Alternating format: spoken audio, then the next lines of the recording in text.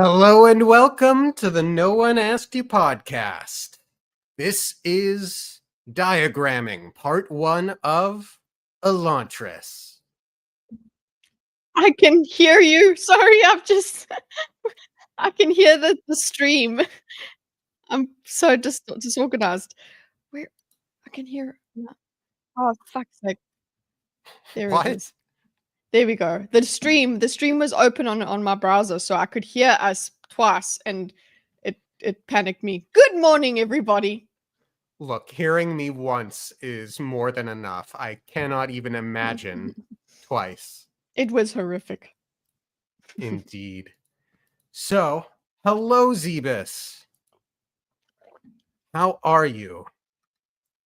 Kitteh and I, or at least I, had no idea what to expect out of Elantris, other than what I've come to expect from Brandon Sanderson's writings. But really, I had no idea what the story was going to be. I know it's a Cosmere novella, overwhelmed by the end of the semester, but hey, I'm here. Hey, Good. well done. You made it. Well, Yeah. you're at the end, so you haven't made it yet, but you're on your way. Zebus? Prepared for all your finals, I assume. Mm. Hello, Libralita or Taylor, however you prefer it when commenting from this account. Taylor's a fine name, though. So, Elantris. Elantris.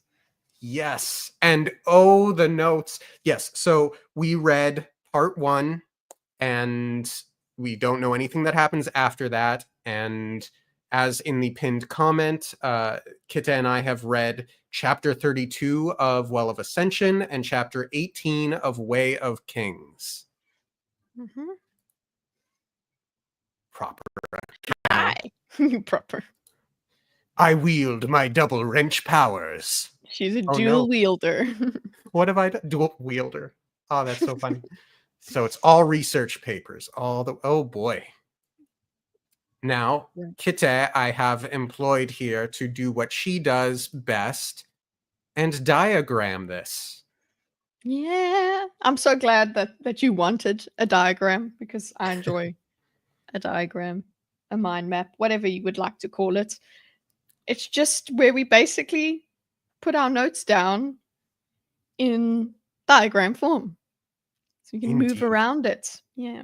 And we can export this at a later stage. Yes. Now, as I read through part 1, I took meticulous notes. And that you did. That I did. I took notes as I was reading through the chapter, and then I wrote a summary for the chapter, nothing like my Way of Kings summaries. These are a paragraph or two at most.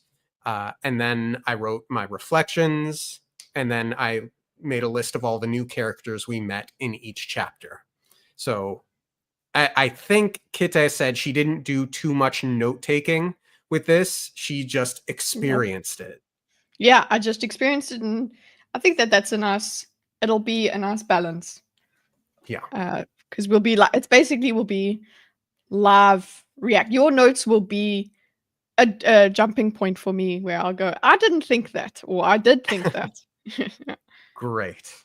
Why don't we start then with the prologue? Now, we won't do this for the whole book, of course, but the prologue is just 1 page, and I suppose it wouldn't be a No One Asked You podcast episode without at least a little bit of reading. So I thought I should read the prologue. Elantris was beautiful once. It was called the City of the Gods, a place of power, radiance, and magic. Visitors say that the very stones glowed with an inner light, and that the city contained wondrous arcane marvels. At night, Elantris shone like a great silvery fire, visible even from a great distance. Yet as magnificent as Elantris was, its inhabitants were more so. Their hair a brilliant white, their skin an almost metallic silver. The Elantrians seemed to shine like the city itself. Legends claim that they were immortal, or at least nearly so. Their bodies healed quickly, and they were blessed with great strength, insight, and speed. They could perform magics with a bare wave of the hand. Men visited Elantris from all across Opalon to receive Elantrian healings, food, or wisdom. They were divinities, and anyone could become one. The Shead, it was called, the transformation. It struck randomly, usually at night, during the mysterious hours when life slowed to a rest. The Shead could take beggar, craftsman, nobleman, or warrior. When it came, the fortunate person's life ended and began anew. He would discard his old mundane existence and move to Elantris, where he could live in bliss, rule in wisdom, and be worshipped for eternity. Eternity ended 10 years ago. End prologue. And Libralita says, also, it's been a very long time since I've read Elantris, so this will be interesting. However, I think it would behoove you to take extra note of Hrathen's religion. It'll be important later. Yeah, Shudareth. Yeah? I think so. Shudareth. These are going to be some very hard names for me to pronounce. And Kitteh appears muted for the moment. I'm assuming. Yeah, I was trying. I was like, "You rude Dorcas." No, then I realized because you're never rude. You actually give me way too much space. But yes, neither of us, if I'm not mistaken, neither of us have the audiobook, so we have our brain pronunciations in this book, right? Or did you look up pronunciations? I did not. I got nothing, but it looks like we got a couple of votes, by the way, for Raoden as far as the pronunciation for the main character goes. So that's good. So Libralita says that apparently the audiobook is also wrong. Okay, so people just decide, or Sanderson has himself said that that's interesting. Come on, Sanderson, get them to say the things right. Before we get into the notes for the prologue, having the hindsight of read through, technically it's wrong for Mistborn as well. Good to know. Good, exactly. It is Sazed, not Sazed. Yeah. Yeah. The hindsight of having finished part 1, there was a line that popped out at me this time around in the prologue. Visitors say that the very stones glowed with an inner light, and the city contained wondrous arcane marvels. That inner light, I imagine, is, what was it? The door? The door, yeah. Yeah, which, as far as I can tell, is basically the Tao. Oh, okay. I didn't make the connection. I was just like, I'm enjoying what is right in front of me. Kelsier. Is that because it's French or because it's how it's pronounced? I have to ask. Because with Mistborn, there's definitely that French influence in a fair amount of it, right? Am I crazy?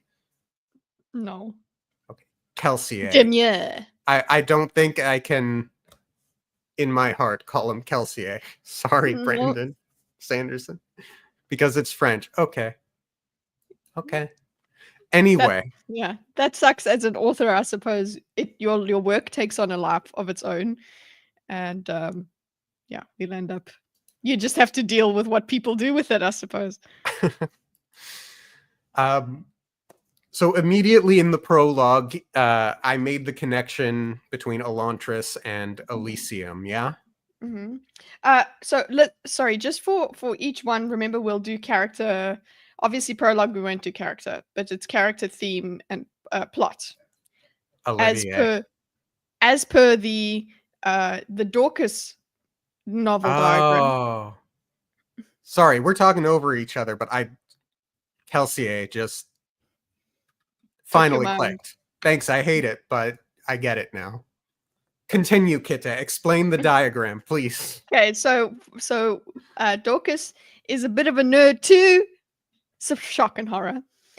So he also was initially one of our plans was to diagram Mistborn, and when he was diagramming Mistborn, he came up with the way that he would diagram a novel or story, where every chapter would have plot, I think it was character, plot, and Theme? themes, and miscellaneous if there was anything else we wanted to note there. So if you were to take our episodes of No One Asked You, Mistborn, and all of that, you could probably go and make a diagram of that sort of stuff. It's what we consider each thing, obviously not in order. But yeah, that's what we're going to be trying to do, using Dorcas's notes. But yeah, for the prologue, I think we should maybe think of, so we will have theme, and then I think we'll have what do you call it? I think miscellaneous, so that we can have your notes about what I see here. I'll let you announce what you have. Great. I forgot how to spell this. Yes? Hey. Well done. Yeah. Everybody watching. Are you going to put the others? No, just for prologue. No. Okay. We're doing the prologue, and then I'll do chapter 1 and 2. Yeah, as we go along. Okay. Right. So I had initially made that connection between Elantris and Elysium as this city of wonders, this dream sort of state. Mm-hmm. I felt. Go on. Hold on. Sorry, I just want to ask if you read the foreword. Did you have a foreword in your edition? I believe I did, but I did not take any unique note of it. Oh, okay. Because what I read in the foreword is that we could probably also put a note, because it's miscellaneous, is he actually initially called it Adonis.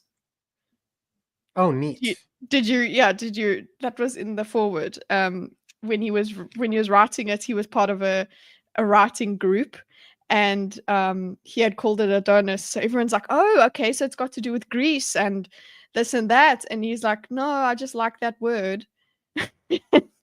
And yeah, so that he was convinced to change it to Elantris, because people made connections between Adonis and whatever that all of that mythology. He's just like, no, I really just like the way it sounded, and you can see how he played around with it, and you do still get that Adonis, at least Elantris, he kept something, you know. Yeah. But I don't know. Yeah, it was part of the. I got the 10-year anniversary edition, so I was very interested in finally reading some stuff about Brandon. Okay. Yeah, see, I lied. There's an acknowledgement section in my Tor Fantasy version, but not the other. Yeah, Elantris. Do you want me to read it, Sick? Or you good? Sure, if you want to read that portion. Not the whole. Yeah, just I'll find it. Yeah, it started a new one, the Spirit of Adonis. And then this is because this is written by, actually, the foreword in my book is written by Dan Wells, one of his friends, who's an author or something. Why is it about Adonis? The city is called Adonis. Is that not clear? That's clear, sure, but what's not clear is why the city is called Adonis. Is this Earth? Is it Greece? And I can't tell. Why would it be Greece? Why would it not be? Adonis was Greek. Is this a planet we colonize in the future, like Pern, blah, blah? No, this is not Earth. It's not Greek. So that's why he got feedback from his friends and changed the name. So there you go. Imagine that. You go in your document and you like Control F, Adonis, and change everything to Elise. Sorry. Now really, this Elysium connection really works for me. Yeah, I'm very fond of it. Hello, BMO. Does the map you have in front of the book have a note from Naj? Let me see. I've got mine. I see Tutiad, Elantris, K. No, I don't see any any note. How about yours, Kitteh? It's the last Uh, map. What's the last map? the I've last map. This map has severe deficiencies, especially in. Yeah, I've got that one. It says this map has severe deficiencies, especially in the northwest, but it was the best I could find under the circumstances, considering where you abandoned me, Naz. So somebody abandoned Naz. Or Naj. Yeah. cool. I thought that was also really funny, actually, just thinking about it. I'm like, considering where you abandoned me. That was like it's before we get to anything that you haven't read the prologue, nothing. So that's one of the first things you read, and you're like, oh, I can't wait to hear how that works. But you don't. Not in part one, at least. Yeah. Mm-hmm. So the phrase "and anyone could become one" felt immediately ominous to me. I know that they are describing, divinities and what have you. Uh, but for some reason, I took that as one of us, kind of a lose your individuality type thing. Ooh, yeah. That there wasn't became a bit of a cult thing when you transform into them. Okay. A little bit. Mm-hmm. Okay, so I'm seeing your notes here. Okay. And I'm wondering if Elantris is a lie. That's one of your questions. Yeah, so my next note was the Sheod transformation could happen to anyone. I feel like this is some kind of death or something. I'm wondering if Elantris is a lie. So I had no idea. Obviously, by the end of this chapter, we learned that it ended 10 years ago. So already I could feel it building to that. But there was a part of me that was thinking this book is going to be about people trying to become Elantrians, essentially. And then someone would discover why that's actually bad or something. That's kind of where my imagination went with it until the very end of the prologue. Okay, until the end of the prologue, yeah. So I didn't have I was too busy just trying to jump into it. So I didn't have I didn't have thoughts of where is it going or anything like that. I was more like, let's go. So I had no what's the name? Expectations, I suppose. But I do want to note that in Elantris lie, I think there's something there that if we were doing a chapter by chapter analysis, like a Ascension Unleashed sort of thing, I think we would have theories that eventually what we could come down to is Elantris is not what we think it is. Yeah. That's as far as we could do it. But yeah, I like the idea of it's some kind of death. Yeah. So some kind of death or something. I'm wondering if Elantris is a lie. People expected. What do you expected? To people to be seeking. I think because of the Elysium, you seek Elysium. I think that was There's some sort of dream there. Bimo. There's so much that I think of all three protagonists. We'll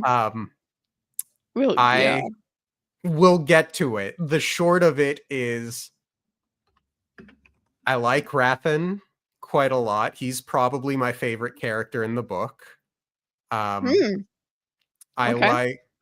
like Raoden. I am wondering if he has a bit of Gary Stu energy going on, but we'll have that conversation later on, I think, regarding the differences between being, say, a Gary Stu or having a flat character arc.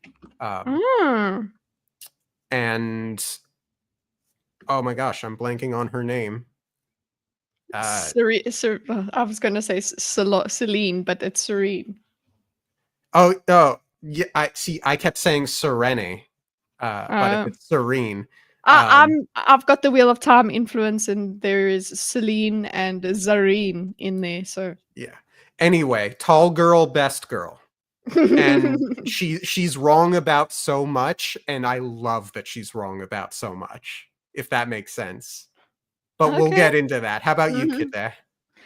I think I like Reardon the best. Um, I like them all for their own reasons. I can't put one above the other, I suppose. Except, yeah, I don't know. Um, Hrathen, which is how I say it in my head, is a complex character. I like how complex he is and how multi-layered and grey he is.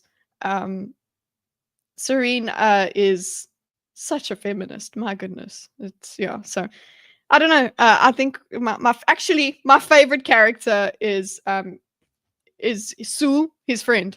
Um, what's his name? Galadon? Yeah, Galadon. That's my favorite character out of all of them. It's my favorite. Libralita is going to be extremely proud of me when we Yeah. get to some stuff with Galadon. Mm. I'm so excited. Um, but back But to the mm, prologue. mm, So I had written in my note about the transformation. I think that should almost go into theme. mhm. Transformation and change, Okay. evolving. I think these are all topics Mhm. that might fall under the umbrella of theme. Would you I think agree? yeah, I think death as well should be death, afterlife. Hmm. Death, worship because we've got worship, so religion. Yes. Um, mm, religion, and there we could go worship, bliss. Yeah, worship, afterlife. I don't know. Death. Okay. To be clear, Libralita, what I just said is in reference to one specific word that Mm. Galadon uses that I have seen elsewhere. I don't know if Kitte picked up on it or not. Of course, Uh, I didn't. um, I think it was the word Kayana. Um, there's so much going on that I'm just wondering what the F is going on, not getting immediate answers and can't talk about it at all in this chat. Um, thank you. Um, okay, Kitte, speak more. No, we're good. We're so that was that. That's ended 10 years ago. Oh, that's another thing. Where do I put the ended 10 years ago? I think actually plot should come here. Actually, plot because 10 years ago, eternity ended. Yes, that should go into plot. That's a material fact. Are we okay with the format of this map? I can change it if you want. I'm enjoying it so far. Okay, cool. So we've got the eternity ended 10 years ago, and also just living memory. I mean, I could literally copy paste all of your notes and make the diagram, but I think it's better. It's more fun this way. I don't disagree. Looking forward. To seeing the ramifications manifest. Mm-hmm.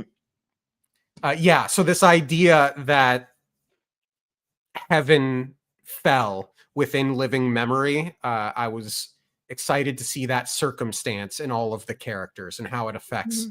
everyone. Because it's one thing to have your pinnacle of civilization end 1,000 years ago, such that it becomes history, Mm-hmm. but it's another thing to deal with the immediate ramifications of such. And I very much appreciate that.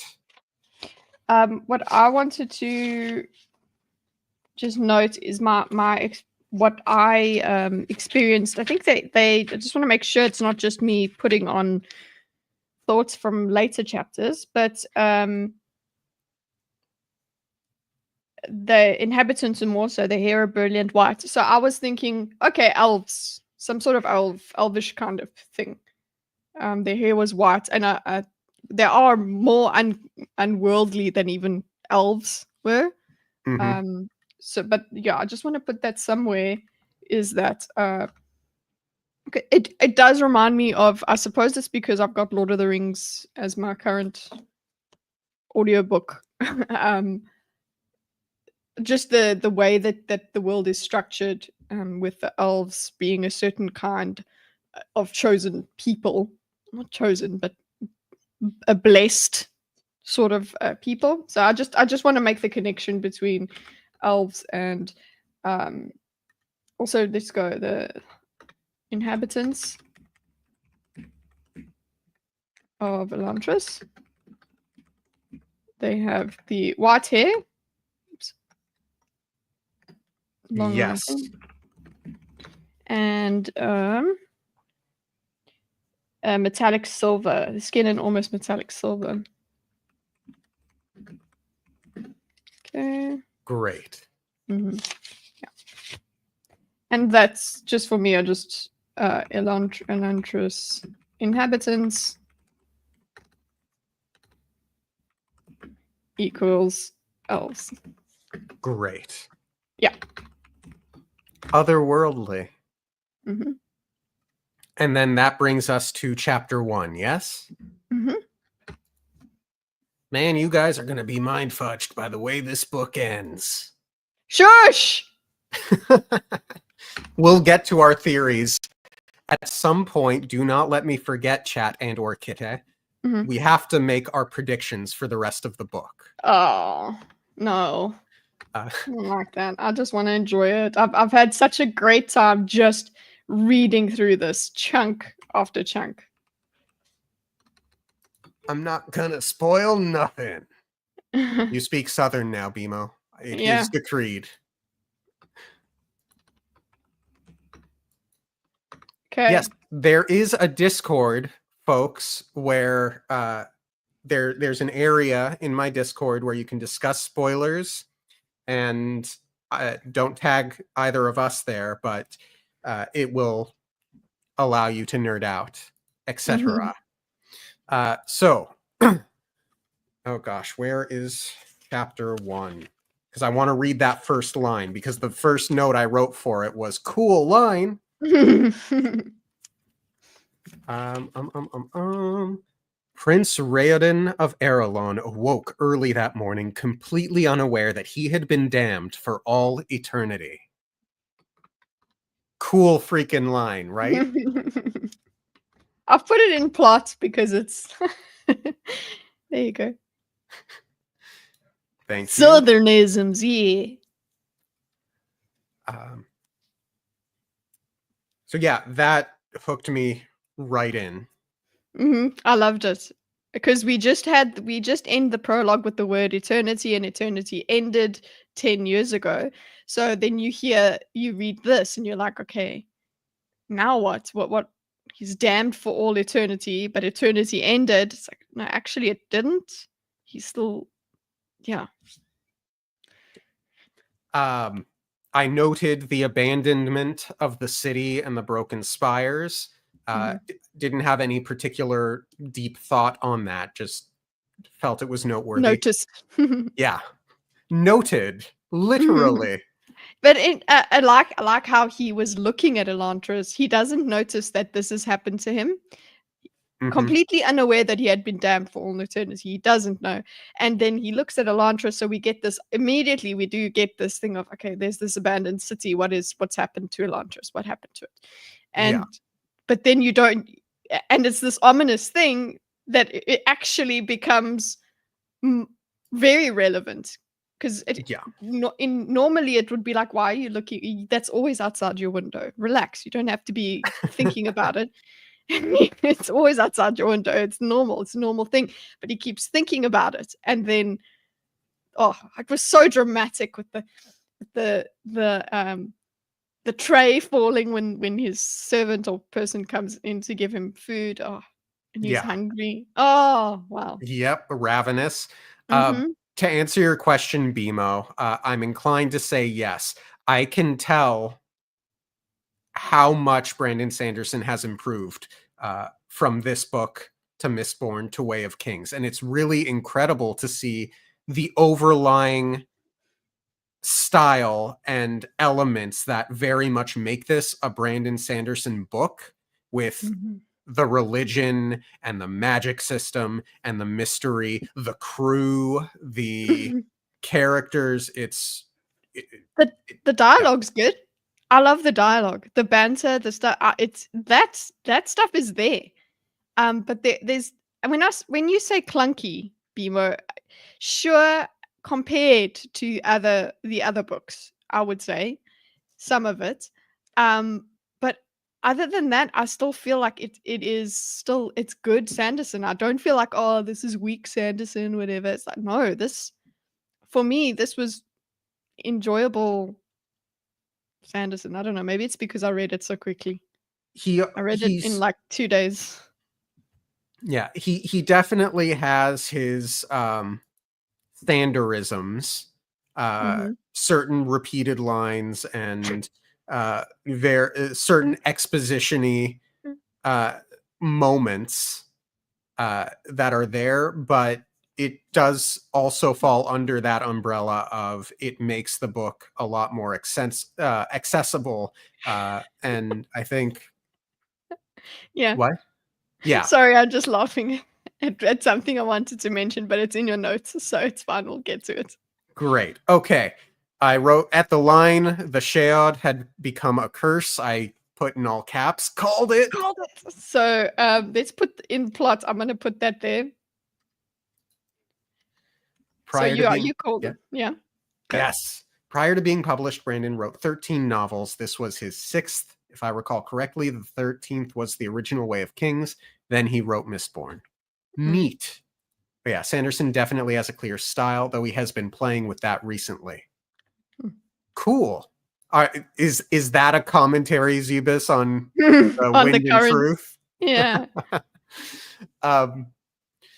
The line about him being unusually warm and hungry, coming off the back of Elantris as heaven, and having fallen, I wrote damnation/hell literary thing. Okay, so yeah, then I'll actually put I love this. I love this. So I'm going to put this theme, damnation/hell, and then what we will have is a beautiful relationship here where we go, ta-da! And then we could say literary thing if we wanted to describe this. Sure. Here we go. Okay, I get way too excited for those sort of things. Sorry. Okay. No, I love your infectious enthusiasm for it. Sincerely. Okay, Ian the Sean. Ian the Sean. It's a joke. It's I'm sure it's more pronounced the Seon or Seon. Yeah, I think Seon. That's how I would pronounce it in my head. So plot. So let's go with the. Oh, I guess we could. No, I'll put it here. What does he say about Ian? I've forgotten. It's strange that he wasn't there to respond to him near immediately. Oh, that's so sad. Just thinking of now what the knowledge we get later. Yeah. Okay. Yeah, quite sad. I wrote he's hungry because there was this section about how he's not usually a heavy eater, but he was feeling famished. And I made a note to myself, I wonder if this is indicative of something connected to this character's arc over the course of the book. So as I was reading through, I was looking for ways to connect it to this idea of hunger. Oh, well, I mean, there is the fact that he has started off in a place where food has not been an issue for him. At least you have that. So it's unusual that he's hungry. It's unusual that he has anything missing. Yes.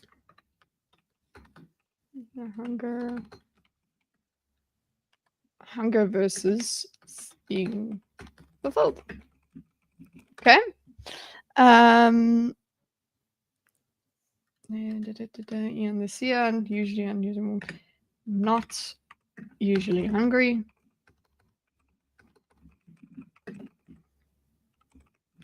Look out for hunger. Arc. Okay. Excellent. Okay. There we go. Allow cries out. Rodin has been transformed. That was just you saying, yup. I love that. Yep. Okay. He's been forced into Elantris. As described earlier, he's not a silver-haired god, but a sickly monster. Okay, I'm reading your notes. Dorcas, Yes, you are. take the helm. Sorry. No, that's fine. You can read all my notes if you like. No, go. Okay. As described earlier, he's not a silver-haired god, but a sickly monstrosity. The eyes are the same. I thought the eyes being the same were important. Obviously, the eyes are the window to the soul here. Or that's a saying. So despite the transformation, he is still him, is how I took that. We also get the phrase the Rayod or Riod. Yes. And it didn't immediately, I think, say the fall that was in reference to the event of the fall, but I had made that assumption. And as we look, go on. Yeah. I also made that assumption. But the event. The event.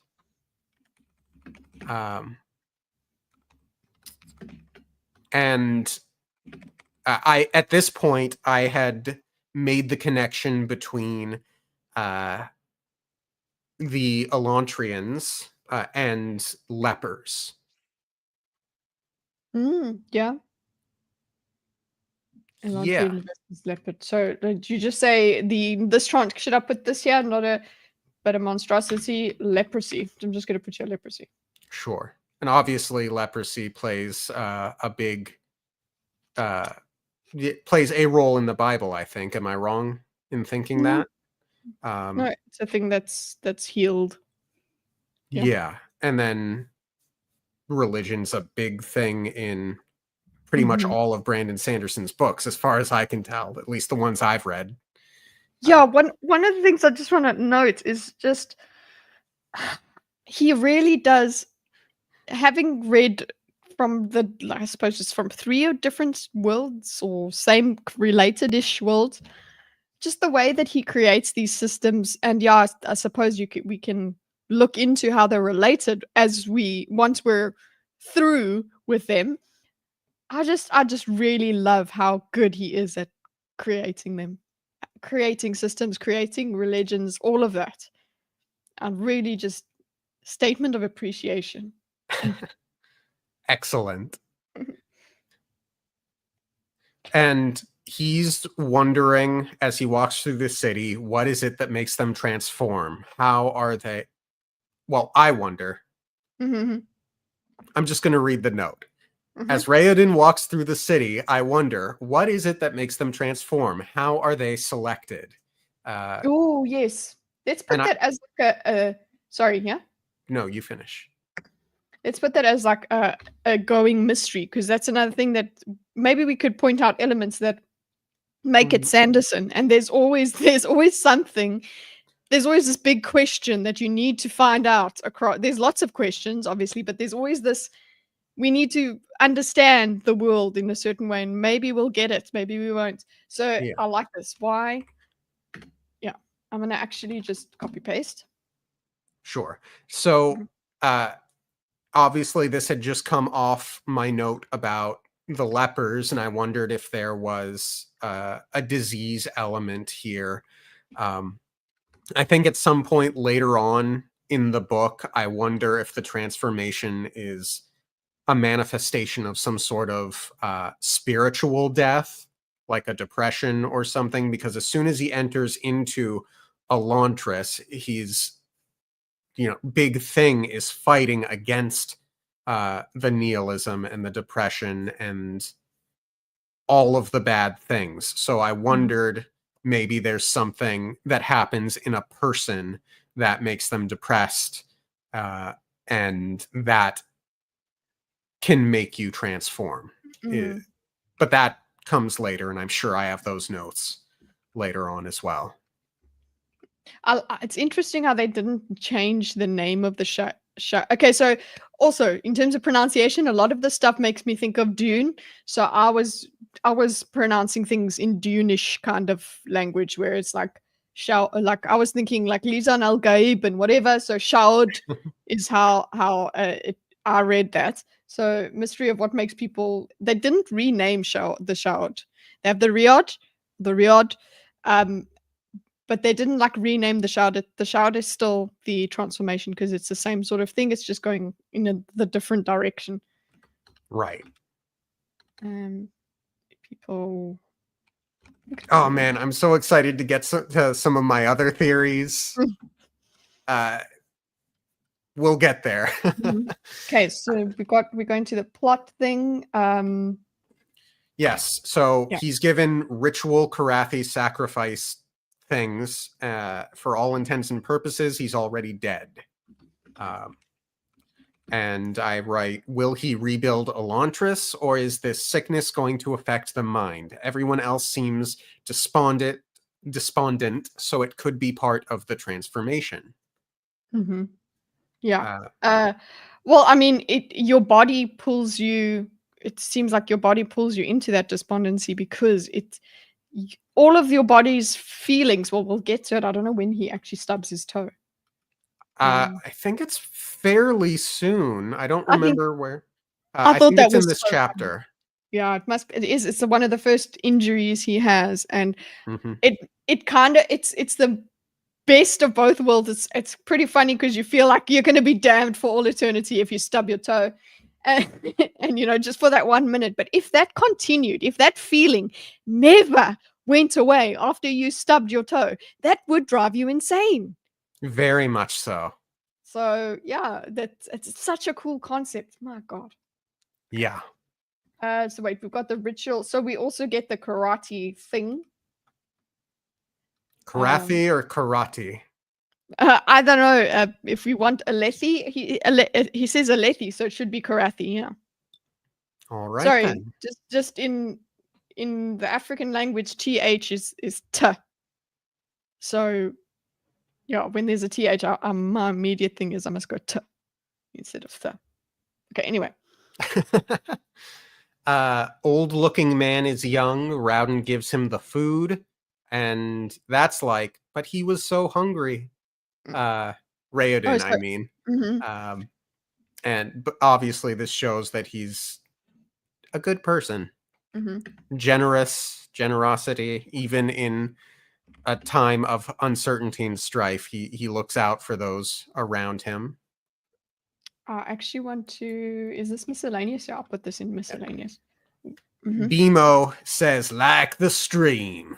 And I say, we only accept 100% USDA organic likes here. So no pity likes. If you like the stream and you genuinely like it, please do so. It helps me out quite a lot. Riordan is the goodest boy. He is a good boy. I'm willing to fight for him against Dorcas thinking he's what did you call him? Gary Stew, Yes. calorie free and vegan likes. Look, I'm very much on the fence here Hmm. between it just being a flat character arc. To clarify, when I speak of a flat character arc, I'm talking about something like Legally Blonde, where Elle Woods doesn't change all that much through in her arc from the start to the end of the story. She raises up everyone around her. And that's what I'm talking about here. I'm not saying flat as bad. It's anyway. I'm torn between that and Gary Stew for Raoden. Hmm. Oh no, the thugs took the food, but then they killed the beggar so they can die? I had assumed they couldn't, so why don't they kill themselves? I suppose that's me being callous. Shame on me, is what I wrote at that point in the book. Oh, did I learn things after that one? Yeah, you do go, okay, cool. He's the most self-insert character. Okay. So Interesting. Brandon Sanderson is an optimist buoy. I like that. Kill Shame uh, on you, Dorcas. take his food and kill the beggar. Well, kill it incapacitates him. That's the thing. They can't die. But yeah, kill. Let's Mm-hmm. go like that. Kill the beggar. So they can die. Finish the sentence, Libralita. Please. He's an optimistic boy. That's what you Oh, said. yes. Understood. Okay.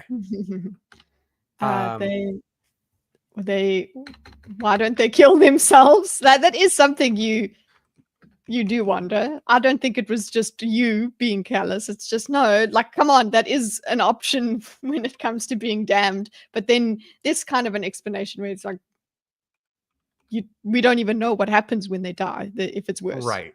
Yeah. Right. Mhm. Okay. Um, we get our first maladroit I was in so this chapter. happy because okay, so I want I don't know that it should have its own. It should have a different color. I want to have Maladroit. I was so happy to read that. You have no. I laughed out loud, uh, because he obviously loves this word. It was in an early uh, novel of his, so this Yep. has got me so excited. I was just like, look, we've only got one. I haven't seen anything else. Like, listen, he loves this word, but in 350 pages, he used it once. But I'm happy, okay? You need it. It's like a shining little beacon. Is it a Brandon Sanderson novel if it doesn't have the word maladroit in it at least Exactly. once? Or adroit, because we have an adroit watch as well. It's the spin-off. So Yeah. The ratings on Adroit Watch just aren't quite as good, though, yeah, unfortunately. I Spin-offs just rarely are. I absolutely love the Maladroit anyway. It was that's great. So, Oh, okay, get to it. Say it. if I were Raoden, I would have eaten the food immediately. Like, the second they shut the door, I'd have been like, something's obviously going on here. This food is valuable. I don't know when I'm going to eat again. I'm going to eat it now. Like Uh, right as I stand by the door. I don't know. yeah. So I wrote, Yeah, hot take, Raoden should have eaten all the food immediately. I don't think so. But let's put it here. Because I'm a hoarder. Okay, I know I can't say it. South African pronunciation is horrible, but I'll put it. Try and be American about it. I'm a hoarder, so I would do that. I would be like him and just keep it. But then again, the other person, the wanting to feed the other person, would also have got me, especially because it's just an oldish man. Or at least seems so. I liked Mhm. Gallatin pretty much immediately. He seems Yay! funny. Yeah, you know what he reminded me of? It could maybe it was because we had just watched. No, actually, it wasn't. I read this, then I read one or two chapters, and then I watched Gladiator, and the first one, the only one that you should watch. That Agreed. that one, that reminded me of the guy in that. What is his name? He's only referred to once with his name. But the friend of Maximus, when he's a slave. Just hold on. I don't remember. But yes, Uh, he is a grumpy man. yeah.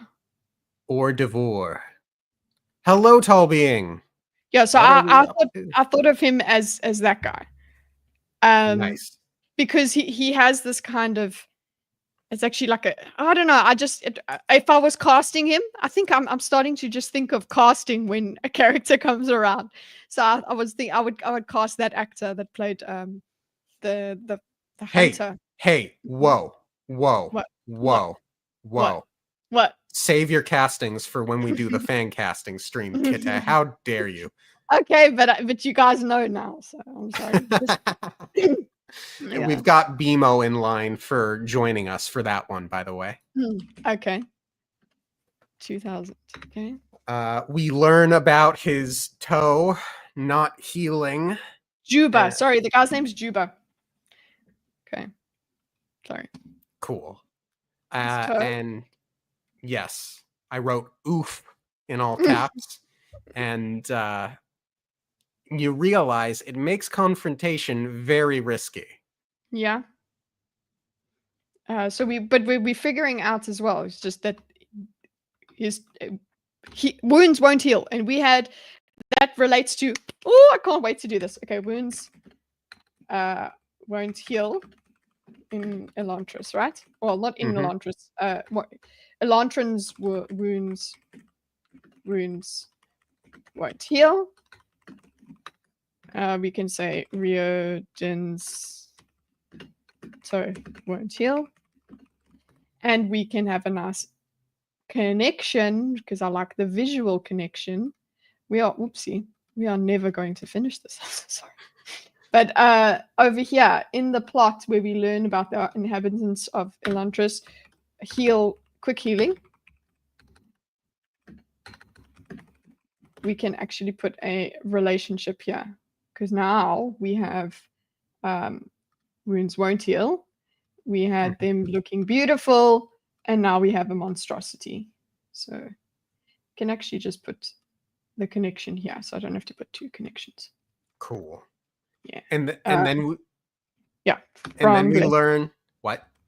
I'm changing it from, I'm saying here from blessing to curse. Cool. Yeah. And And then we learn that the beggar is still alive, even though his throat and spine is ripped out from his body. Oh, Jesus. And I wrote in all caps, "Oh well, guess they can't die."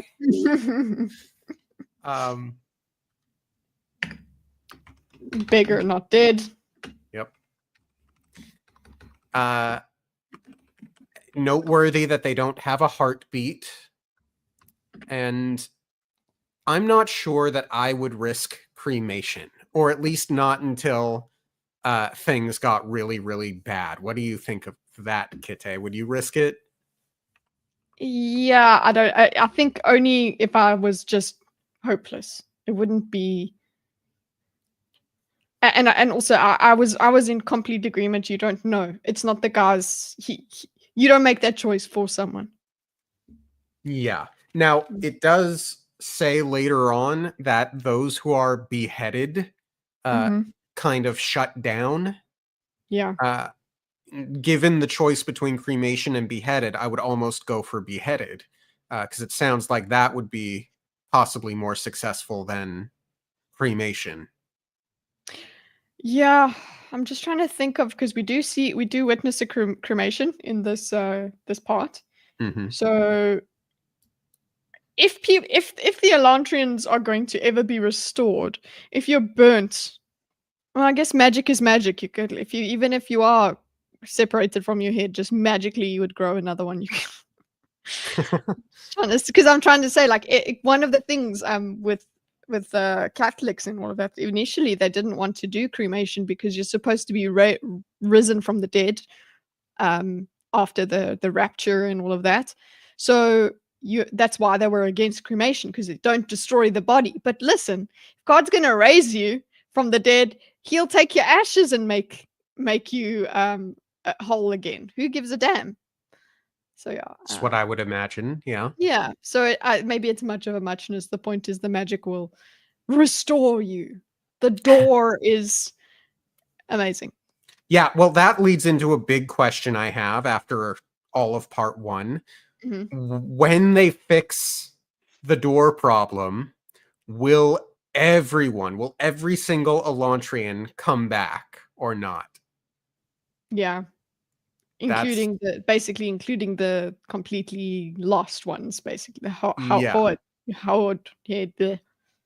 And that's if they're successful. And I'm wondering if they will be successful. Again, I have theories. Okay, and they don't bleed properly. Right. It's like sludge in their veins. Yeah. The lack of heartbeat reminded me of vampires. So I'll put vampires for Kitty. Cool. Yes, I can definitely see that. Very much so. Mhm. I wrote to myself, if pain doesn't go away, would eating really cure hunger pains? Ooh, very good. Yeah, doesn't make sense. Yeah, and like, can your body digest food if your heart's Mhm. not even beating? They do mention the metabolism.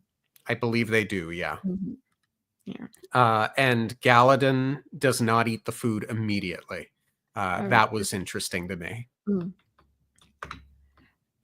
Galadon. I'm putting Galadon as also just like a capital. We meet him. Galadon doesn't eat food immediately. Well, the meat immediately.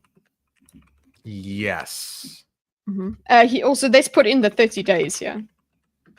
Promise. Yes. Yeah. So I don't know if we're where we're at with the 30 days by the end of. I don't think it matters. Yeah, no, I know it doesn't matter eventually, but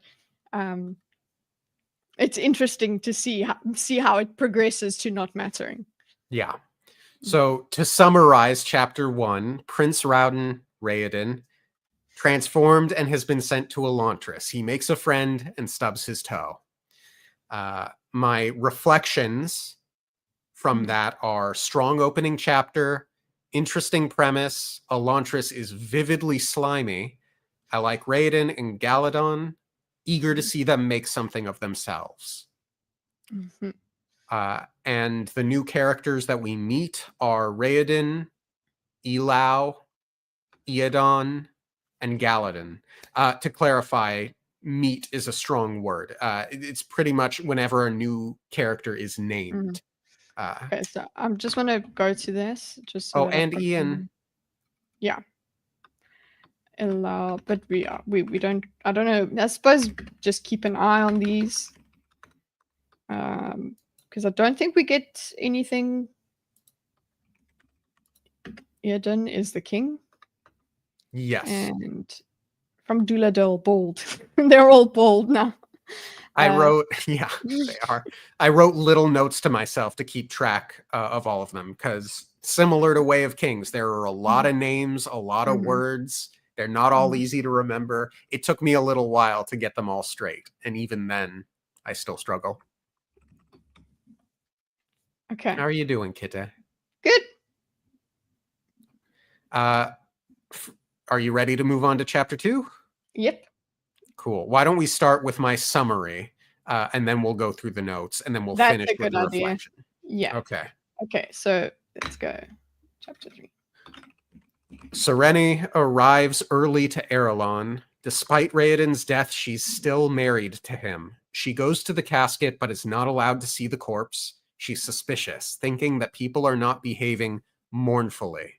She's brought to King Eodon, who is dismissive of her. Eshin walks and talks Serene to her room. Serene talks to her dad via the Sion and decides to stay in Erelon. I'm just gonna be. I can't hear Serene, man. That's so weird. You go with Serene? Yeah, because her name. Because when they shorten her name, I also because the shorten her name. Yeah, to me it's In. Yeah. See, It's cute. for me, it's any. It's cute. It's In because but NA also works. Yeah, any shortening, I suppose. Yeah. How about you say Serene and I say Serene, just to make things No, difficult on both of us? never. Let's see who can hold out the longest on their own pronunciation. Okay. Challenge accepted. Best of both worlds. Yeah. I thought it was interesting world building that couples don't need to be near each other to be married. Oh, sorry. I just wanted to Ian. Okay. Oh, Ian is in the first chapter. Yes. Well, in this, and there's a whole freaking engagement contract that has bound her, even though he's dead. Interesting.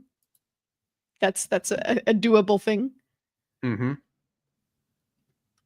She's brought to king. Well, yeah, well, same thing. Dorcas says nihilism. I say nihilism, and both of us just stick with our own pronunciations. She brought to King Eardon, who's dismissive. What did you think? Okay, we'll get to the characters each. Serene talks to her dad. FaceTime. Yes. She FaceTimes with them. Mhm. I wrote talking ball of light, Ash, a phone, an AI, a fantasy creature. I don't know, but I did make the comparison between Ash and Navi from Legend of Zelda. Okay. Hey, listen, magic Plot twist. sight. I like Tall being plot twist. Everyone's wrong. You know what? That makes it better. Okay, so reflections. So this is okay. Talks to her dad. Mhm. I wrote Okay, what? sorry, I'm going to do the characters. Cool. We meet Kettle.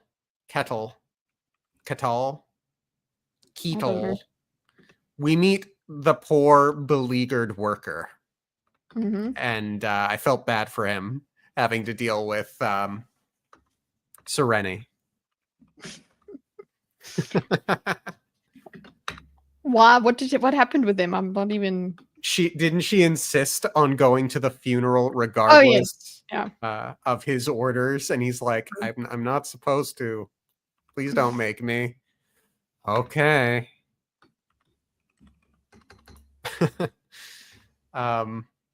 And it was you see how insistent she is. She is not. Yeah. Strong personality. During the funeral, I realized that the lights, the Navis on the front cover were Sions. Oh, I don't have them on mine. Can you show us the? Can you show us the? Bring up the. Let me go and look at the thumbnail. Yeah, I'll look at the thumbnail myself. Don't worry. Okay, yeah, because you're in charge of screen sharing. I really should just give you like producer access to this, like you did for me on your channel. I'll get to that eventually. Where is it? Live? There we go. Dead air. No, not dead air. Looking for the freaking. Why is it not putting you right at the top? Okay. You. Yeah. What? No, I'm looking for the No One Asked Me podcast. All right. I will, I guess, share whilst you look as well.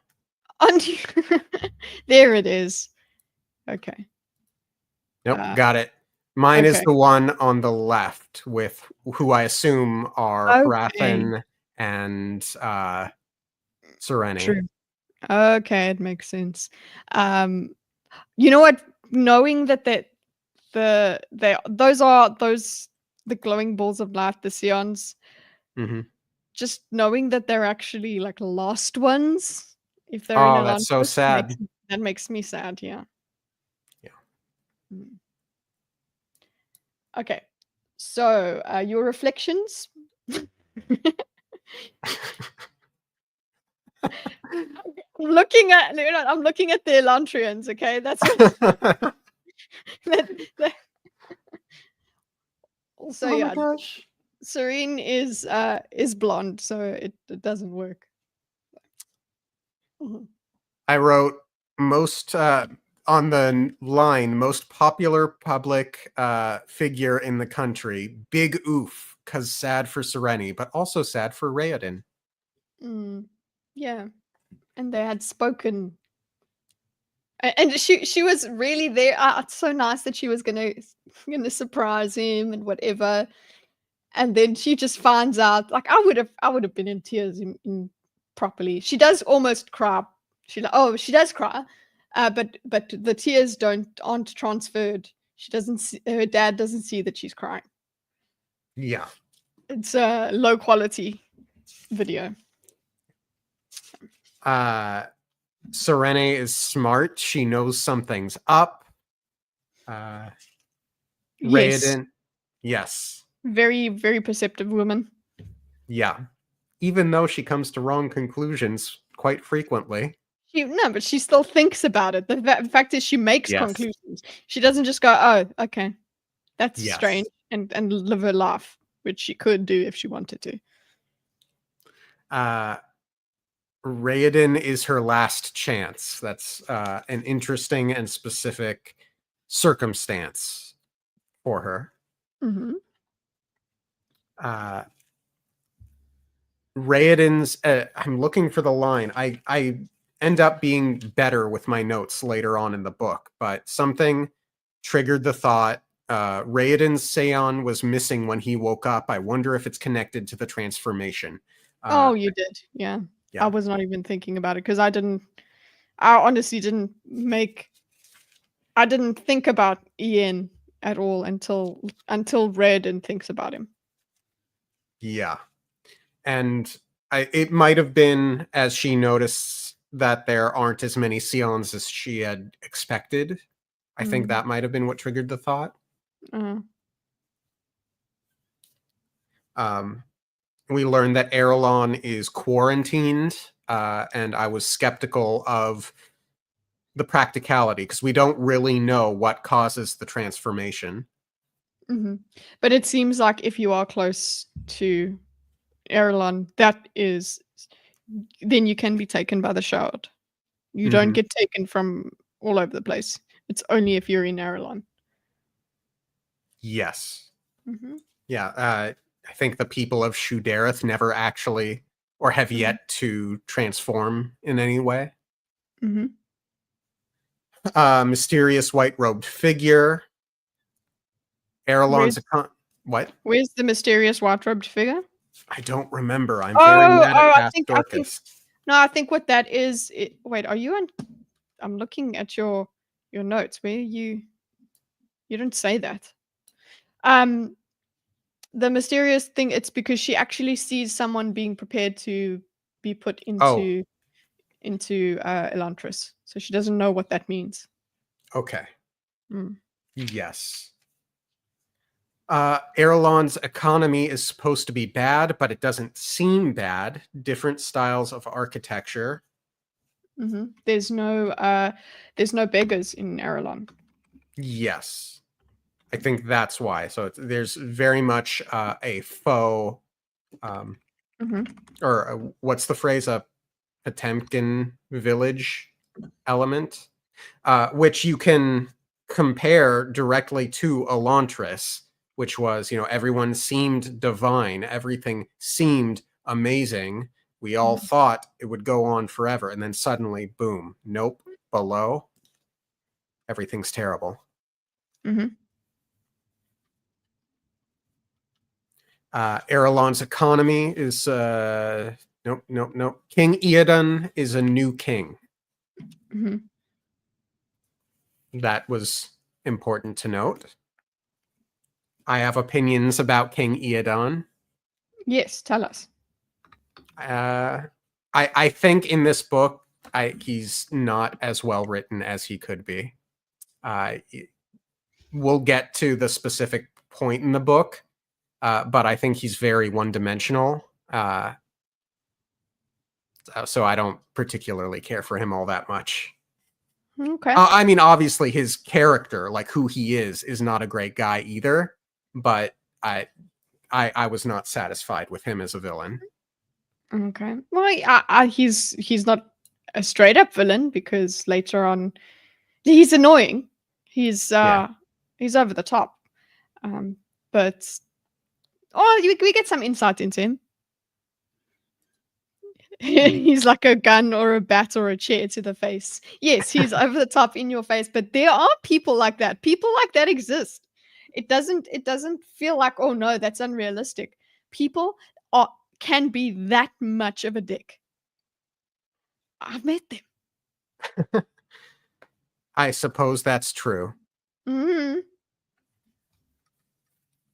we learn that the Scions are connected to Elantris, ancient creations of Elantris magic. Mm-hmm. Now, I had initially assumed that the strange emotions and behaviors that she observes from Eoden is because of the manner of Raoden's death. I guess that's not so much the case, as we learn that they didn't get along, so what would there be to mourn? But Yeah. that this was my initial instinct, that they wanted to keep the transformation secret. Yeah, it makes sense because we understand, but I think her conclusion isn't that unrealistic.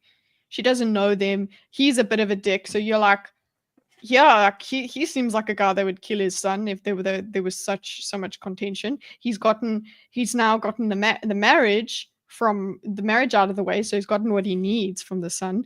Yep. He had this contract, and it had these stipulations in it. So that he gets what he needs out of his son with his son being dead. I think Serene doesn't. So win-win. Yeah, so I think it's a fair conclusion to come to, and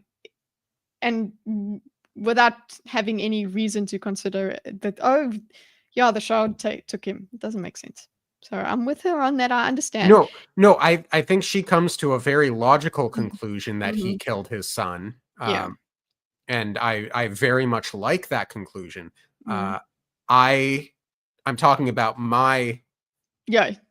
why I thought he was reacting strange, because at this point we don't know how he feels about his son.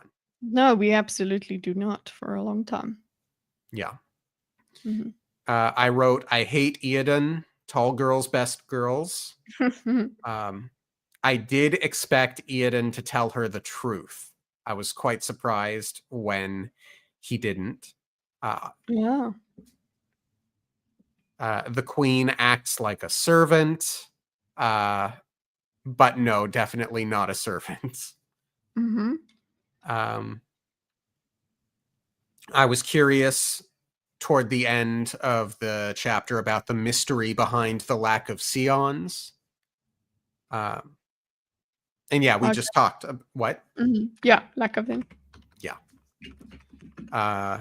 And I did write a note about what we just talked about, how Serene's theory of assassination is an entirely reasonable thought to have.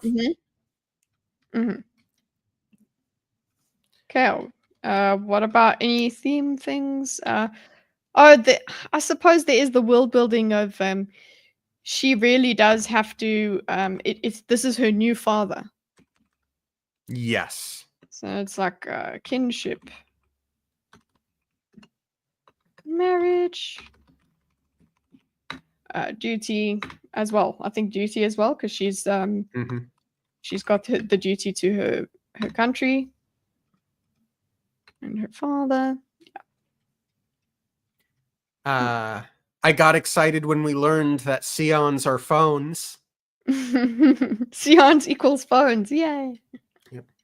I wrote that. But they're conscious phones. Yes. Little butler people things. Annie is a romantic, and I like Evanteo. Oh, her dad, yeah. I like yes. That too. So I spoke a lot. Your turn, Kitteh. What did you think of chapter 2? I did have the same sort of feelings about the king. Very much. I didn't think, oh no, he's one-dimensional, but I was sad for Serene because of she doesn't even have a nice family to come to here. So she's lost her husband, but now she doesn't even have the comfort of a nice in-laws. I mean, nice in-laws.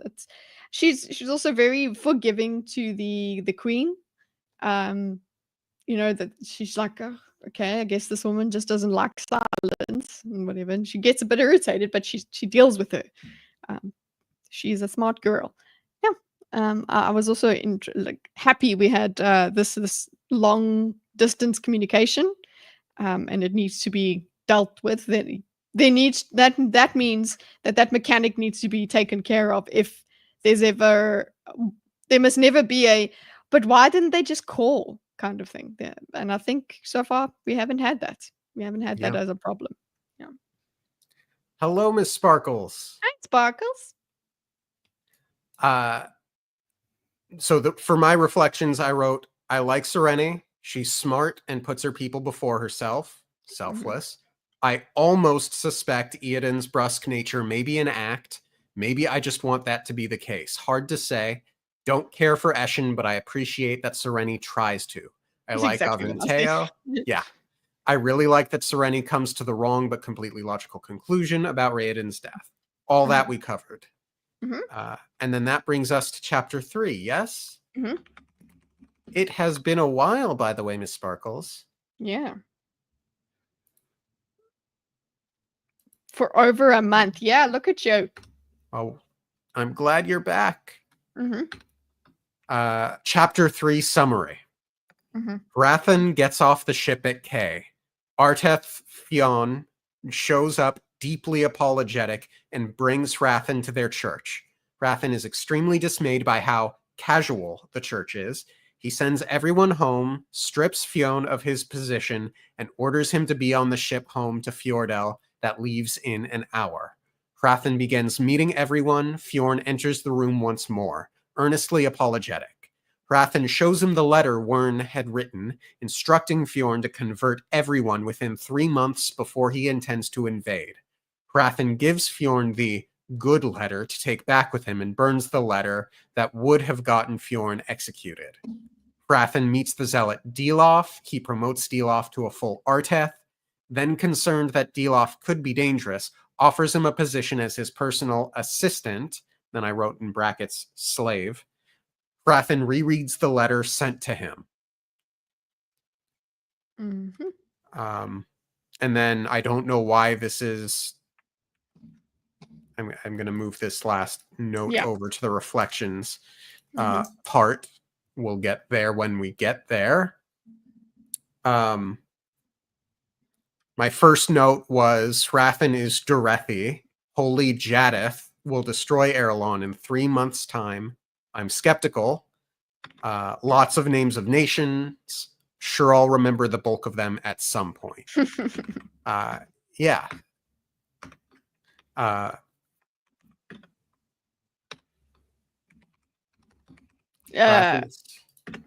agree.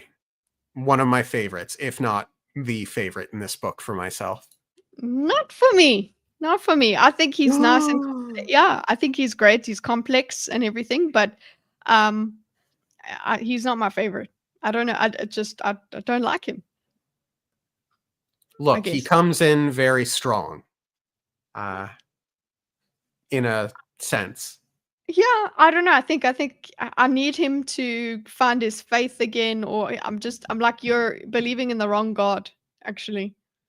So that's where I'm at. I'm judging him as having, because I mean, his God is the underworld God. Really, he has a beard and he's bald. Listen, I'm not that shallow, Bimo. Okay. He's I think I have thoughts about Jadeth or whatever his name is. So that's what has put me off him, like off liking him completely or approving of him completely. He is fictional, be shallow. No. This book is criticized specifically for its characters a lot, but Rathan is usually praised as the highlight. See, I'm right there with you. I can absolutely see this being the case. Yeah, okay. I just like the way it is. I like it as it is, but that's just my easily pleased nature. I don't judge you. There's a lot to like about the book. Dilaf as the zealot is great. I just think of Wheel of Time. There's the Children of the Light, and there's zealots in there, and it's the same. Yes, Um, Sparkles. I did. Yeah, Sparkles would be interested in that. yeah, Deloff makes my skin crawl. So I wrote to myself, okay, Rathan is from the Fjordal Empire. He is scouting to attack Erelon in 3 months. I wrote, oh shit, Death Knight Priest. So this idea of a Death Knight Yeah. thought made him seem kind of cool. Let's see. Dilaf seems dangerous. I dislike Fionn. Why did you? Oh, you don't dislike Fionn. There we go. Okay. Yes, Rathan is a serious boy, which I wrote in reflection of his first words. There's a point where I started writing down the lines and the page number, so I'll be able to reference them Okay. at some point. But yes. I wrote to myself, wow, you ever hear the phrase catch more flies with honey? Because he's just being a total dick to Fionn, who like he shows up and he's this like super orthodox Death Knight priest guy, and he comes into this church of his which seems very laid back and relaxed, and they're having some kind of fun event where everyone's smiling and having fun, and he's like, everyone out, get the hell out, it's time to get serious. But that's part of the religion itself. The religion is very regimented. That's why I don't like him, because he's the proponent of this religion. I'm not a fan of it. Immediately, I do not like Jadeth. Okay, he can actually get in the sea, bro. And apparently, he's from the underworld. He's under. By the way, And Shudareth is totally a pyramid scheme, right? yes. So you've got Wern at the top, you've got your guys below him, and then your other guys below them. Everyone answering directly to the person on top.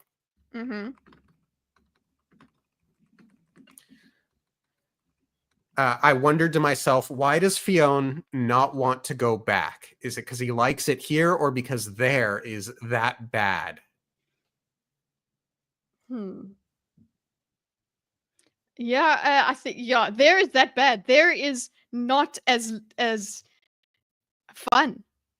There is regimented and not good natured. Like, he walks through the streets and people are like, hey, and whatever. Oh god, I liked him so much. And I'm glad, you know what is likable about Hrathen here is that he doesn't kill Fionn. He gives, there's still hope for him. So he gives him the good letter, but there is that dangerous thing that's like, yeah, he had 2 letters that would condemn him or save him, and you do see that. Okay, he is forgiving, but it's like, geez, that was an option. If he thought so, he would easily just Yeah. There is definitely good in Rathan. Yes. Yeah. A letter from Wern is scripture. Wern is a prophet and holy emperor, not a naval commander. So in the previous chapter, Serene had made a comment, or there was a bit of prose stating that Wern controls the Navy, some sort of fleet of some kind. So I had just assumed that Wern was a general, but no, he's prophet and holy emperor. And everything. I suppose he's prophet and general. Because he's the head of it. Are we done with your wait? DLAF promotes DLAF to full. I'm just thinking, because I want to go to this note over here about what's the name? What did you say here? Yeah, this over here. I'm highlighting it here. Wern controls the world. When he controls the world, he'll become Jadeth. So you thought of it that way. Yeah, that's what I thought. That's in the reflections Mm, section. mhm, But something about the way it was written had me wondering if that was the case. But I guess mhm. the way it works is like Wern talks to their god, and in the pyramid scheme, Shudereth Jadeth is at the top. Below Mhm. him is Wern, Vern. and for all intents and purposes, Wern, um, Virn is what I thought it, it was. Vern is the manifestation of Jadeth on Earth, and when Wern conquers the world, is like he ends up being possessed by Jadeth, and the two become the That same, or but you something just to you that effect. that's what was just in your head though, right? Because I Uh, don't see that written. Honestly, it's he will come up from beneath the earth, Jadeth. That's that's uh, that's what's given to me read in this. through my notes for a little bit while I look through the Okay, chapter to so see. we have the two kingdoms away from world domination in the alliance between Erelon and Teod rest solely on this shaky marriage. Thrathen is interested. Dilaf seems dangerous. I don't dislike Fionn. Wait, so when Wern controls the world, he'll become Jadeth? I don't That's not what I thought. And we have another theory. Are Sion's cremated Well, Elantrians? okay. So there, Yeah. so he writes, "The time for my ascension nears, my son." Um, so there's an ascension element at play. Mhm. I think there was another. I think it's the way that I interpreted it is, which I found very interesting, is that this letter, Okay, the way that this, yeah, sorry to interrupt. And then the line, "Then with all mankind united under Wern's rule, Jadeth could rise from his throne beneath the earth and reign in glorious majesty." yeah. Okay, so not a possession, like more like okay, summoning the dark god, summoning Mhm. Cthulhu through a portal. Okay, I see. Yeah, That's where I got it from. But that could happen through Vern. Like he arises and takes up Vern.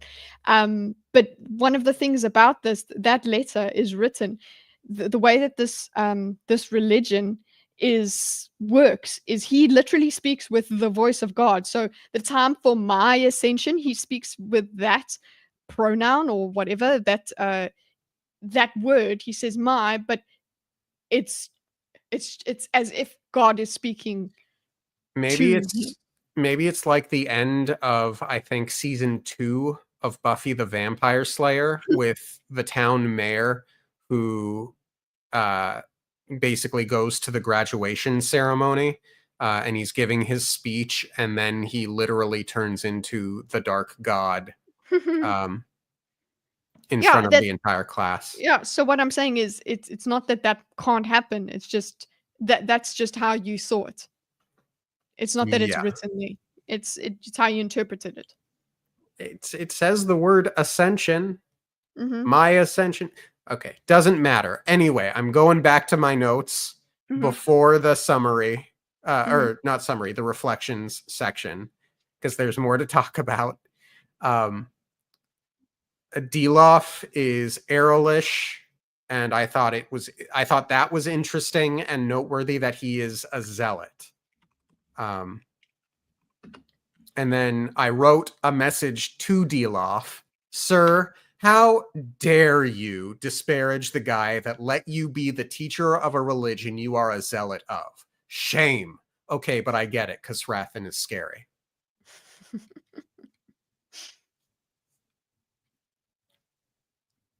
And then I thought that Rathan made Deloff a full Artith very quickly. And it's noteworthy that he regrets it almost immediately. It's interesting to note Rathan considers ambition an emotion, uh, Mm. but either way, he's playing with fire. Ambition's not an emotion, right? It's a mindset. Yeah, it's a motivation. It can cause an emotion, but it isn't an emotion itself. Yeah. But that's another thing that got me upset about this Jadeth guy, because he encourages ambition. Yes, which is not. There are parallels to the Alethi culture, which is all about competition. Mm-hmm. Which again, I don't like. Yeah. I wrote down a line on page 37 in reference to the letter that he got from Wern. One did not own such a thing for its usefulness or for its ability to impress others, but because it was a privilege to possess. Mm-hmm. What is that about? Hrathen thinking on how amazing his letter is. He's appreciating having the letter. And I'm glad we got the contents of the letter. And then I end thinking 3 months seem like a very short time to convert a nation. Yeah, but he's still going to try. Yep. And then I guess we've discussed the bulk of this, but my reflections for the chapter were Hrathen is serious and dangerous. The First Empire thing seems interesting. I believe that means that Shudareth was the First Empire. They're 2 kingdoms away from world domination, and the alliance between Erelon and Teod rests solely on the shaky marriage. Shudareth? Where does it say Shudareth is the First Empire? Because that's a religion to me.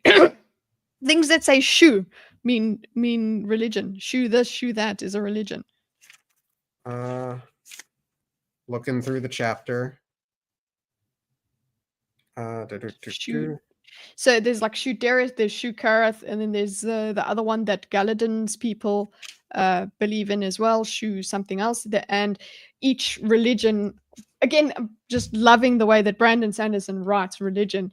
Like it all came from one, but then there's different sects. The Shu or whatever depends on what is the center of each religion. I think one Shu Korath is about love, which is unity through love.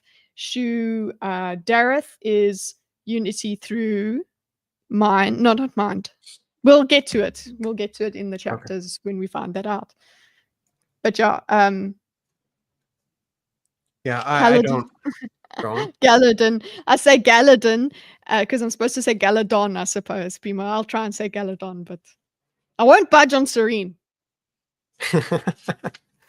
Anyway, so it's very interesting that essentially there are now only 3 countries.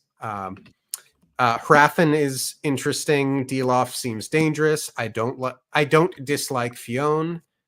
Wait, so okay, yeah, this is all stuff we covered. Oh, and Sanderson really likes writing religions. Mm-hmm. Shall we move on to chapter 4 then? Yeah, I'm just going to put theme for themes. It's just religion.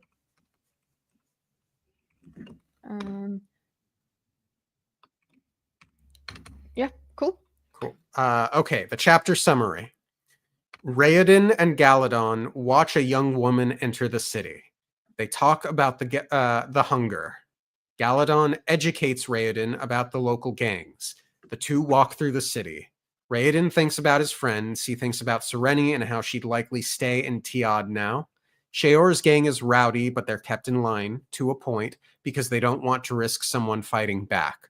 Raoden and Galadon go see where the other gangs live. Raoden takes in the beauty of the city. Raoden learns about the gang leaders. It looks like rain is coming, so they go to Galadon's hideaway, which turns out to have several books, one of which is about aeons. Galadon makes a magic symbol in the air. That was so cool. Yes. Very exciting. Yeah, and this is our introduction to the magic system. Mm-hmm. And it sounds like it's not totally dissimilar from soul stamps in a way, a small way. That there's symbols and therefore stuff happens. And then you start to understand the symbols that are put in the book, right?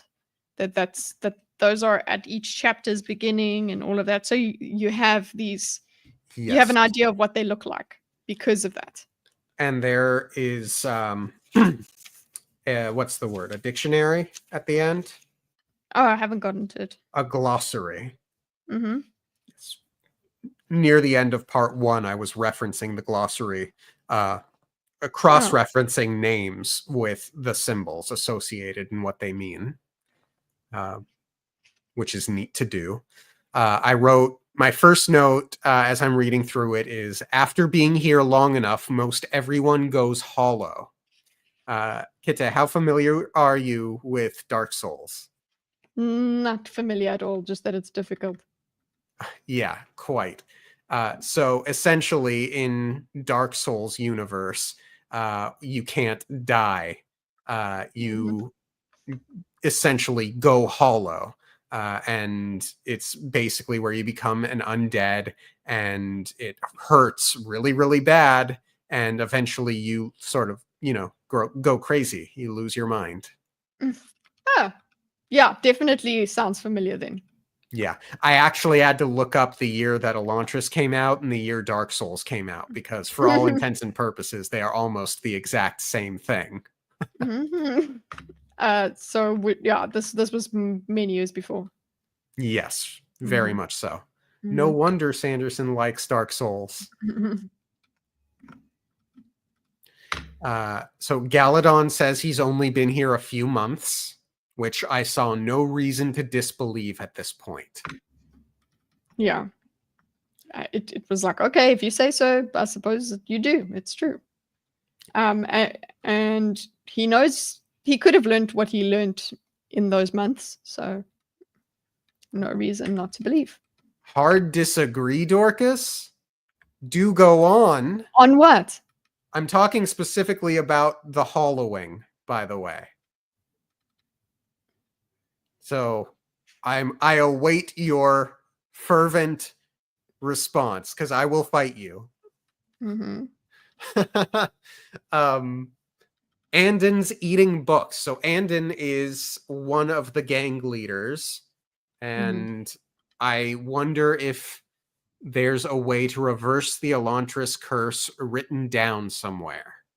And then I get really bummed out when I learn that they ran out of scrolls to eat. They've eaten all the knowledge. God damn it. So you don't see how someone in Dark Souls hollowing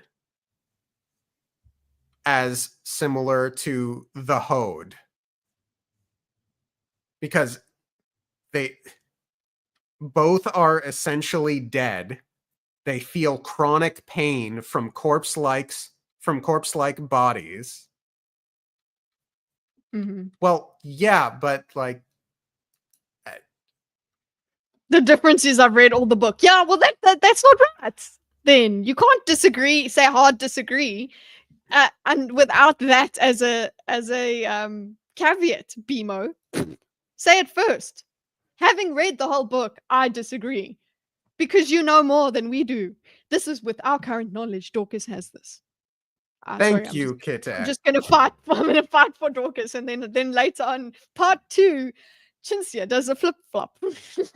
Going hollow means you cannot die because of some reason I don't remember, but it makes you go insane and feel pain, and you're in a corpse-like body. And I'm not seeing much of a difference from the Elantrian, who has a corpse-like body, cannot die, feels chronic pain.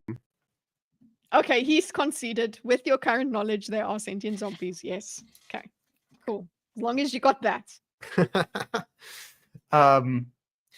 This had me wondering the question, and BMO, I want you to answer this one. Thank you, Carol. Would you eat the Dead Sea Scrolls if you were hungry enough? To which I wrote, to be honest, probably. Yeah, probably. Like, I'm very sad for the books, but it's like the hunger is maddening. So I can't blame them. Yeah.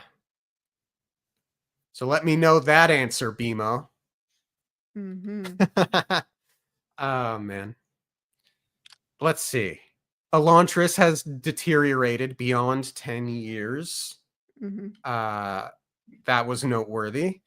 Maybe the city was paused in time in some way.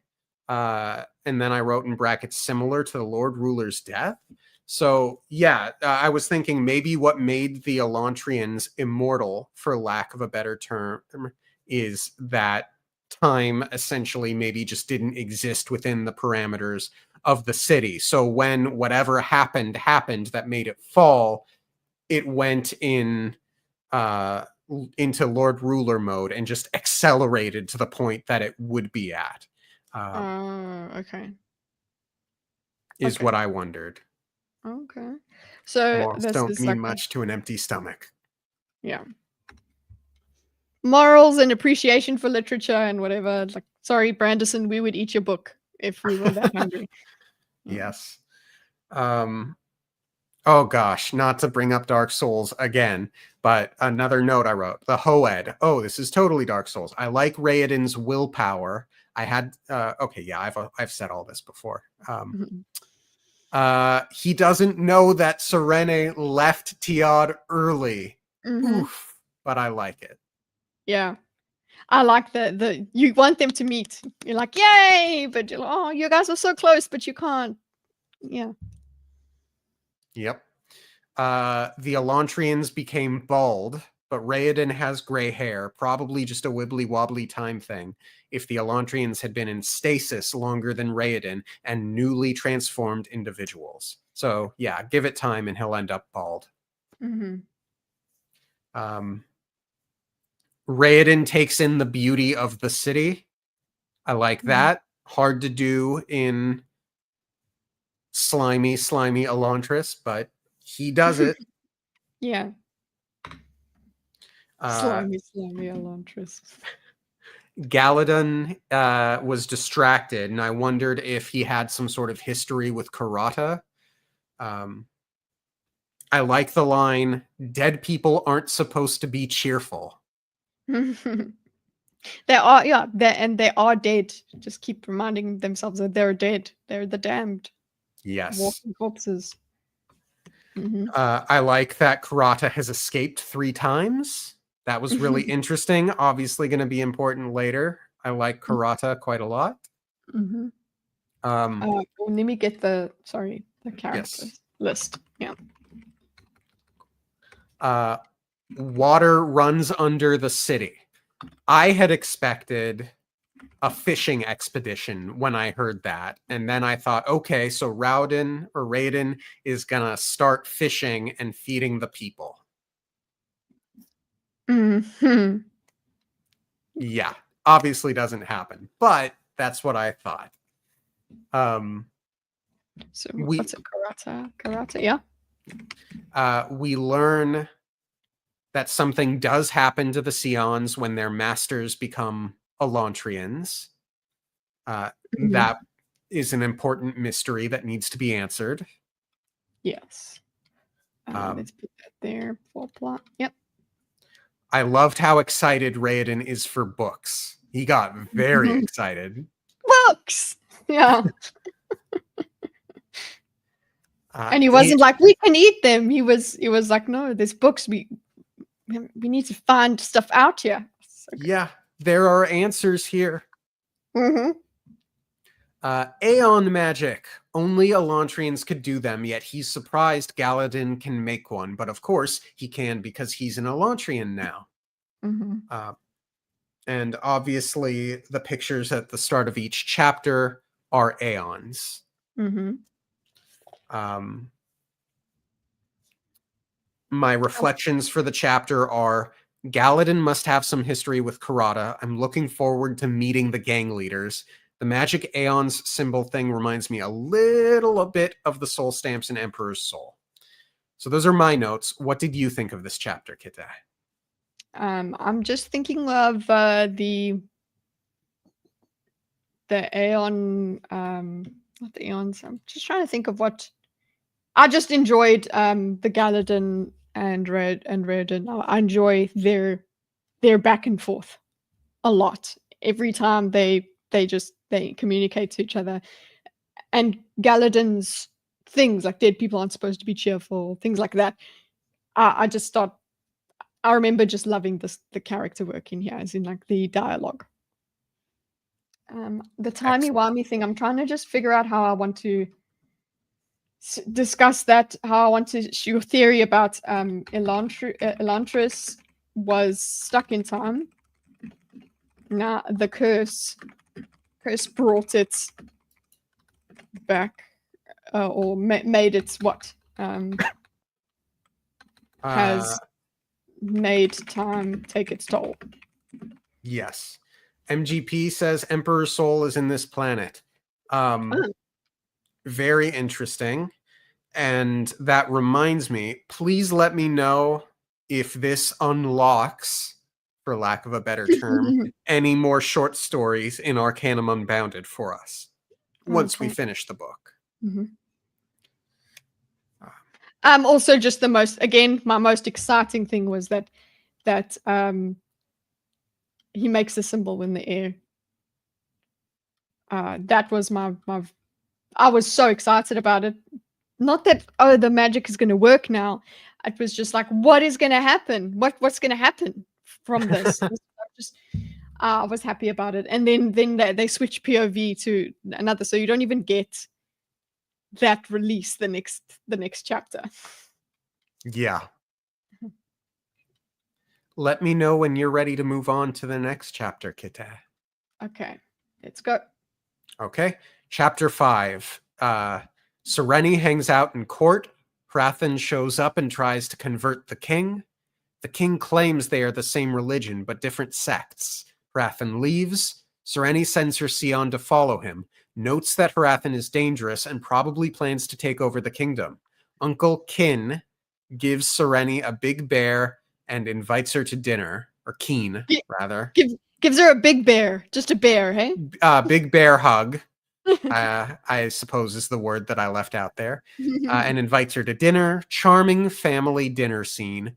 We learn why they don't have servants, invoking servant revolts after the fall of Elantris. I liked so I believe in reference to Hrathen's armor, there was a line, the armor was probably useless in battle, to which I wrote, ooh. And yes, and that speaks to this theme, I guess you could say, of a false facade. It's something is not quite what it looks like. The Elantrians are not gods. See what has become of them. This kingdom looks nice, but really it's struggling. The armor looks like it would be good in battle, but probably not. Type of idea. There are only 20 Inquisitors. Sorry, I mean Giorns.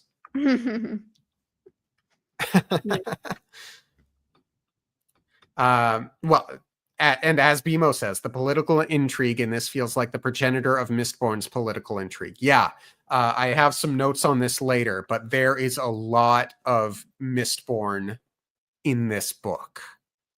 Quite a lot. It's striking. I don't know whether to ding it against the book or not. I like it. I like the way that they, because it's not a immediate relation. It's just you can see how they relate to each other, how the same mind created them. I like that idea.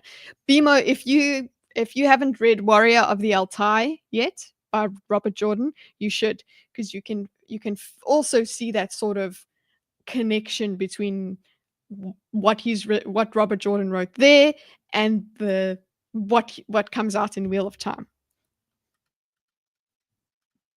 Excellent. I wrote, wait, so does Fjorden control all but 2 nations or not? I don't remember what sparked that thought. Yeah, it's like that they've got it. Fjorden is like the seat of power of that religion, but there are separate nations. So right. So the fact is the nations seem sovereign to themselves, but the fact is that because they believe in Jadeth, they actually are subject to what's her name? Fjordran. Right. I also noted the king. Okay, a lot of these notes are me like affirming to myself so that I don't forget these important elements. Because again, it is a lot of names and a lot of things to keep track of. Also, the king and Hrathen are the same religion but different sects. Also, the king is a merchant, and the idea of the king being a merchant, or the Very plot misborn. point, is, well, yeah, very misborn, but very important, because that sort of dictates how this kingdom is run and the problems that begets. We just get the beginning of that, yeah. Yeah. So Hrathen and Sereni share a look with each other. And I wrote to myself, ooh, odd couple story. This could be a fun pairing. Oh, wow. Because, right? Because Yeah. on the cover of my book, at Mhm. least, it has the two of them either like on the wall looking at Elantris. So I was thinking, wait, are they going to have to go into Elantris together? Are they going to get trapped in there together and have to Work like, together? yeah. So I was like, okay, this could be a really interesting dynamic that I was really excited for. Unfortunately, it doesn't pan out. That's not the way the book goes, but It that could is what still I happen. thought. It could still happen, yes. We've still got Thrathen's like his journey and whatever the hell he lands up doing with his faith. They're opponents from this, but they can go from opponents to partners at some point if things go a certain way. So True. yeah. What Californianisms? But thank you, I think. Yeah, tell us, Bimo, so I can laugh at them. Sereni is smart. Is she too quick to pick up on Hrathen's danger and plans? Obviously, she doesn't know the 3-month stuff, but she gets that Hrathen wants to take over very quickly. MGP, I think the only story you can read right now is The White Sand. Cool. I will look into that. Thank you. And I will double check and etc. Yeah, so Serene picks up on Hrathen's danger very, very quickly, which is noteworthy. I'm ambivalent as to whether or not it's too mechanically orchestrated from Sanderson's perspective or not, but it didn't bother works. me too much. For me, it works because she's just this kind of person. She takes in all the information. It makes sense to me from a character point of view that she would do that. She's also quite self-important because she's like, oh, it's my responsibility to do this, to keep an eye on this country. I'm going to do this and I'm going to do that. So she's taken it on upon herself. If she just wanted to sit and chill, she totally could. But she's looking for purpose in this nation. She's been kind of plunked here, and she's looking for a reason to stay. So I'm quite happy with that from a character point of view. Doesn't seem out of sorts. Cool. This is the chapter where I wrote, beginning to suspect that Eodin's demeanor is not an act. Yeah. Hunky K is Keen. Keen was one of Raoden's friends. Keen is a spy? Yeah, so I think I wondered, because we don't get much information until much later in the book regarding Keen's relationship to Aventeo. They are brothers, and we don't really know why Keen came to the city, so I had wondered if it was because maybe he's spying for Aventeo and Tiad. And we learn about, or we meet, rather, Keen's family. He's married, and the person he's married to has children of her own that aren't Keen's kids, and I wrote noteworthy that Keen thinks of Lukel as his son. That speaks to Keen's character. It's a likable trait. I wrote to myself, and this is a stick. This is a point against the book. Wait, Keen was at court and cooking at home, even though Deora was home. I'm guessing this was for the sake of the joke, because they made a joke about the food. But the illogic of it makes the joke not land for me, unless it was in the crock pot. But what was the joke? Oh gosh, let me find it. Speak while I look, please. Cool. I enjoy the Lukel. I enjoy Lukel. And then it did take. I had to actually go back and make sure that that these characters know each other. So I actually had to go back and look at the friends list, basically, that Raiden gave when he was thinking about his friends in the previous chapter. Then that's when I realized, oh, okay, Lukel we know that he is, this is actually Raiden's best friend. Which, yeah, I just had to confirm that for myself because of all the names all over the place, and Keen as well.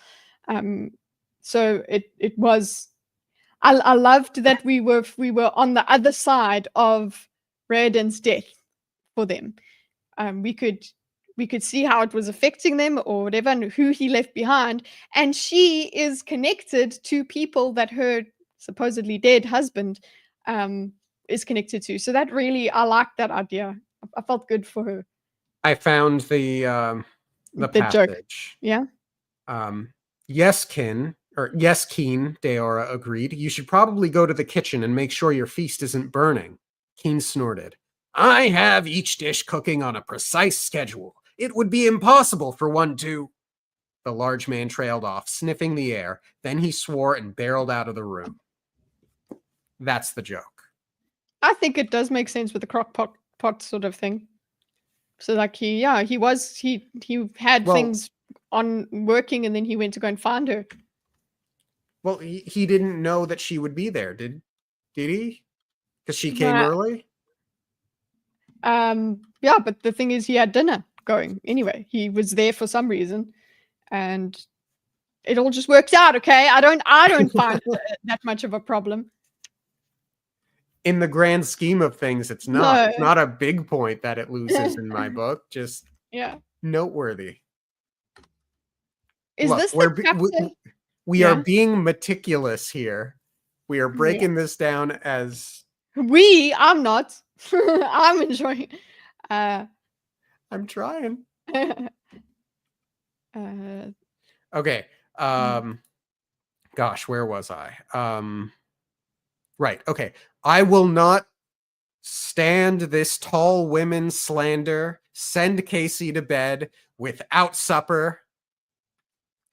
I'm okay. I'm okay with that. Come on. As a short girl, I'm there for it. You should consider growing a foot or two. I should consider. No, thank you. I can wear heels, and I'm still shorter than my husband. It's great. Look, I'm just saying, give it a chance. What could it hurt? No, my proportions will be out otherwise. Adian, the other boy, one of the three kids has either Asperger's or autism. One of the two. Did you not at all think he has he's Elantrian? No.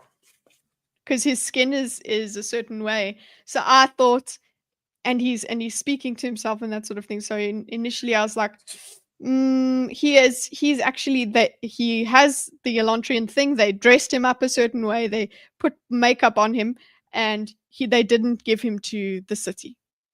That is interesting. That was my theory from this point. Very interesting. Yeah. My prediction with this character, and I think I write it in a later chapter, I think he's going to be the one to solve the Elantrian problem. I think he's going to Mhm. be the one that fixes everything.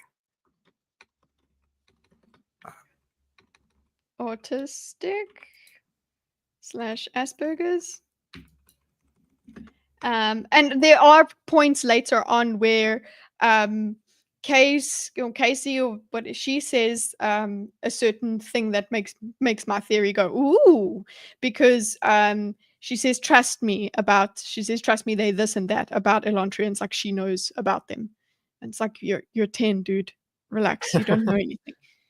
Yeah, no, Casey bothers me this book. I find her very annoying. But she is very annoying, but she's a child. So I'm like, okay, Yeah. she hasn't figured out.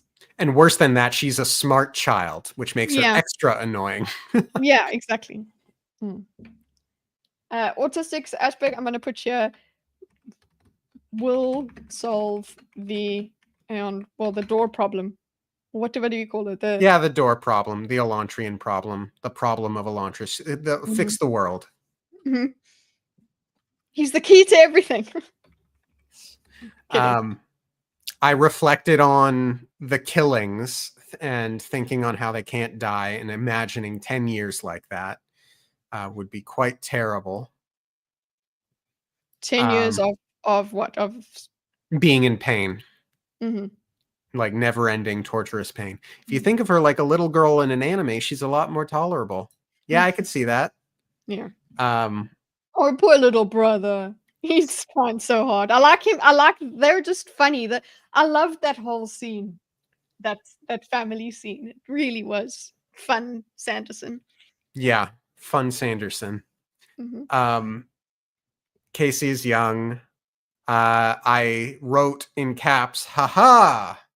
Sereni gets revenge for all of the anti-tall propaganda. She makes a dig at Casey at some point, and I was like, good. I wrote, wait, but are the Sions common or not in Erelon? Apparently not. Yeah, so obviously there's less of them. Funderson. So my reflections are the Merchant King Eoden seems to always be working and cares very little for people he has no interest in. Serene is smart and apparently good at reading people. I like Keen and found the dinner scene heartwarming, but I remain skeptical about Keen's ability to both cook dinner and be at court simultaneously. I suspect the talk of the servant revolts will be important. So Kitteh, please give your thoughts and opinions on the chapter. I will be right back. Okay, so if we're talking the more, I'm with Dorcas on the Merchant King. Yeah, he doesn't. He's too busy. He is such a damn sexist. My goodness, it was just he's kind of kicking the dog every time you see him. You're just like, okay, I'm not supposed to like him, huh? You don't like him.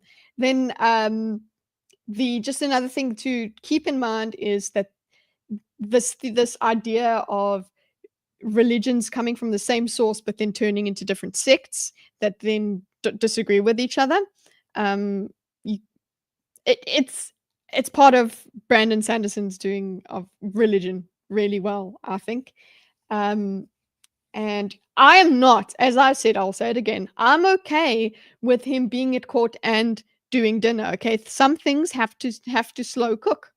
So that was slander itself. Also, tall girls, yeah, they're great, but short girls too. I'm happy with back. them. Yeah. Haha, I came back just in time to hear you say that tall girls are great. Good. Yeah, but short girls are great too. So I don't disagree. Slenderson, yes, Bimo, Slenderson. Slenderson. Okay, but what themes are in this? We've got family because she was lonely. You're And dead to she's me, glad. Bimo. Thank you, Bimo. Double Shirt dead to feels me. like there's good- It's great. Okay, so there's the theme of family bonds. She's the loneliness. There is revolt slash revolution. That is a key point to think about. I'm actually a Lantrian, not dead. Yeah, there you go. You're a Lantrian to me, Dorcas has just done that. Okay. Yeah, let's go. See on 6 yeah. then? Mm-hmm. Okay, chapter 6 summary. Hrathen contemplates how he's going to save as many people as he can. He asks Delof who Serene is. Hrathen and Delof go to the Elantris wall and look over the city. Hrathen decides to label the Elantrians as devils, Severakis, to give the populace something to hate. I love these workings and the way all the time he is always justifying what he's doing. It's always logical. He's uncomfortable with the things he's doing, but he knows that it's for the end goal. He has to do it. So he's like, yeah, I know I'm going to be lying. Yeah, I know I'm going to be doing this. Yeah, I know. Okay, cool. That's what I love about his character. So I don't know in terms of likability, I wouldn't choose him because of what he believes, but at the same time, I do appreciate the complexity of Hrathen, that he has morals underneath his religious fervor, I suppose. Not even fervor. Do you even lift, bro? You don't get it. If a girl is too tall, you can't give them shoulder rides. Exactly. We'll make it work. I'll survive. She'll survive. Dorcas, I suppose. No, we're not. I'll have this discussion on my channel. Okay. Okay. Oh man, I just got a used bike, exercise bike that I have set up in my room now. So I'm very excited to get back to biking. It's been way too long. Am I against it? No.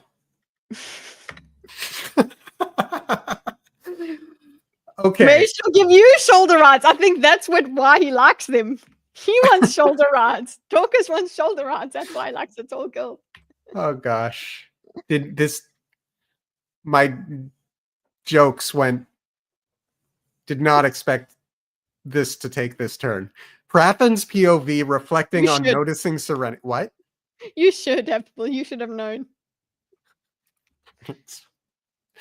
Lots of shoes. So there are like 3 shoes: Shudareth, Shukorath, and the other shoe. Yes, which and is those like are the parent. Yeah. Yeah. I got excited when I learned that they were going to look at Elantris. I'm wondering more about the cover art. I'm assuming it's Hrathen and Serene and Elantris. I'm wondering if they somehow go on a rescue mission for Raoden, or at least Serene might attempt that, with Hrathen possibly looking for something important or with an intention to betray her. So yeah, I'm again wondering about how the cover art will come to fruition and how the two are going to team up. You were feeling like they're going to team up. Yeah. If Erelon is a fragile egg, and I'm pretty sure that eggs aren't fragile, aren't they like remarkably sturdy built things? Why not wait until it collapses and then come in as the cleanup crew? Is this Hrathen's hubris or Wern's?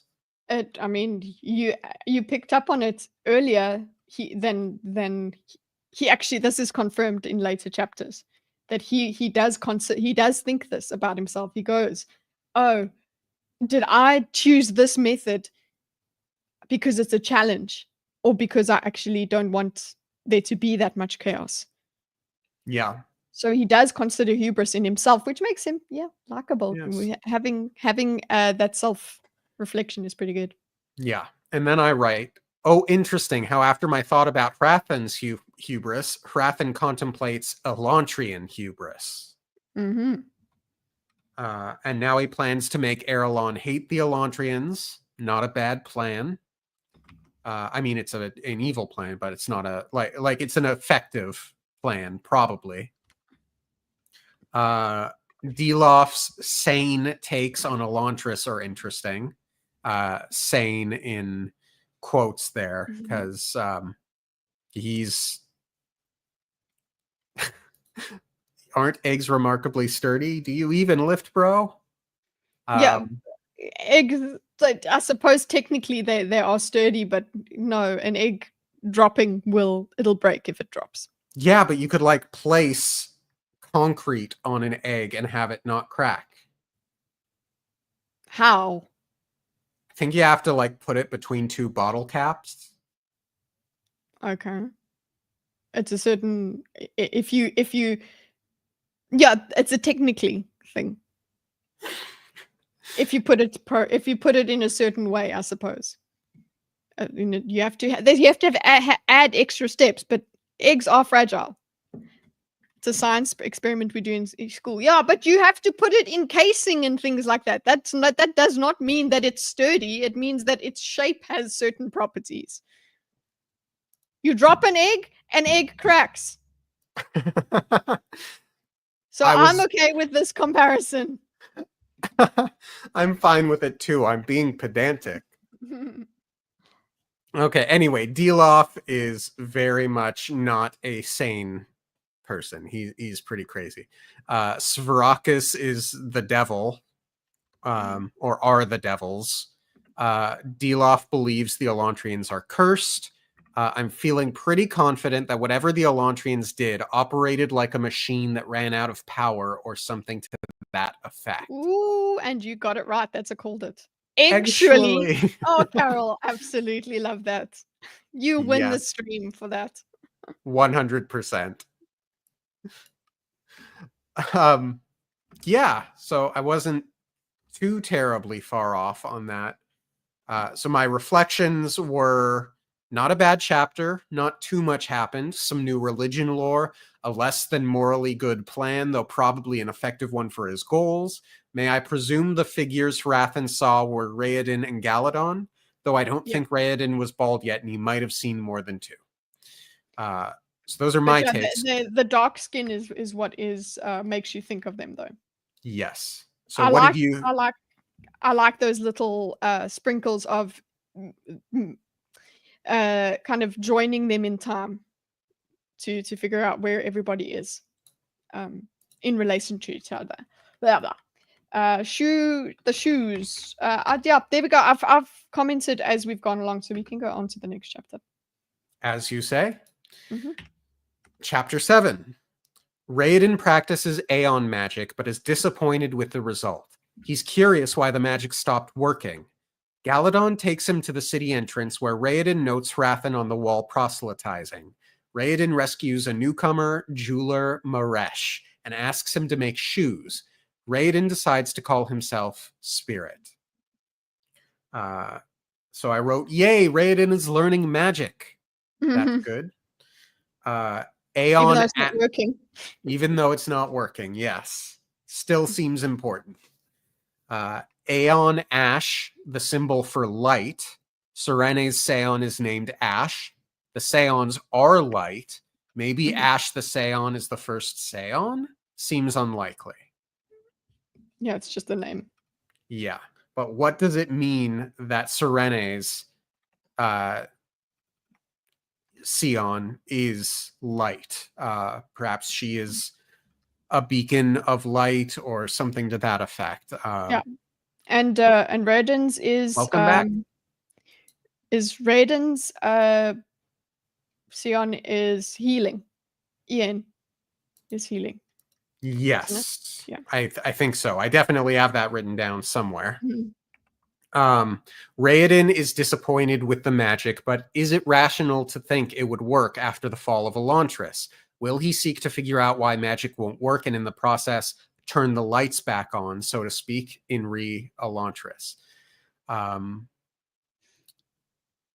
Okay, page 76, the line, his mother had taken him to Elantris for healing.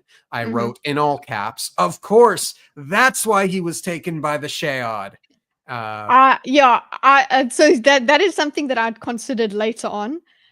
I was like, oh, but I feel like they would have picked up on that if you had been touched by the magic in a certain way, you would at some point get the shout. But there are people that were never in Elantris that just Yes. yeah. But I did consider that as a possibility. Yeah. Aeon Raoden, his own Aeon naming convention. It is, yeah, that was nice world building there. Light switches. Heh. I don't know why I wrote that. Because there's a certain explanation there about the aeons, what they Hmm, would do in old Elantris when it was at its peak. You could just touch a certain aeon and it would bring it, those things would glow. So they didn't need oil or anything like that for light. gotcha. I wrote the answer won't be in Galadon's rooms, but maybe some clues. I expect the secret will be somewhere more important, like the palace or some sort of workshop source of magic. Oh, that's so, you called it. You called it. Something like that. You did call it because of what they find later on. Yeah. Mhm. Rowden saw Raoden Mhm. saw Rathan. Yeah, so Raoden, yeah, go on. timey-wimey puts them together, Yes. puts it in time, yeah, I like Gives that. us gives us our timeline. Mhm. Raoden's probably going to aid newcomers and try and build a group large enough to rival the other 3 gangs. That Yep. seems a natural conclusion. Mhm. Run! Dangerous advice, but at least the guy is smart enough to listen. Mhm. Uh, Shudareth is totally a pyramid scheme. That's a very good line of thinking. Remember that for later. Will It's a do. scam. I don't like it. Um, I'm gonna be away from my mic for a sec. Continue. okay. Yeah, so run when you won't heal. I mean, how did you break your toe, Raoden? Maybe say run carefully or something. Anyway, I'm being nitpicky on that one, but it's good. It's good. It all worked out. Aen Reo means spirit. Well, Raoden certainly seems to be a very spirited individual. And of Wah, wah, course, wah. wah, wah. And that's the clue. I hope Serene can put that together at some point. Yeah. My reflections for the chapter are short but necessary chapter. Figured Raoden would try and gain followers somehow. Glad he's curious about the why of Elantris falling and its connection to the magic failing. Mhm. So those are my notes. What did you think of the chapter, Kitteh? Yep, agreed that you do kind of expect them there to be some sort of group that happens. What all I was wondering is whether it was gonna be in as intentional as it turns out to be, whether people would just land up following him or if he would make sure. And it seems like that's what he's been doing. Hello, Carl. Just got here, and I have to say the title scared me a bit. Diagrams. Oh no. No, we're not gonna do the actual aeons. But I, I'm here, so there's gonna be diagrams. Sorry I about know that. I know the two of us are missing out on something there. That's Mhm. all I know. I just Yeah, we know that. Yeah. um We don't know exactly what, and I'm happy to stay ignorant. Thank you. yep, we'll know eventually. Hmm. Chapter 8, yes? Mhm. Okay, the summary. Serene plays dumb in the throne room by painting poorly. Lukel invites her to lunch. We learn about Raoden's relationship to the characters before changing, and a bit about how Eordan runs the kingdom. Serene and the kids go to the wall where she sees Hrathen proselytizing to nobles. She ruins his speech. She looks over the wall and sees, presumably, Galadon and Raoden. Bum bum bum bum. And it was at this point that I started to wonder if the king is a bit one note. That's not inherently bad, but I do hope he'll be fleshed out a bit more in chapters to come. He's not. I mean, he's kind of a little bit at one point, but really not that much, in my opinion. Mhm. He's probably the least well-written character in the book, I think. The paragraphs about her being bad at painting are cute and builds character for her. I like her determination about it. She actually does have quite an ego. She's really upset that she's good at everything, but not that. And it's like, Yeah. fine. If I practice enough, I will be. Okay, I absolutely will be. Elantrians and everyone else. Interesting. Then serfs make sense. Hoping Serene doesn't try to intervene. Intervene with what? Probably between some conversation between Eoden and someone else. I don't remember. This was a bad note-taking chapter, apparently. Man, sounding like Erelon are the bad guys, not Fjordell. Okay. Why? I think it's them complaining about Eoden. And Okay. Because of yeah. also the communism, basically. Yeah. Okay, so that's what. Why would gods agree to a deal with the Merchants Guild? What would they have to gain from it? This was in response to the Elantrians having dealings with the merchants before the fall. Peace and love, unity. Yeah, probably. Hmm. Lots of talk of revolution across all of the chapters. Hrathen has a thought about a Duradel rebellion of some kind. Raoden's planning something. The dinner scene talk. The dinner scene talk. Okay. Well, now we know why there wasn't much mourning. Serene's going to think Eoden had his son killed. Yeah, so that's probably this is, I think, where we learn that Eoden and Raoden did not get along at all. Yeah.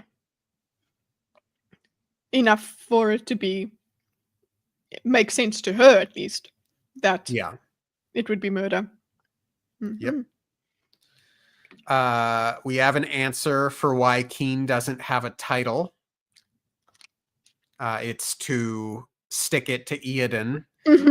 Essentially, Eoden hands out titles to people who have a certain amount of net worth, and Keen has that amount of net worth, but in refusing a title, he is essentially insulting Eoden's worldview about how the world works and or should work.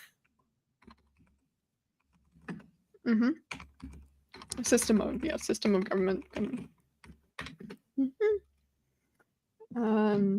More revolution. It's very strange to me that people, even if it's just Serene painting and Raoden and his friends, are able to literally just go in and do random stuff in the throne room. I know much of it is designed to aggravate the king, and apparently there are laws around what Raoden did, but it's a throne room, not a living room. I don't know. Yeah, that kind of rubbed me a bit strangely, but not, again, like I don't dock the book any points for it, because I'm sure it's fine. Just something I noted. Okay. Called it in Serene thinking Eoden assassinated his son. I was worried someone was going to overhear the conversation she was having in the throne room. Yeah, it's big enough, but so, and they did move off. Yeah. Lunch was cute. Case is kind of a brat. What's new? Yeah. I noted that the marriage contract states she can never marry again. That's sad, I suppose. Yeah, sad for her. Yeah. Prediction. Adian. Okay, so this was the one where I wrote Adian will be the one to figure out what happened to Elantris. And speaking of Elantris, I would not, if I were a parent, I'd be very skeptical of letting 2 10-year-old kids go to the Elantris wall. I suppose I would be a bit more superstitious. But, yeah. Serene thinks the Elantris walls are formidable, but Hrathen thinks they aren't. That was very interesting. So when Hrathen first came to the city and he's overlooking Kay and Elantris, he's like, okay, we can take this super easily. This is no kind of defense. And then Serene gets to the wall and she's like, this is really well defended. Neat. Yeah, but there's stairs. A wall shouldn't have stairs. A wall's supposed to be a wall. True. Mm-hmm. Well, Of course, yeah. Of course, she runs into Hrathen. And then Casey runs off to see Hrathen, and I think to myself, this is why you don't bring the kids. Serene seems skilled in her disruption, but I'm worried for her. She's making enemies, but of course she seems to want to, so there's that. This girl has a lot of confidence. Yeah. The pyramid scheme element of the religion is interesting. How does Casey know what she knows? Also, why don't more people know? That is, when it comes to Casey, this might be the chapter in which she says the thing where it's like, trust me, the Elantrians are this and this. That's what hints at my theory about her brother being an Elantrian. Yes, and I see that now, and I'm like, oh, actually, that's a great theory. Where is it? What chapter we're on? We're in chapter 8.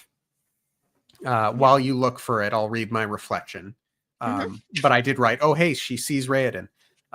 Reflection. Longer chapter than others, a lot happened. I'm on the skeptical side with regard to how people seem to treat the throne room, and I feel like Jordan is on the one-dimensional side. There's a rebel group among the nobility in need of a leader. I wonder who that'll be. Serene. Lunch was cute, though. Serene didn't ask about going to the final meeting. Predicting Adian will solve the Elantris problem. Serene interrupting the speech was impulsive. Not necessarily a bad thing, but I'm wondering if impulsiveness will make things difficult for her at some point in the future. Have you found it yet, Kitteh? Okay.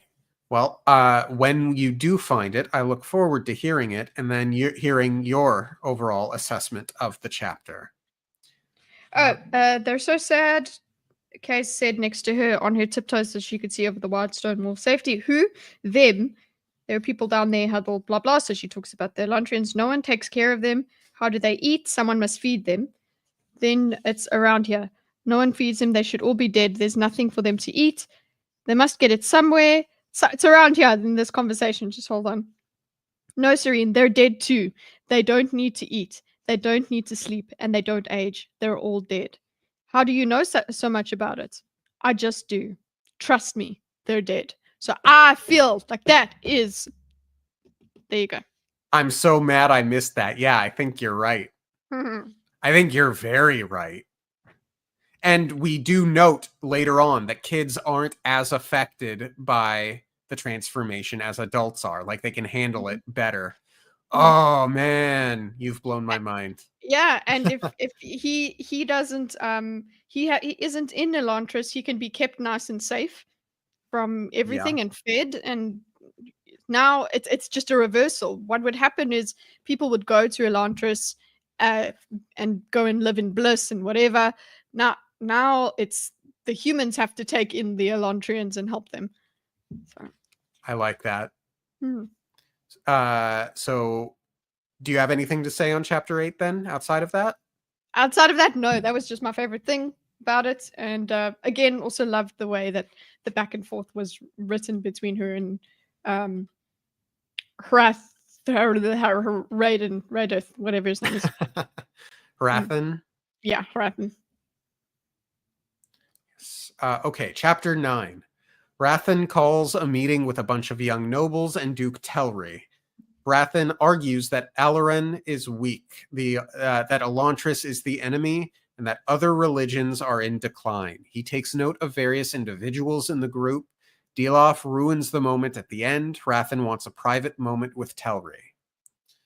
Let's see. Why did I write a small misunderstanding indeed? Let me see. I'm so far behind in the physical book right now. Skimming through. If it was my first note, it would have happened fairly early in the chapter.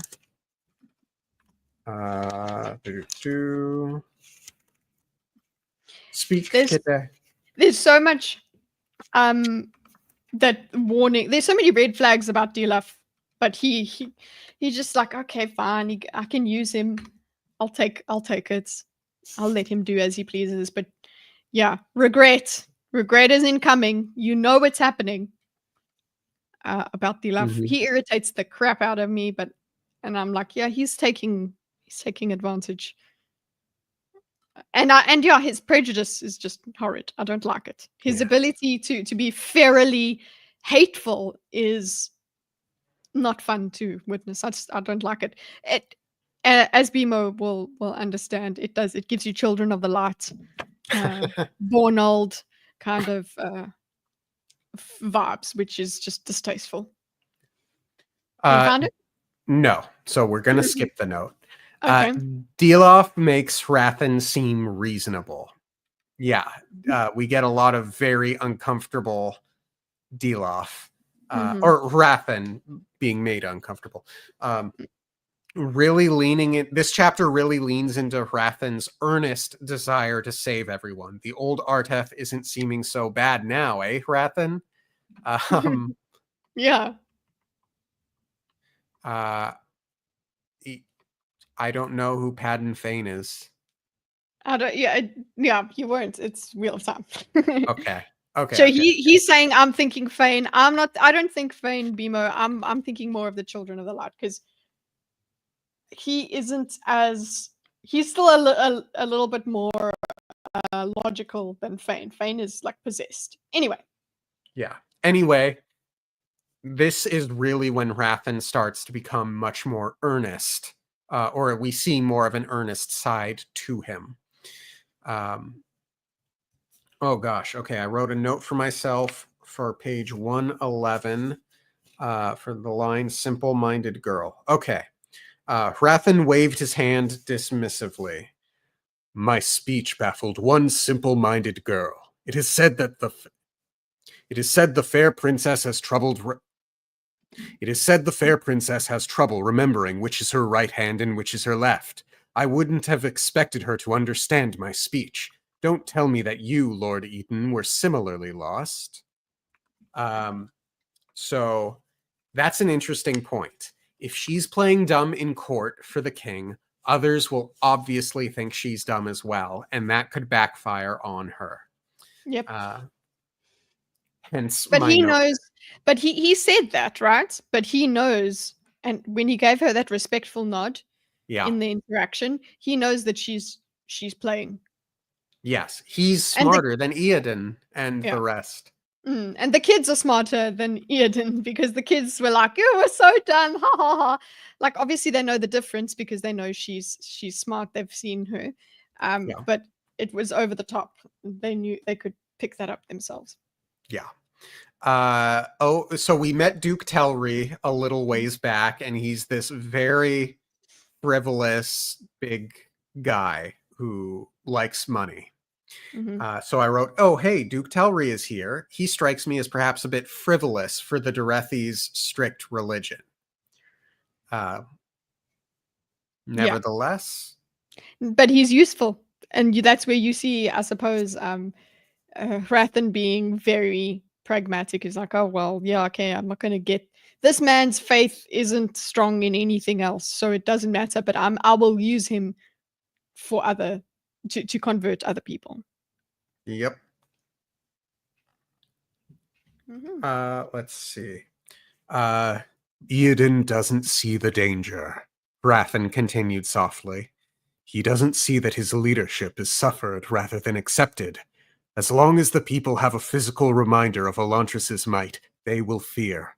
And as long as they fear something more than they fear their king, none of you will have power. Your titles came from the king. Your power is connected to him.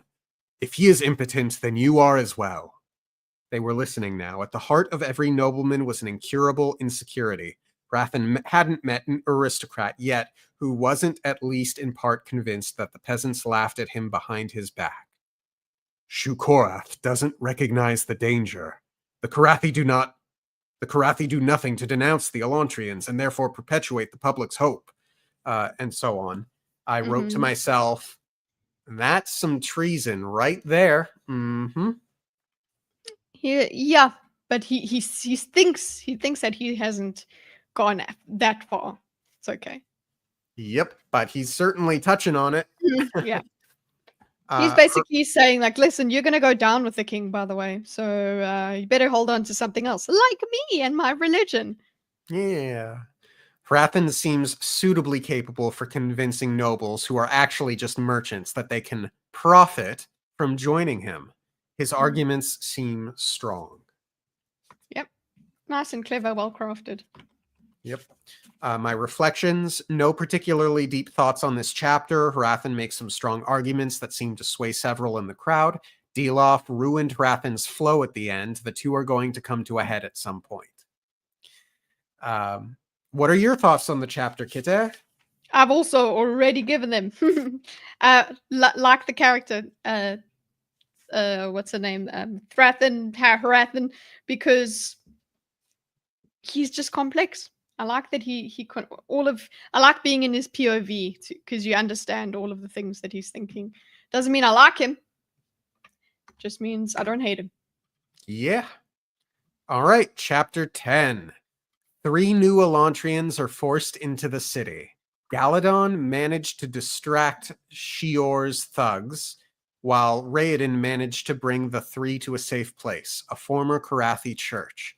As the 3 get up to speed, Galadon and Raoden go to spy on Andin. On their way back, Galadon and Raoden bond. Raoden's identity is revealed. Raoden finds his old Sion at the church, riddled with blotches. Oh, so sad. Oh, I hated that. Yeah, that was a very, very sad moment. I wrote, Raoden's optimism is nice, and Galadon's humor is, well, humorous. Okay. I like the combo between the two of them. I just love it. That's why I enjoyed the way it was kind of like Maximus and Juba in Gladiator. Okay, where is Libralita? Because this is it. Okay. Are you ready, Kitteh? Okay. I wrote in all caps, Galadon said Kayana. Do I remember that term from Way of Kings? Oh my god, I do. Alavanta Kamalu Kayana. Okay, I have to go reread Ishik. And one of the Makabaki was bald. Thinker might be Shuden? And then, I went down a Hoyd rabbit trail. Because whoever said Kayana in the Ishik chapter is looking for Hoyd. And then I started to wonder, what did Hoyd do to Elantris? And is Elantris still like this? The only reason I recognized the word Kayana was because I recorded it like 3 times when I was writing the summary. I was so excited. Kitteh, Okay. speak. I don't get it. So just can you help me note it here? Okay. Because it's not written here. It's because all you've said here in this is the newcomers are useful. Is it somewhere here? Oh shit! Did I skip to chapter 10? No, you didn't. Where? Okay. Yeah. We are in chapter 10. I'm just because Galadon said Kayana. Okay, so there it is. Okay, so Kayana. What does Kayana mean in this context? It's an insult to, or it's a swear word or something to Raoden from Galadon. Mm-hmm. And then I'm pulling out my copy of The Way of Kings. Mm-hmm. Do you remember this line from the Ishik chapter, Kitteh? Is it exactly Alavanta Kamalu Kayana? Or does it just say Kayana? In Elantris, it's just the word Kayana, but in the Ishik chapter, it's all 3. Hold on, I'm looking for it. Okay, so yeah, on my page 171 of Way of Kings, his foreigners splashed down into the Pure Lake. Grump was last. He seemed very dissatisfied. Where are you, roamer? What a fool's quest this is. Then he added in his own tongue, Alavanta Kamalu Kayana. He splashed after his companions. Okay, he could be an alien or whatever that has just experienced that place before. It doesn't have to necessarily be. And is the bald one the one that said that? I don't remember. I think 2 of them were bald, though. Okay. But I'm pretty sure it's the bald one.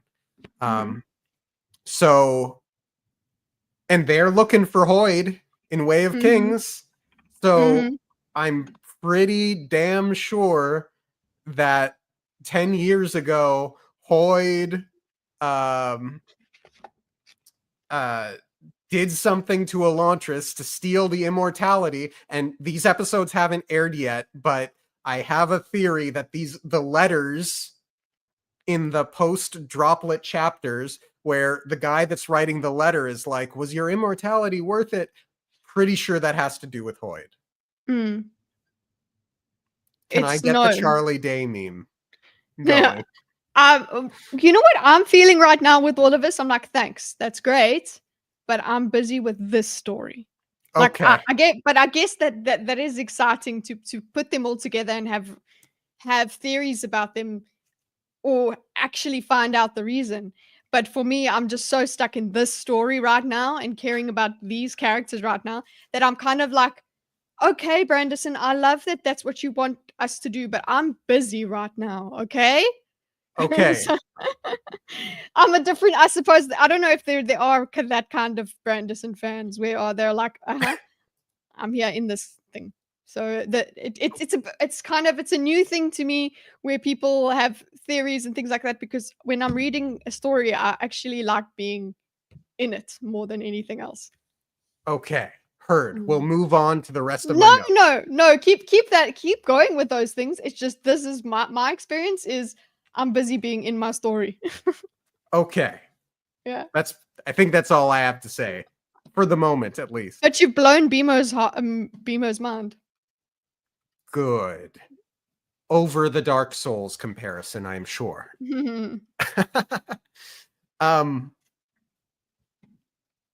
I like Raoden's act. I think he's funny, and I hope it doesn't backfire. The third guy is hesitant. That means he's smart. Oh, there's a great line on page 124. Everyone's convinced their lives are over just because their hearts stopped beating. I loved that line. And then there's another great line. Not in our case, friend. We need to convince ourselves that we can go on. The Sheod isn't causing all the pain here. I've seen people on the outside lose hope too, and their souls end up just as emaciated as those poor wretches in the square. Great line. One has so many things dropped and then not brought up until way later or aren't addressed yet, so good luck keeping track. Well, that's kind of what the diagram's supposed to help with. Yeah. Because you then know which chapter you can go and look at and reread. Yeah. So yeah, this line about the souls being emaciated, I think, is a big part of why I thought that the cause of the Sheod might be some sort of spiritual death or depression or something to that effect. I'm still liking Galadon and Raoden's dynamic. The Elantrians had a Karathi chapel. Interesting. Makes me wonder if the Elantrians didn't actually consider themselves as gods. I think we actually do have that later, that they did not. We actually do have that they definitely didn't think of themselves as the sole gods. They allowed other people to worship other things. So that for me was quite conclusive.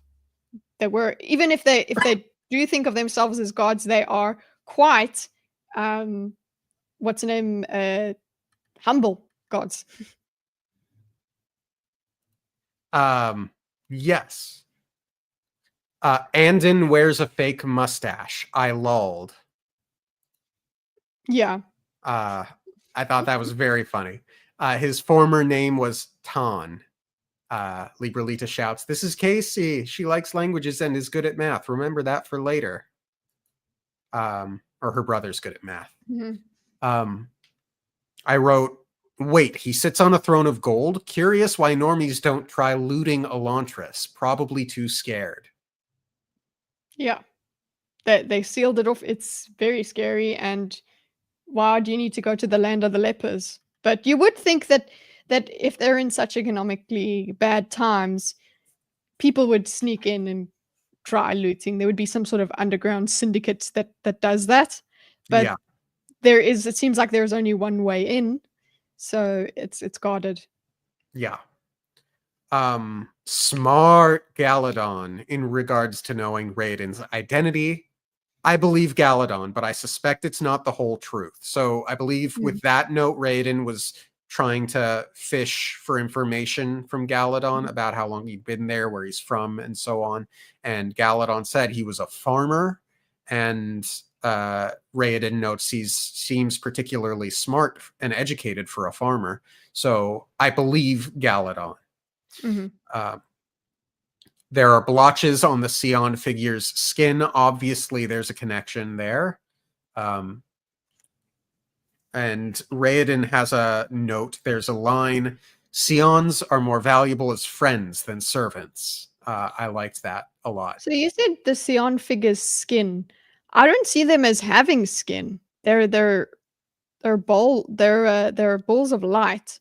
So they have their character is an Aeon or whatever it is.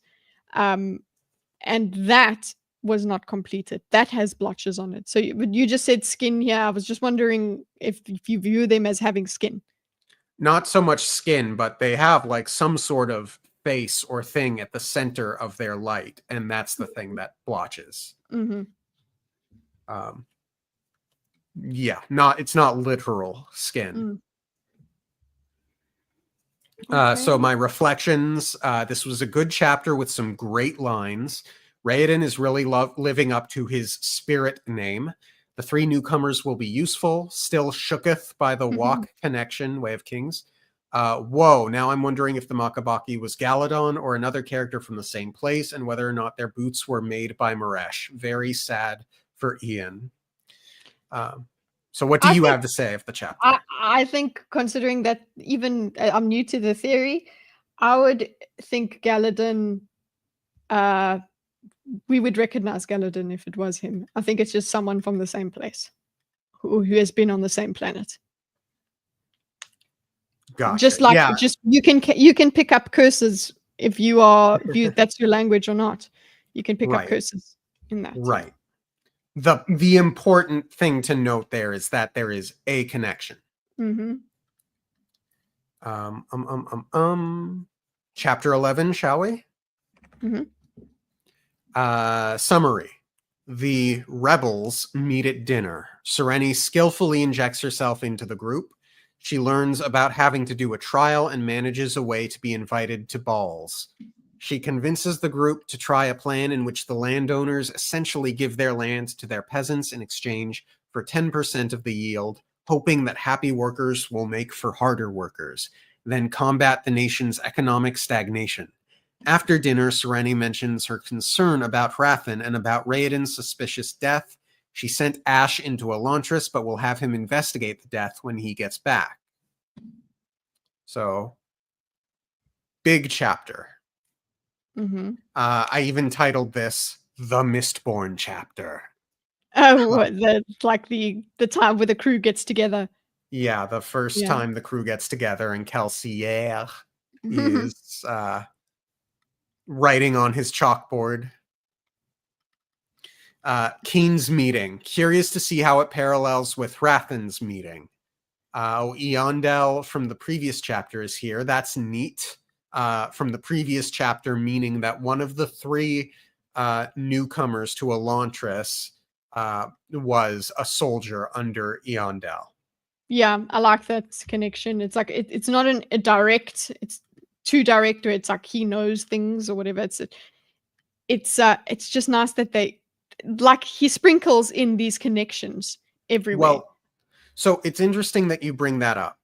It obviously isn't an issue here so much, but on the topic of whether or not Raiden is a Gary Stu or or just a flat character arc. There's a point where I make a note to myself that Raoden seems to know everyone or everything, or like know someone who knows everyone. And this is kind of the start of that, the seed of that, and it's It doesn't make sense that he knows everyone to you. Not that it doesn't make sense, that it's awfully convenient. It helps, yeah. And yeah, convenience is a cornerstone of what makes a Mary Sue Gary Stew. So just something to note.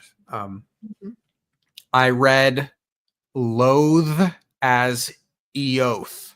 Curse you, Sanderson. I wrote right, because of all the eyes. I assumed I was reading a name instead of the word loathe. This meeting scene is giving strong Mistborn vibes. Raoden is Kelsier, Royal and Ahan are Breeze and Ham, Eden is Eden. One would think, yeah, that made me laugh out loud. Good. I'm glad. One would think a group of rebels concerned with the welfare of the poor might eat more conservatively in regard to the feast. Let's see. On page 136. A payoff to my concern about her stupidity in the throne room. Well done, Sanderson. Okay, let me find page 136 to see what specifically that was. Speak while I look, please. I didn't fall afoul of the loath thing, but now as I go on in the book, I'm going to be looking out for that because I will also be irritated for it. Okay, I found the line. Finally, Duke Royal laughed, the chuckle echoing lightly from his slight frame.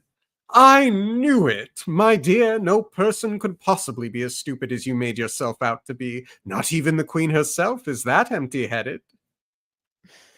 So yes, minor payoff. Very happy with that. Good, Sanderson. Shuden is thoughtful. Nice speech from Serene on page 138. Kitteh, would you do the honors? Okay, you've got 138. Won't be the same page as me. That's true. Your line will be, little good is not the same as no good, my lord. And I can read you in with Royal saying, that's well and good, Serene. I need to find it. Great. Well, whilst you look for it, I will continue with my notes. I noted that there's a lot of dinner talk. The widow's trial seems really interesting, and I thought does this line come before the widow's trial thing? Yes, it does become before the widow's trial stuff, I believe. Actually, you can if you can find the phrase, I applaud your caution, my lords. You have good reason to be careful. You've lost your patron. I actually have an idea of where that is. Excellent. But yeah, I thought the widow's trial is such a neat world building thing. That's like a cool little element of culture that well, Sanderson is very creative with stuff like that, and I think it's great. Why don't you just read it, because you've got it in front of you? No, there's so much. Just read it. Plus, I can't do this one. I'm not tall enough. You can pretend to be. Nope. I applaud your caution, my lords, she said. You have good reason to be careful. You have lost your patron, the only man who could have given you a measure of protection. Remember, however, that I am his wife. I am no substitute for the prince, but I am still a connection to the throne, not just this throne, but others as well. That's well and good, Serene, but connections and promises will do us little good in the face of the king's wrath. Little good is not the same as no good, my lord, Serene replied. Then, in a softer, less argumentative tone, she continued. My lord Duke, I will never know the man that I now call my husband. You all respected and, if I'm to be believed, my uncle loved Raiden. But I, who should have come to love him best, can never even meet him. This work in which you are involved was his passion. I want to be a part of it. If I cannot know Raiden, at least let me share his dreams. I love that. I love that there was tears from one of them. Lord Ian Dell was nearly in tears. Yeah. I did feel that. I felt that. I did find it now once you were halfway through. So Great. It's your turn Mhm. to do it. Where are we at? Everything I just read. Mm-hmm. She was no longer just Serene, daughter of Teod. She was also Serene, wife to the crown prince of Erelon.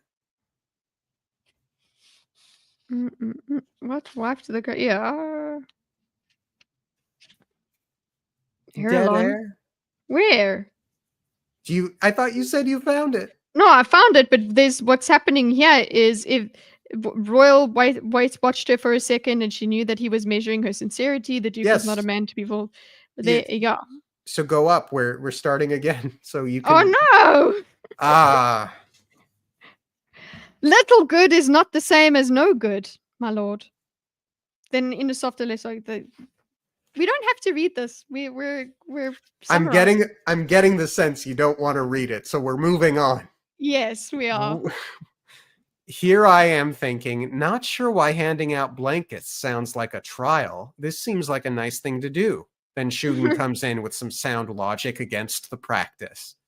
Oh I like gosh. the idea. I like the idea of a widow's trial, or just the ritual of showing your mourning, having a ritual to show uh, as part of mourning. I like that idea. I thought it was quite interesting.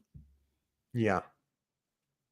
But why call it like you're right? Why call it a trial if it's not going to be like an obstacle course or a whipping or something? Like it's not. It's a very nice thing to do.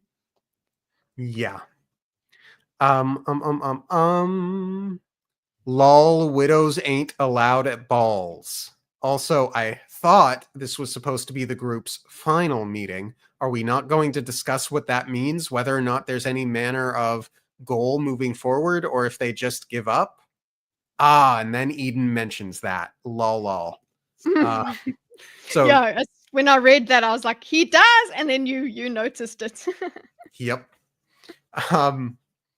Tax day is just under 3 months away, roughly around the time of the invasion.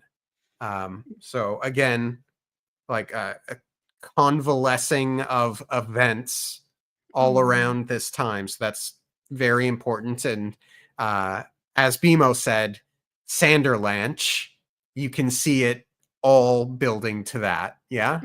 Yeah. Talk of the Elantris City Guard again has me feeling very Mistborn right now. Curious if she'll bring up Hrathen. Serene coming in with a very interesting plan, but they really don't have much time. How long is a growing season? More or less than 3 months. I can't imagine they'll get that much more rich in just 3 months. Eden calling what? I'm just agreeing. Yep. Eden calling his peasants a lazy, unproductive lot. Again, feels very Mistborn. In fact, in the prologue for Mistborn, the nobleman refers to the Ska as a lazy, unproductive lot, I think, or something very close to that. So, Mistborn chapter. But I like the fact that there's an inherent argument against communism there as well. It's great. Yes. Because she's like, people will work harder for themselves than if you just but it's fine. No, it's like no, they would really when the skin comes off their back. Yeah. It might actually help. There's an exchange. I won't make you do it, Kitteh. Much of what you say makes sense, Shuden noted. But Lady Serene's evidence is vague, Royal said. Times were different before the Reod. The Elantrians provided food and the land could survive without a peasant class. We no longer have that luxury. Then help me find evidence, my lord, Serene said. Give me a few months and we will create our own proof. We will consider your words, Royal said. No, Lord Royal, you will make a decision, Serene said. Beneath everything else, I believe that you are a patriot. On the line, you will make a decision, I wrote, whoa, but also don't overplay your hand, but whoa. Yeah, and that's what she does. It's a bit of a push. Mm-hmm. Mm. Ahan's acceptance was very funny. If I recall correctly, that was the Breeze Ham dynamic where Ahan's like, well, if Royal doesn't want to, that means I do. So let's do it. Type of a thing. Yeah, I do enjoy that dynamic. Serene listening into the kitchen from outside. She's listening in on a conversation between Keen and Royal. I wrote very Mistborn, although obviously different character and circumstances. Nevertheless, it certainly parallels. Mm-hmm. I like how when she walks in and confronts, answers what he's talking about, he doesn't go, "Oh, you were listening," kind of thing. He just continues as well. I like that of that character. It's just like he's not playing around. Yeah. They are talking about Raoden's plan, but they never actually tell us what Raoden's plan really was. So that kind of bothered me a little bit. We still don't really know what his plan was, do we? By the end of part 1. Correct. Not that it much matters now, but it would be nice to know. Yeah. Okay, Serene's going to investigate Raoden's death. Good. This will give her something more substantial to focus on than her dislike for Hrathen. I wrote in all caps, finally Hrathen is brought up. Good. And then I wrote, yeah, Serene, I like Royal too. Yeah, he's a good guy. Yeah. My reflections for the chapter are just off the chapter. I wonder if Ash will bump into Raoden. Glad she brought up Hrathen. This is the Mistborn chapter with lots of parallel dynamics. Very concerned the plan won't work quick enough to make substantial change before Wyrn's forces attack. Kitteh, please speak on the chapter for a bit. I'm going to grab a quick drink. Cool. This is quite interesting, comparing it to Mistborn, where you have this, you're like, okay, we've got the plans laid out, and a lot of the time we're going, yeah, something's going to go wrong with that. So you have, I guess, that kind of expectation. How is this going to unfold? Will they have enough time? There is a kind of time limit on it. Enjoyed that. But for me, I was so absorbed in the characters in this chapter, the way that they interact. I enjoyed the dialogue. I enjoyed how Serene is has to force her way through to be respected with them. Look, she has to be that way, and she's that kind of character. Good for her. It is quite awesome that she does lean on her connection with Raoden, which makes me just even more sad that she's not she actually doesn't get to meet him. Thanks, Libralita. He's already a great cosmologist. He's just going through the works very slowly. I'm sure that's the benefit. There is no way in hell I would have noticed the Kayana line if I were just reading at a normal pace. Did I interrupt you or? No, you're good. No? Okay. Chapter 11 then, yeah? Chapter 12, you mean? Chapter 12, I mean. Hrathen gives a sermon. Many people have started attending the church. If nothing else, for the novelty. Dilaf gives a very passionate but unexpected speech. Hrathen is jealous of Dilof's passion. Telri notes some of the folks were bored of Hrathen's speech, and Dilof's speech was needed. Hrathen uses a Sion to call Wern about a plan with Telri. To clarify there, he's not with Telri during the Sion call. That's a very private thing. But the plan involves Telri. So Yeah, and we've got this Sion that is in a box. Shame. Sion in a box. Mm-mm. Although he has some logical reasons for distrusting the Sions.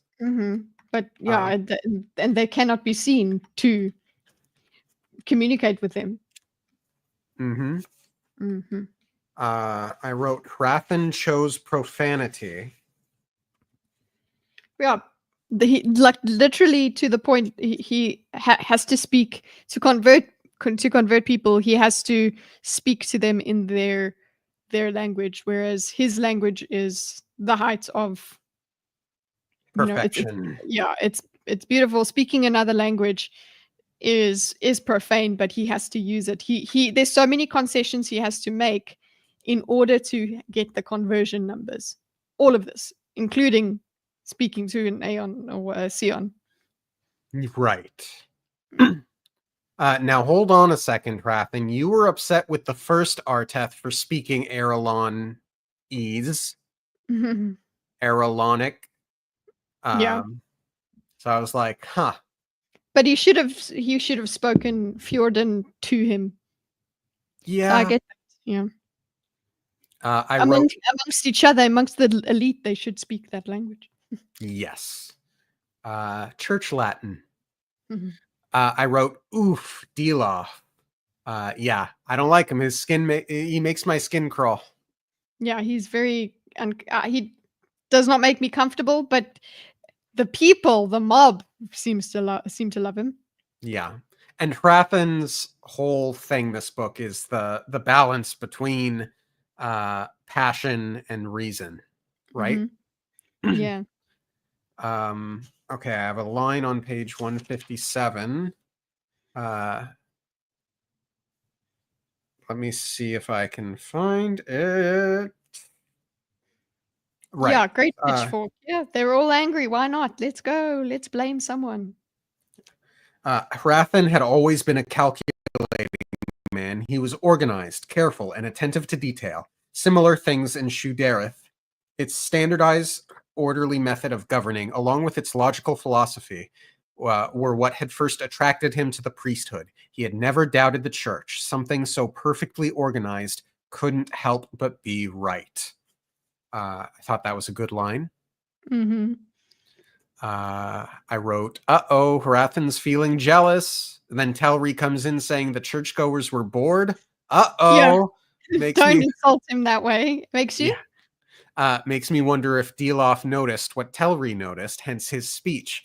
If Hrathen needs the help, he needs the help, but it's dangerous when your subordinates behave erratically. Yeah. He's lucky it worked out. That's all. Yeah. Will Dilof determine Hrathen is insufficient and overthrow him? I think it's quite clear that he's trying to, whether he wants to be in control, whether or not he completely overthrows Hrathen. It's more like he's going to be in control no matter what, even if he does, because by their religion, he is bound to this guy forever.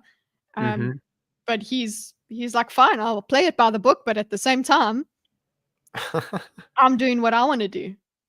Yeah. Noteworthy that Telri is continuing to meet with Hrathen. Dilof is smarter than he seems. Hrathen seems to understand this. I hope he doesn't underestimate him. He kind of does. But not too much, but kind of. Yeah. He has already. Yeah. What's in the box? What's in the box? What's in the box? Wondering if whatever is in the box is connected to Elantris. It's a Sion. A girl Sion.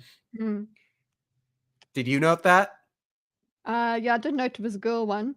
But I was more sad about it than anything. Yeah. Just that she was in a box. They are people, essentially. They're something, and them being in a box is quite cruel. Yeah. But this is the first girl Sion we've seen. Hmm. And yes, it is very sad that she's in a box.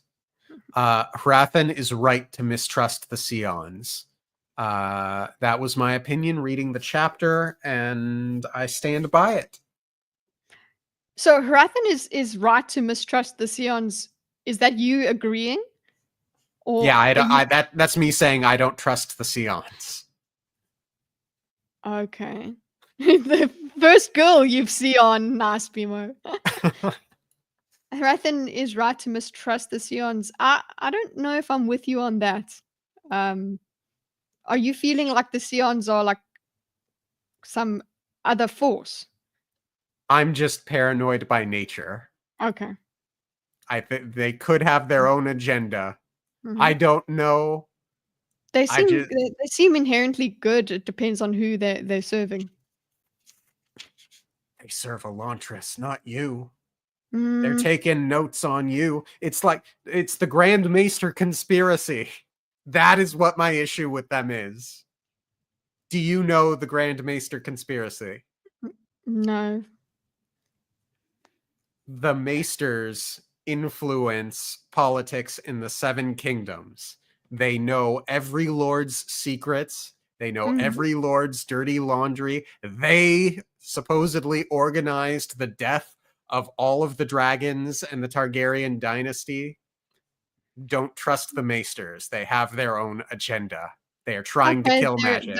they're like the what's the name? The witches in Dune. They also have their own things, their own workings. I'll be interested to see if Kitty feels the same way. No, if there's more major crossover, then I'm very interested. Absolutely major. But when it comes to like little Easter eggs, I'm like, cool. No, I need it to be major for me to pay much more attention to it. And then we have a phone call with Wern.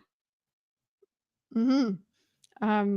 It makes it's. I think we have some introspection here about Wern, like being all he has to do is listen to Wern. Everybody in this religion just has to listen to the person above them and do what they're told. Um, I'm like, yeah, it's great. You just believe that this Wern person speaks directly to God. That's it, hey? Cool. Quite convenient. It is Galadon. Neat. I, Figuring what? I guess he does if it is Galadon. I'm like, why doesn't he say Sul a lot? But I guess it's because he doesn't find anyone friendly there.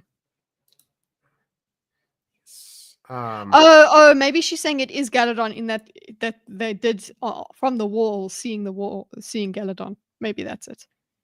Like Aes Sedai, yeah. Aes Sedai also just have their own workings, but then each Aja has their own workings as well. Yes. Sorry.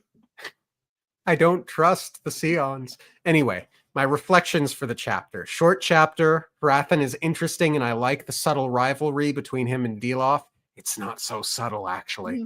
No. I don't like Delof, or rather, don't trust him. Surprised but not surprised that the Giorns use Sions. Very much like Hrathen's distrust of the Sions. Very much like Hrathen's. Okay. Anyway, anything you have to say on the chapter? Nah, I've said it in the plot Great. bits. Okay, chapter 13 summary. Mm-hmm. Raoden finds an Aeon dictionary. A cleaner joins the crew, and the rooftop garden is progressing. Karata comes to the chapel with the intention to destroy the place, but Raoden promises to take her into Eodin's palace. They use the well to travel outside of Elantris and use a secret tunnel to get into the palace. Karata leads Raoden to her old room where she served as a guard with her husband. She leaves a note and necklace for her daughter. The husband finds them but doesn't recognize her. Raoden feigns a magic death spell to escape. Karata and Raoden go back to Elantris, asking the guards to let them in, which they do. Karada offers Raoden her loyalty, then shows him the children. Karada and her gang have been taking and feeding the children that turn. The children are more resilient than adults, and feeding the children helps the adults forestall their own hunger. Excuse me. Raoden goes back to his chapel where he gives their guard an unrusted sword and tells them Karada's gang is joining them and that he wants to show them something. Okay, this was a long chapter, but I remember liking it quite a lot. Mm-hmm. I do just want to ask you about one of the first things that you put in your summary. You said the rooftop garden is progressing. I don't think there is a rooftop garden at this point. There's no garden. They haven't planted anything yet. No, but there used to be a garden on the roof before the fall, and they're cleaning it up and preparing it for the garden, was my understanding of that situation. Like the bones of what used to be a garden are there, and they are revitalizing it. Mm-hmm. Or maybe I'm wrong. I defer to Kitteh. I didn't know if it was actually a rooftop. I think there was just a rooftop. They're starting to in my mind the garden is outside the building, on the ground floor, and they are trying to. I don't know when somebody a builder joins the crew, and they're actually trying to make a roof for the chapel. Maybe that's what you were thinking about. Gotcha. I defer to you. Raoden found a dictionary and needs to learn a language. Interesting that there was a conversation earlier about only being able to learn 6 languages. I don't remember if I write it here or later, but Casey is really good at learning languages. That's going to be important. I already said Adian's going to be the one to save Elantris. I'm pretty sure Casey's going to help as well. Yeah, makes sense. I wrote, wow, okay, first, do you trust this guy? Okay, yep, you're very quick to let him stay. So this guy, Kahar, or Kahar, comes in and he's like, hey, I heard you have a secret to make the hunger go away. Can I come and stay? And me, being the distrustful statue that I am, I was like, I don't trust the guy. Yeah, I as well. I was also like, that's going to turn out. And there was at some point, there's some shout from someone else. I'm like, there it is. He's done something. He's turned on him and he's attacked them. But actually, it didn't turn out that way. So, yeah. I was with you on that distrust thing. Yeah. Lauren cleaning the garden. He's going to try and grow food, isn't he? Yeah. On page 165, he had never considered himself an overly cheerful person. Here in Elantris, however, Raoden found himself reacting to the air of despair with defiant optimism. I wrote, very Kelsier. Yeah. I don't know when we get to him having defined, well, his optimism being a responsibility. He actually has to keep it together. I think this does happen. He still has to, he feels bad being optimistic in front of the new guy, but he has to do it for them. He's taken responsibility for doing that. I think he is starting to feel his own hunger, and things like that. And I don't know if it's this chapter or I think it's later on in the book, but we get the sense that Raoden seems to feel the pain and the hunger more acutely than others. Do you think that that's actually the case, or that's just him not being dramatic, but like just normal for what everyone there feels? What do you think? I do feel, because he's special. I feel it maybe the depth of a person's pain in Elantris has something to do with their character. So I do think he might feel it more than others, but he's not sure, and he glosses over that thought. I feel like there might be some truth to it, but there's no reason for him to think that. There's nothing he can So from a meta level, yeah, I do think he probably feels it more. But yeah, technically, no, there's no reason, known reason. Yeah. Right. I feel for him forcing the optimism. It's tough. Yeah.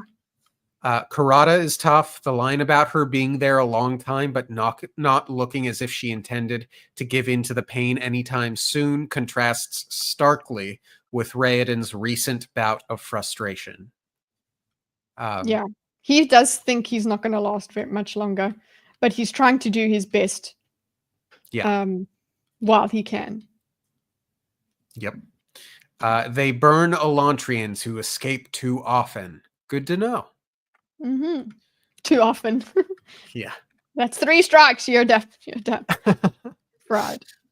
Also, the line, I can get you into the palace. I wrote, ooh. Oh, if he leaves for the city, he can try and see Keen. Possibly meet Serene. He does neither of those things.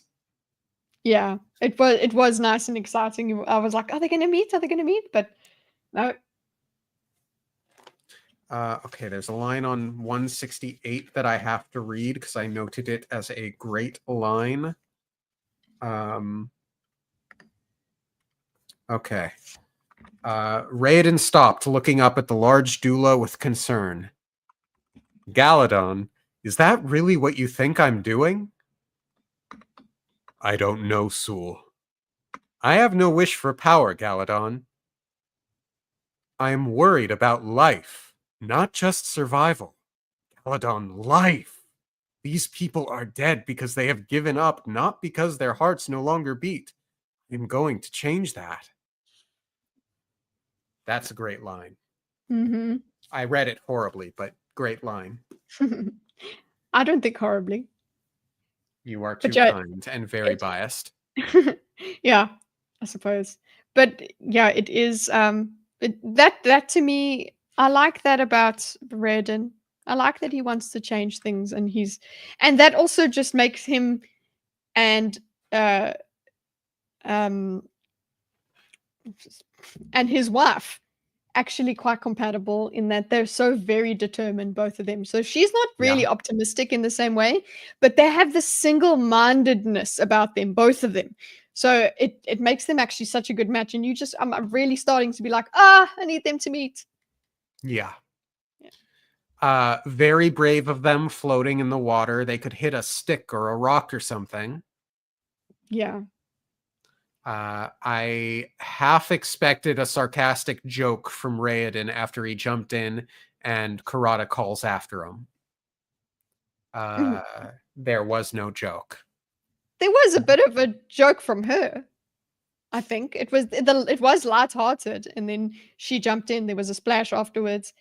I found it very funny that he basically is coughing up his lungs, and she's like, shh. She tells him to keep quiet. And also, it is quite funny with Raoden, the way he thinks. He goes, I shouldn't have thought about the metaphorical meaning of being in the water. Whatever, I should have kept my mouth closed. That made me laugh.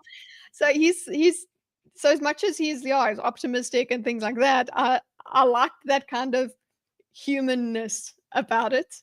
It's like, oh yeah, you could make silly mistakes like keeping your mouth open. Yep. That's good. Oh, and did you enjoy that I really liked the quick thinking of the death spell where it's like, whoa, if you move for the next hour, you'll die. That was nice. I like that. I thought that was great. Yeah. But it would have been quite crap if the magic only worked in Elantris. Yeah. Imagine he just makes this hand wavy gesture and nothing happens. It was great. One of my favorite parts of the book. Very lighthearted. I agree, Libralisa. See? They're individuals. Exactly, Libralisa. Are they? Are they not? And I don't know. I don't know yet. They have different voices. Hello? Hello? Yeah. Um, um, um, um, um. Eodon is afraid of assassination. I'm enjoying this chapter a lot so far, eager to see how they try to get into the castle. Uh, by the Did way, you? Karata Uh, is probably like my third favorite character. I think it's Rathan, mhm. Galadon, Karata. Yeah, I like karate. I was gonna say the what's her name? Um, well, I missed it now. Sorry, because of karate. No.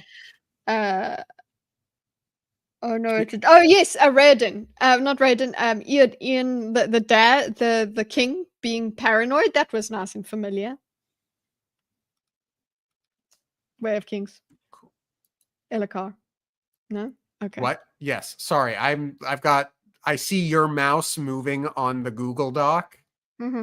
and I see the chat and I just got distracted. I'm sorry. I have ADHD'd, but I defer to what you said and take the opinion as my own. Thank you. Yeah. Unless it was something about how tall girls are not as good as short girls, in which case, heresy. Um, Curious what Karata wants in the palace. I believe her when she says her quibble isn't with Eodon. I'm guessing a lover. I wasn't entirely off base. Hmm. I had guessed she was going to see her lover, and it was some weird necrophilia stuff going on. Ew. Glad it wasn't. Glad it wasn't. Oh, okay. I wasn't on that path. I thought it was also a kind of goodbye sort of thing. I didn't know there was a child involved. I thought Yeah. it was a she's been trying to do it, but I suppose because of the regularity of her escapes, you Yeah. were thinking, but yeah, she just never That's got into exactly the it. palace. For me, I knew she had never gotten into the palace. So, Gotcha. ew. They're a bit darker than Sanderson's usual. I didn't think it would go into graphic detail or anything. I just assumed it was a lover. I wrote, "Oh no, it's her child." Aw. Yeah. Aeon Shio. Oh shit, he's bluffing. He can't make that work. Also, oof, forever broken wrist. Um, yeah, because did the guard break her wrist? That's what it sounded like to me in the fight. Hmm. I don't know. I don't want to be in Karata's POV because she'll have way more pain. But yeah, also shame she has to fight her husband. Yeah. Oh, yeah, it was not good. Yep. He broke her grip, blocking her leg with his own. Okay, not her Mm. wrist. Okay. Oh man, poor Karata. Um, Corn called it. Ha. Um, Yeah, that they were going to Garden. garden. Yeah. Well, they're going to farm. Yeah. Mm. Flippant Raiden with the guards was very funny. Yeah. Um, okay, Oh, Kitteh, for me, what? I also enjoyed how empathetic Raiden was when she says that her husband didn't recognize her and everything. He's very empathetic. So. Yes. I wrote an interaction between Karata and Raiden. Kitteh, the dialogue is right there in the Google Doc. Will you please read it? Mhm. Or do you not want to? I'll get to it. It's good. Where is it? I'm just gonna scroll. I've highlighted it. I don't know if you see my highlights the way I Okay, I see can see. yours. Yeah, okay, Okay, yeah. so obviously you are the K's and I'm the Mhm. R's. You make it sound as if we wanted to be here, like it was a privilege. And that is exactly the way it should feel. After all, if we're going to be confined to Elantris, we might as well act as if it were the grandest place in the entire world. You have a measure of defiance in you, my prince. I like that. Nobility is in one's bearing as much as it's in one's breeding. If we act like living here is a blessing, then maybe we'll start to forget how pathetic we are. I loved this passage. Mhm. And now I'm imagining some sort of situation in which the Elantrians grew tired of paradise, so they self-destructed, hoping people more worthy would inherit Elantris without taking it for granted, or something to that effect. Hmm. That is quite a cool thing to think about. That makes me think of people thinking of the fall being a test of faith to people. Mhm. So this whole thing of worthiness, being able to fix it means means you're worthy of Elantris. I don't know. I like that idea. Yeah. I wrote, Karada takes the children. Children, for the most part, are resilient. What's that about? And with your amazing revelation, Kitteh, about Adian, Mhm. I think that's what this is about. It's just making you think about that sort of thing. But also just with when it comes to the innocence of children, they don't know any other kind of existence, really. So they are way more adaptable. Um, Yeah. which also just makes me think of how well Sanderson writes trauma and things like that. That's what children do. But they do, if they fall over too often and whatever, they do lose it still. They do become Yeah. lost. Yeah. Yeah. Raoden earned Karada's loyalty. Of course, it was building to this, but it's still heartwarmingly earned. Mhm. My reflections for the chapter.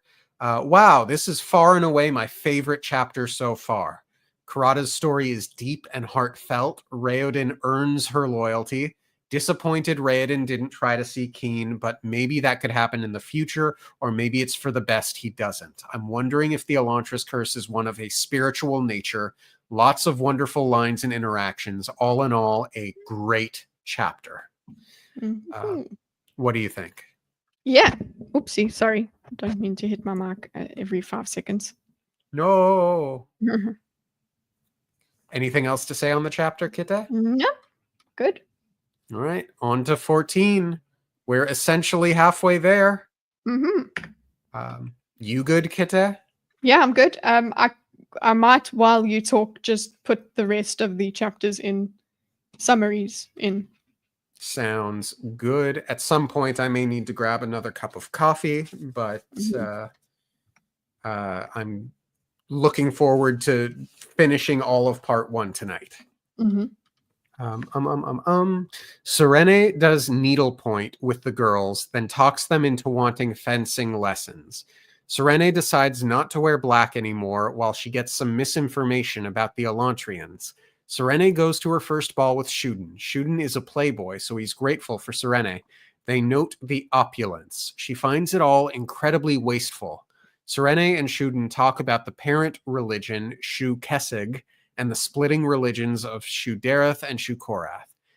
They go to the VIP lounge where they see Hrathen. The queen calls Serene over, where the king grudgingly consents to letting the women fence. Serene tries to listen in on a secret missive, but Hrathen spoils the moment. As Telri joins the room, Serene, Shuden, and Royal affirm their suspicion that something is going on between Telri and Hrathen. Mhm. Mm-hmm. Go on to your notes. I wrote, this is the pick a little, talk a little scene. For those who don't know the Music Man, there's a song that makes all of the women of the town sound like clucking hens. Pick a little, talk a little, pick a little, talk a little, chip, chip, chip, talk a lot, pick a little more. So Warren, the Music Man, is awesome.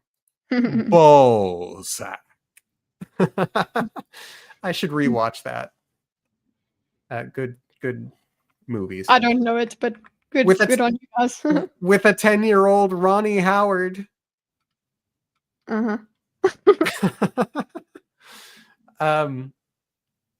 So Warren, I was in the quartet. Nice. I was never in that show.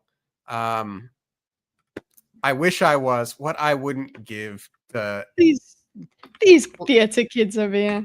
play the main guy. I would be the Shapoopy guy, though, unfortunately. I mean, not unfortunately. It's a great role. I shouldn't say that, but I want to be the Music Man. Anyway, doesn't matter. So Warren went all in on the Hrathen stuff.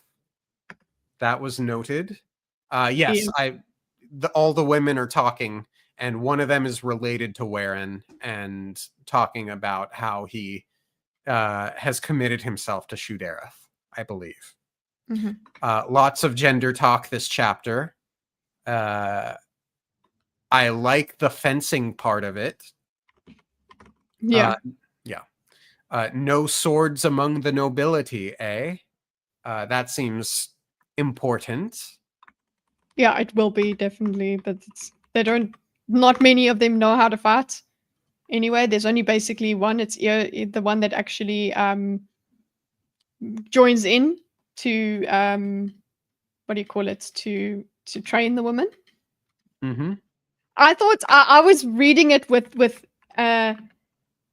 Ali in my head, and Ali would totally be like, "Oh my god, he's mansplaining," but it's like, no, he has experience in teaching, so that is a shortcoming, and you can see Sarah, and she does actually get a bit like Serene. She does get a bit irritated, but she understands when she is bettered by someone else.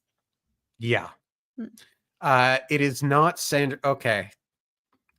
It is not Sanderson's fault. I'm bored of gender disparity topics and stories. And what he did effectively. Yeah. I imagine, yeah. That's very much a me thing. So there was an immediate, like, visceral ugh An from ick. me. An ick. There was an ick. But I acknowledge my own biases on the topic. It's not Sanderson's fault, and what he did effectively, which is what I wrote. Yeah. I imagine it will be humorous when all the women start learning how to fence. And sure enough, they do at some point. And I wonder if their fencing will end up saving the day. I'm pretty sure, like, Warren is going to attack or something, and the nobility won't have swords, but all of the women will be competent. That's what I'm expecting. At least it'll help. I think that they're not going to be. Some will be actually good, and others are just, basically middle-aged women going to gym where we don't do stuff. We just there. We're happy to be there. We're not doing it really properly. Yeah. I think that's what most of them would be. I think there might be like one of them, the young girl who's very intelligent, whatever, the one that actually ends up kind of flirting with Shuden. I think that girl is probably going to save the day in some way. Yeah. And BMO And writes.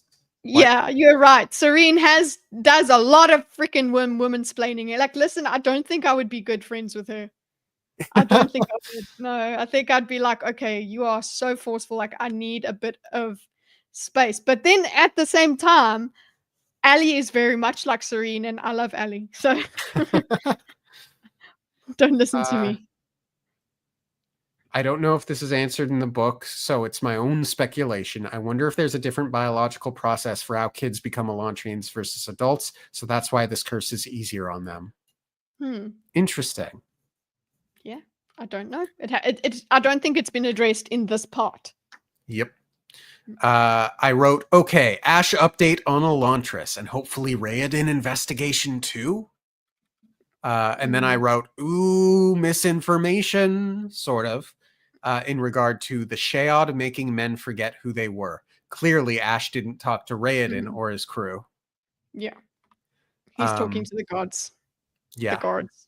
Yeah. Sorry. And I really like, just as a plot device, or just, I love when characters get information that's sort of true, but not the full truth.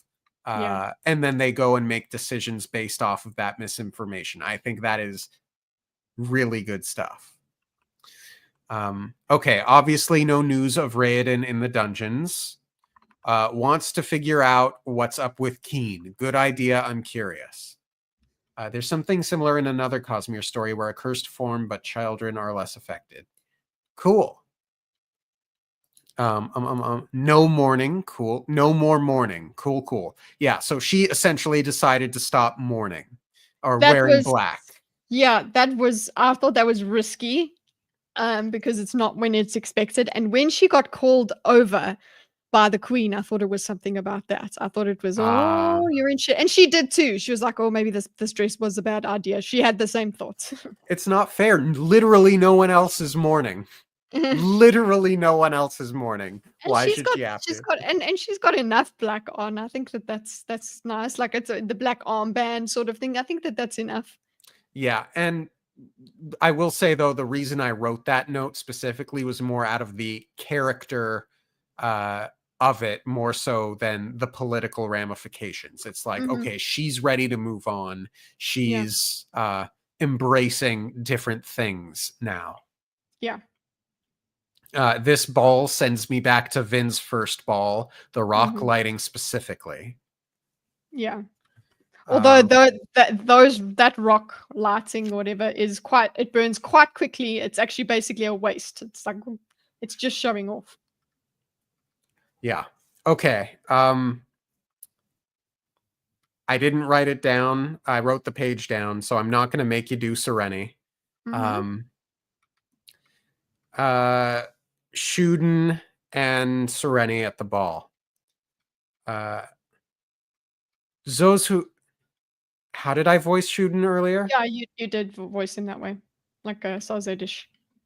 Those who can least afford extravagance seem to be the ones who most determined to spend what they have left. You are a wise man, Lord Shuden.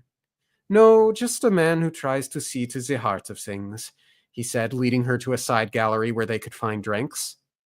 What was that you were saying before? What? Oh, I was explaining how you are going to save me quite a bit of distress this evening. Why is that? There are some who, for one reason or another, consider me quite eligible. Many of them won't realize who you are and will stay away, trying to judge their new competitor. I might actually have some time to enjoy myself tonight. Is it I, really that bad? I usually have to beat them away with a stick. To which I wrote, with an angry face, spare me your woes, Shuden. yeah. He's my least favorite character in this book now. Screw Oh, you. really? Yeah. I don't think so. Okay, I get why. But also the way you call him a playboy, I don't agree with that. A playboy takes all of the attention, Yeah. um, and like delights in it and carries on. He doesn't. He actually only lands up liking that other girl, Serenia. Yeah.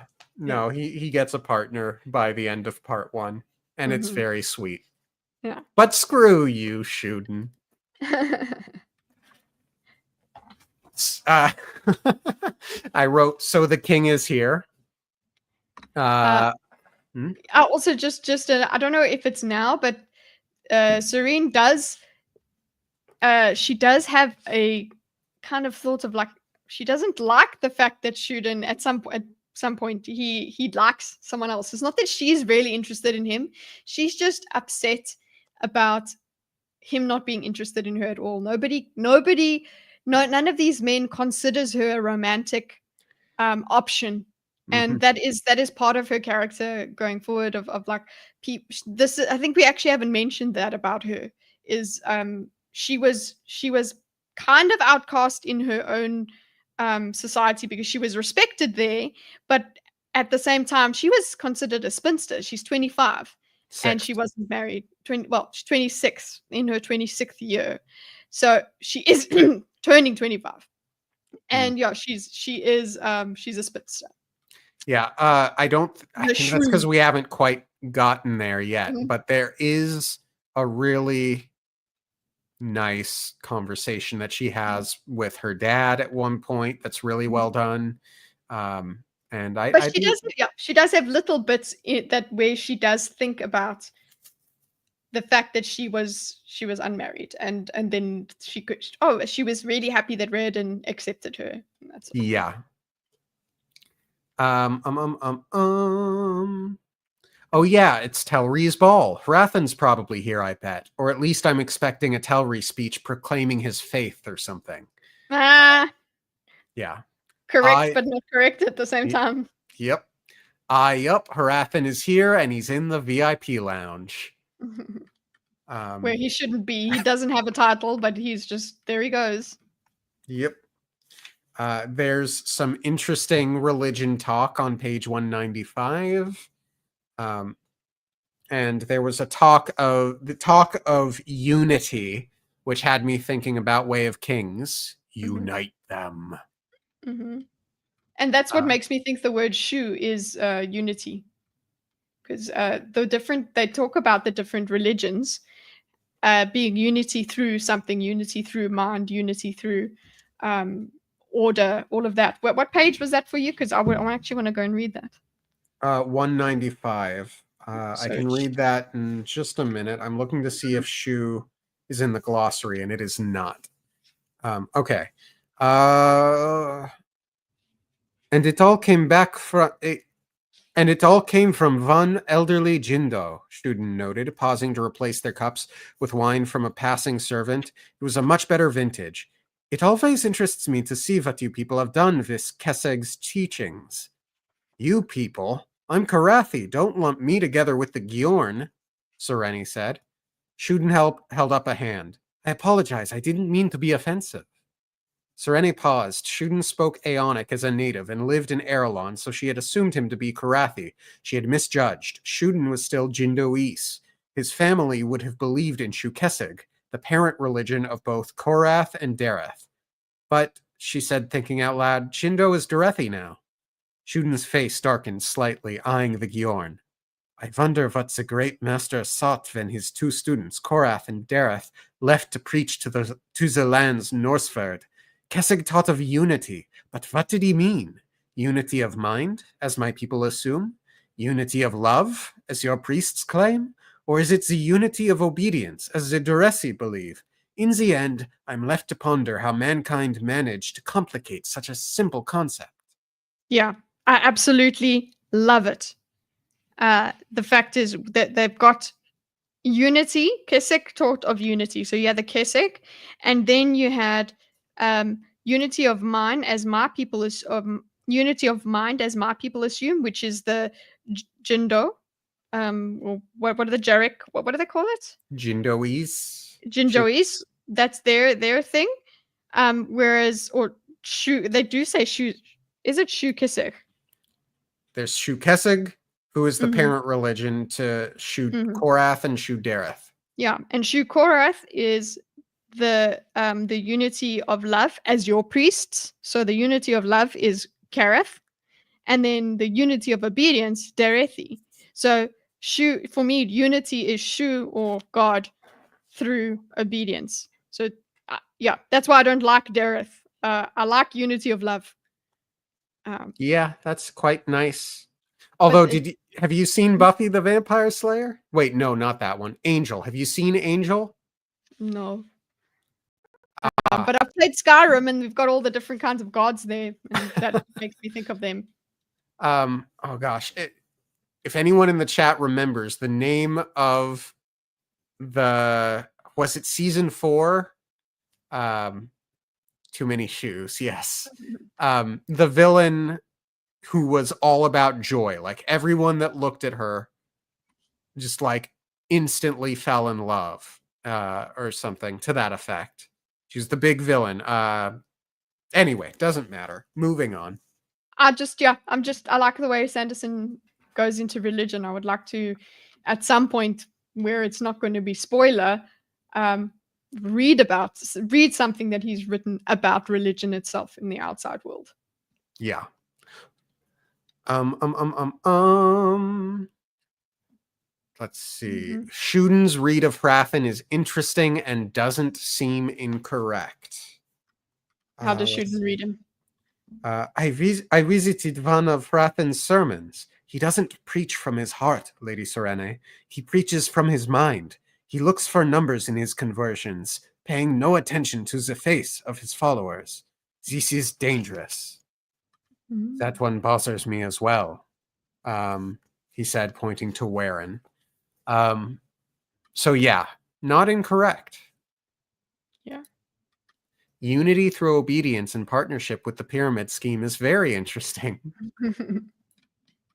Yes. You'll be happy if you just listen and just do what the person above you tells you to do, and you will be rewarded. Yeah. Hoping Hrathen and Sereni will have a chance to talk. Sadly, they don't this chapter. And I think at this point I was starting to get a little frustrated that they haven't interacted. And then I'm like, well, that's not actually true. They interacted on the wall. Mm-hmm. But I feel like I wanted just a little bit more of them goading each other directly. But we kind of get that here. So I feel like, I don't know. I keep going back and forth on it. Um, on page 198, one begins to wonder just what Telri is advertising and why he wants us to know how wealthy he is. Good line and connects to an earlier one from when they arrived. Yep, because they were wondering about what the wealth signals as they were walking in. Yeah, I'm sorry. I know how Eodin is supposed to be, but so far he's just coming off as an underdeveloped, one-dimensional villain. All the scenes he's been in so far have been more or less the same. Yeah, so this is where I started to get really frustrated with Eodin's writing. Mm-hmm. I am okay, again, like I said, because there are people like that, people exist in that manner.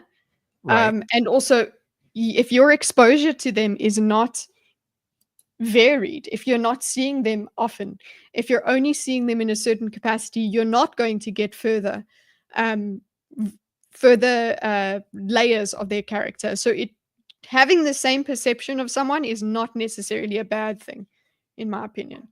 And Gotcha. again, and like I've said as well, characters, there are people that are just that simple. Yeah, I suppose there are. Mhm. So Serene was trying to eavesdrop on whatever missive the king was getting at the time, and Hrathen like whispers loudly about eavesdroppers, to which I wrote the note, ha ha ha ha, point Hrathen, game tied at 1-1. So And she yeah. does get pleasantly irritated with that. Yep. She's like, he did that on purpose. Yes, he did. Of course he did. You guys are in a duel here. Yep. And then I write, oh, wibbly wobbly timey wimey here. This all happened during the last chapter. Neat. Yeah. So I think like she's walking back to her place, and turns out someone had broken in while she was at the party. Yeah. So my reflections.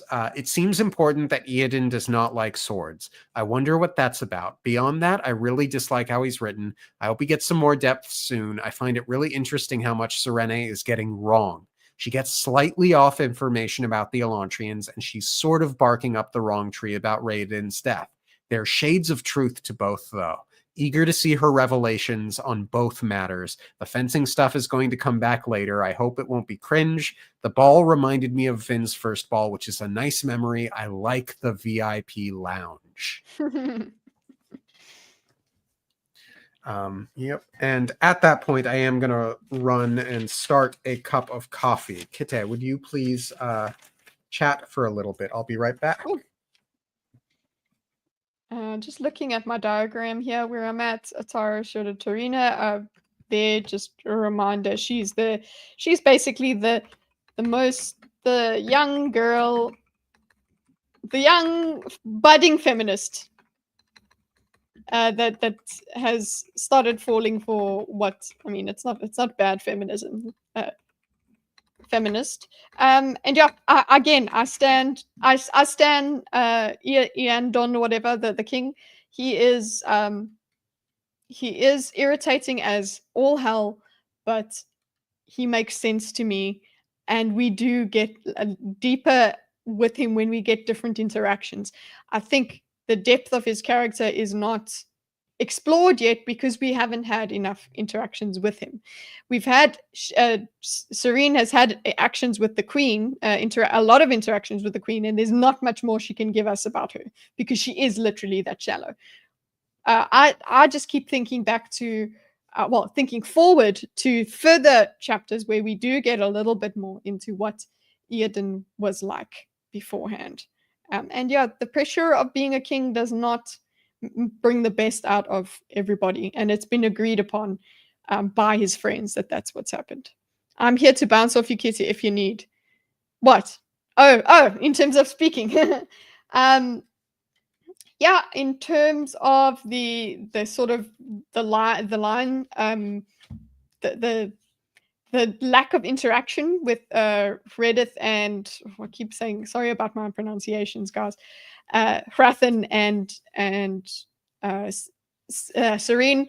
I'm okay with them not being close to each other because it actually creates this huge tension between them. I'm enjoying it. I like how they are opponents, but they still respect each other. Because it's not just, oh, I hate that guy, he's horrible. It's like, no, he's doing something. And I do really enjoy the way that Serene's like, if he wants something, I want the opposite.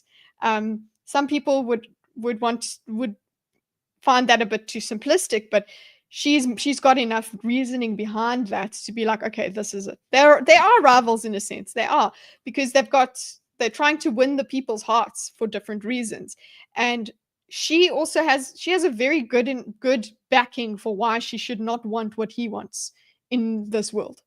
She's thought, and I love the way it's written, that we get that sort of thinking in her POV, where she goes, no, it's not, it would threaten her country, so she has to be against whatever this priest is looking for. He can't be up to any good for her.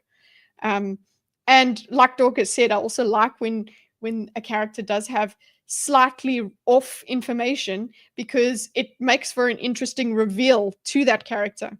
And of course, one of my favorite concepts is the dramatic irony. You knowing that the character doesn't know is also a juicy little bit, because you're like, oh, you're so wrong. And the fact that you know for sure that they're wrong just adds a whole dimension to the writing that is so enjoyable.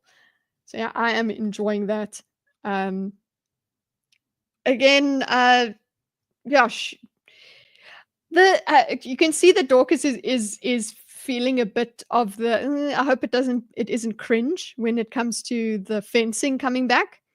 That I agree. Like, I don't want it to be too woke, I suppose, but we are highly sensitive to that sort of thing now because of where we are in pop culture now. When this was written, that wasn't the case.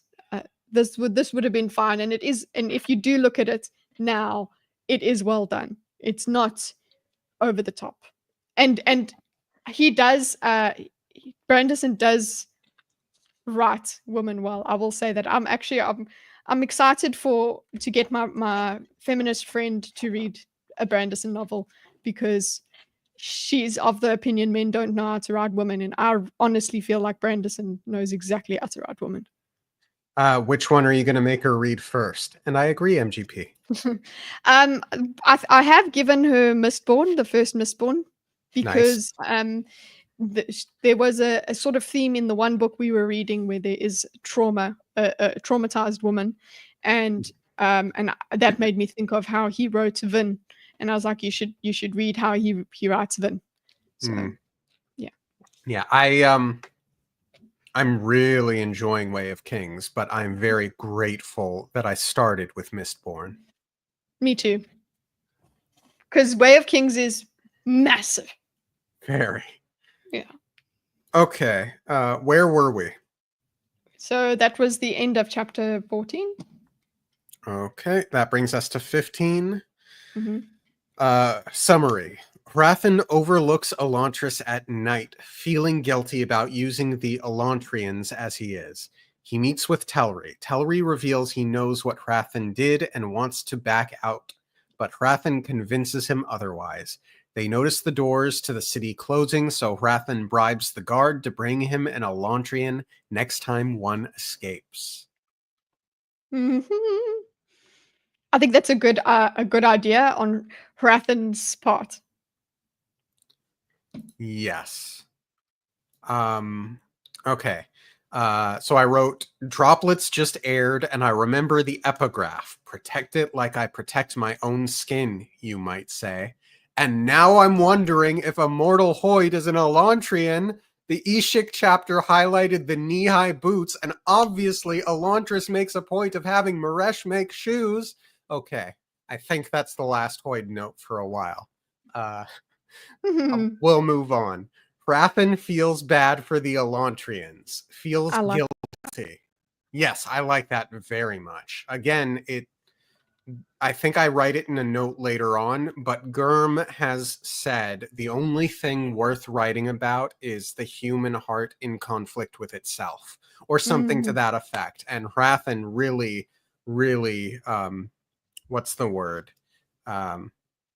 Accentuates, highlights, is a great example of this. And it's part of why Hrathen is my favorite character in this book, is because his is such an internal conflict. Interesting. Of course, it won't stop him from doing what he will, but deep down there's conflict, and I find that very interesting. Yeah, it is. He is the most interesting character. I will say that.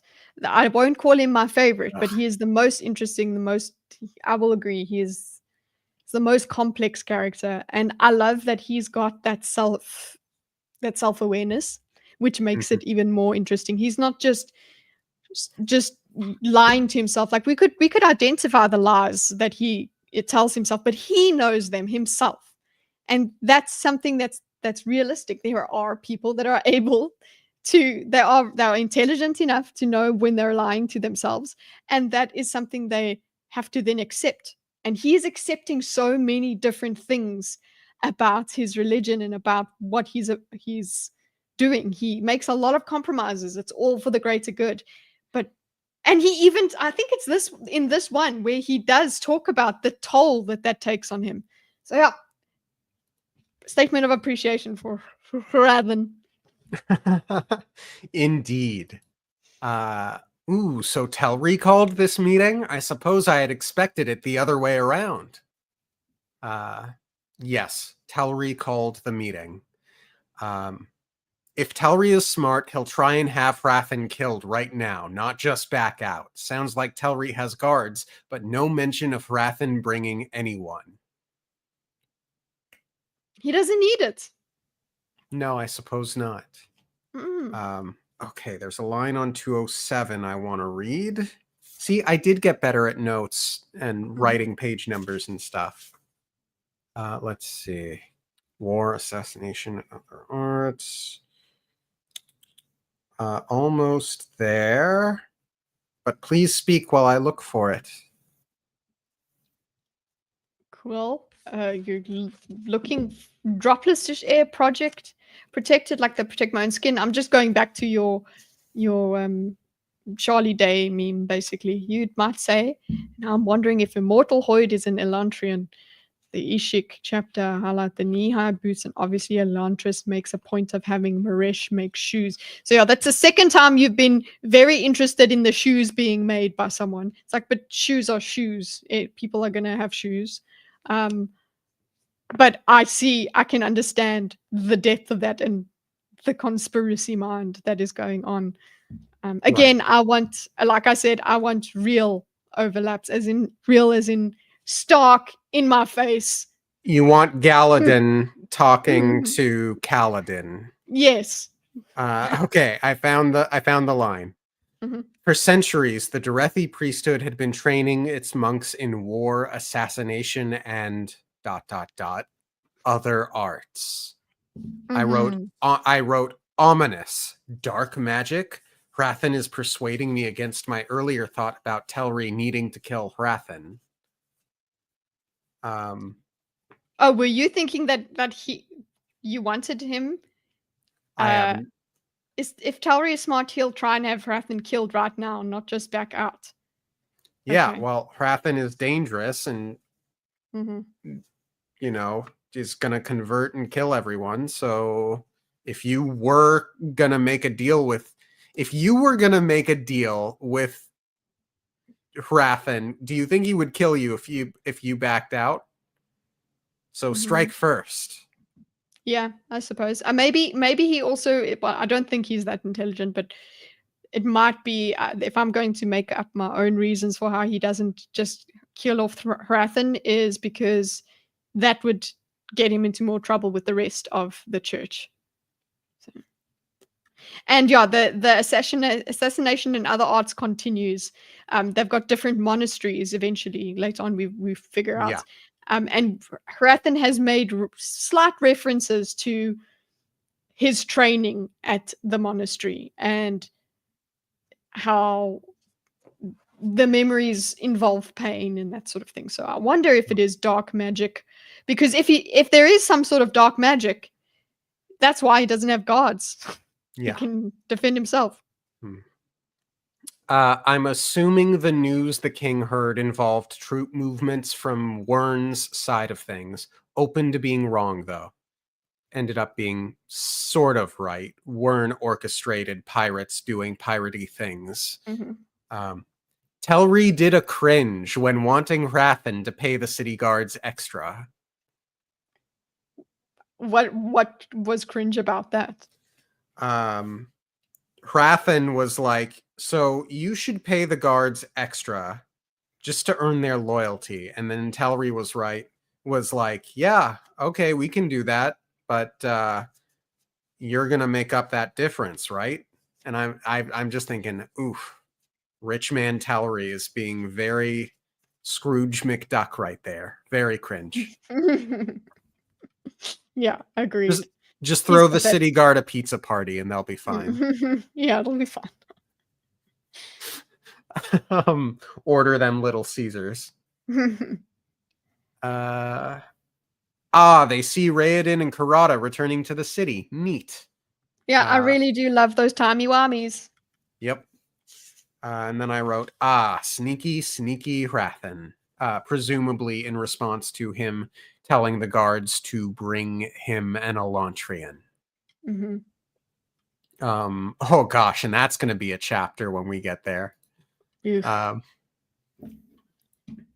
My reflections. Straightforward chapter. Hrathen gets some more depth as a character. He's worried about Serene, rightfully.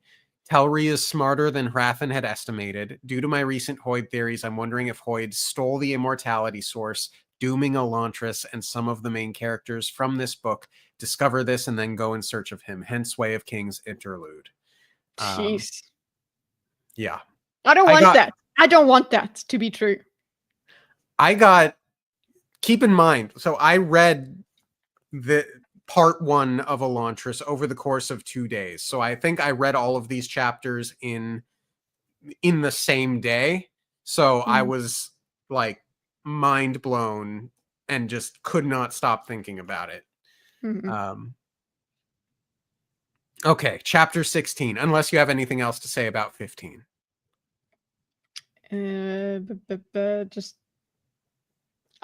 Just that I don't want that to be true, that an individual, a one dude, is the reason that all of this happened. Just one mischievous, I don't know, planet bouncing dude. God, then I fucking hate him. I'm so sorry. I really hate him. Then, if that's it, if that's the answer, I'm not even interested in how cool it is that it happened. I'm so upset. There you go. Thank you, Libralita. This is all Hoid. Just Hoid. There's a difference. I hope you're wrong. That's all I'm saying. Okay, next one. I'm working with limited information here. Okay, chapter 16. Raoden reflects on how he tried to free Ian as a child. He realizes what's wrong with Ian now. Raoden mentions the fall of Duladel to Galadon, who didn't know about it. Kehar finished cleaning the chapel, revealing a statue. Karada's second in command brashly intends to fight Andon to protect the children. Raoden notices the fighting place is a rigged trap. He reminds Andon that he was once Tan, a sculptor, living in what could be the most beautiful city in the world. Raoden successfully de-escalates the situation. Tan decides to join Raoden. Hello, anime nerd. Planet bouncing world hopper. Yeah, that world hopper. It's not much better, but still, yeah. I'm just if he's the doom of Elantris, then he needs more than planet bouncing as a title. Yeah. Yay, another Raoden chapter. I think he's my fave POV, followed by Hrathen, followed by Serene so far. Yep. Oh, Ian is incomplete. Noted. Also, his name is Healing. Noted. So I brought that up earlier. Yay, me. yes. Maybe You're it's only ahead of because I remembered it earlier. That's all. I don't know if we only find out that his name is Healing now. Okay. You're going through your notes, but just as we're on his name and his incomplete, right? Mhm. I'm like, can't you just clean off the grime, I suppose? But I mean, it's the same thing. You can't just clean off your skin and become, clean. I just want Ian to be back. I want him to be conscious again. I want that to be a thing that you can just bring them back. Would be nice. Mhm. Elantris fell because of a spiritual decay, and Raoden will be the spirit healer. So yeah, that's me trying to think in a literary sense. I think so. Yeah. I wrote, he wants Serene's letters. Cute, romantic. Am I crushing on tall Serene? Maybe a little bit. That's what you're supposed to do. And you're supposed to love that they actually are compatible and you want them to be together. Because I was worried when I first read it, he mentions having spoken with Serene through the Seons, right? But he himself didn't mention the letters. She only mentioned them. So I was like, oh my gosh, paranoid. Somebody wrote the letters for her, like there's some sort of manipulation going on. But now that he referred to them, I was like, okay, I was satisfied. Okay, it was real. Their connection is real. So I like that. Yes, very much so. Mm. I really do like the romance of this Mhm. book between the two of them. I think that's really nice, and I'm expecting a very nice payoff. I hope I won't Yeah. be disappointed. Poor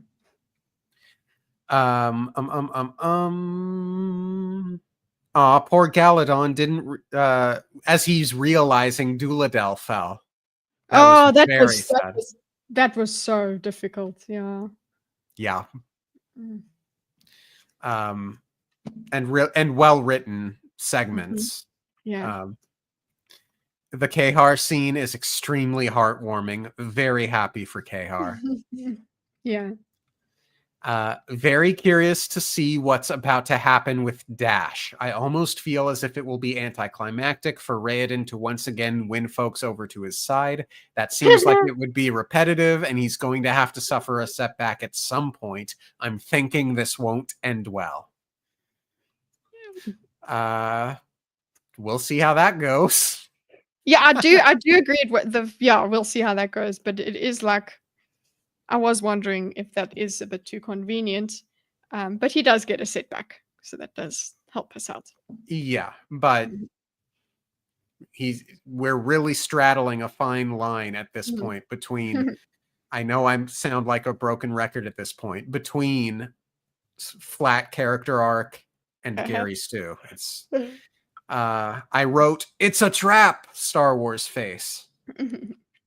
um because the place that they were trying to sneak into or that Dash is trapped, and it's obviously a rigged trap. Very clearly so. I wrote very brave gambit from Raoden going into the trapped room. Mhm.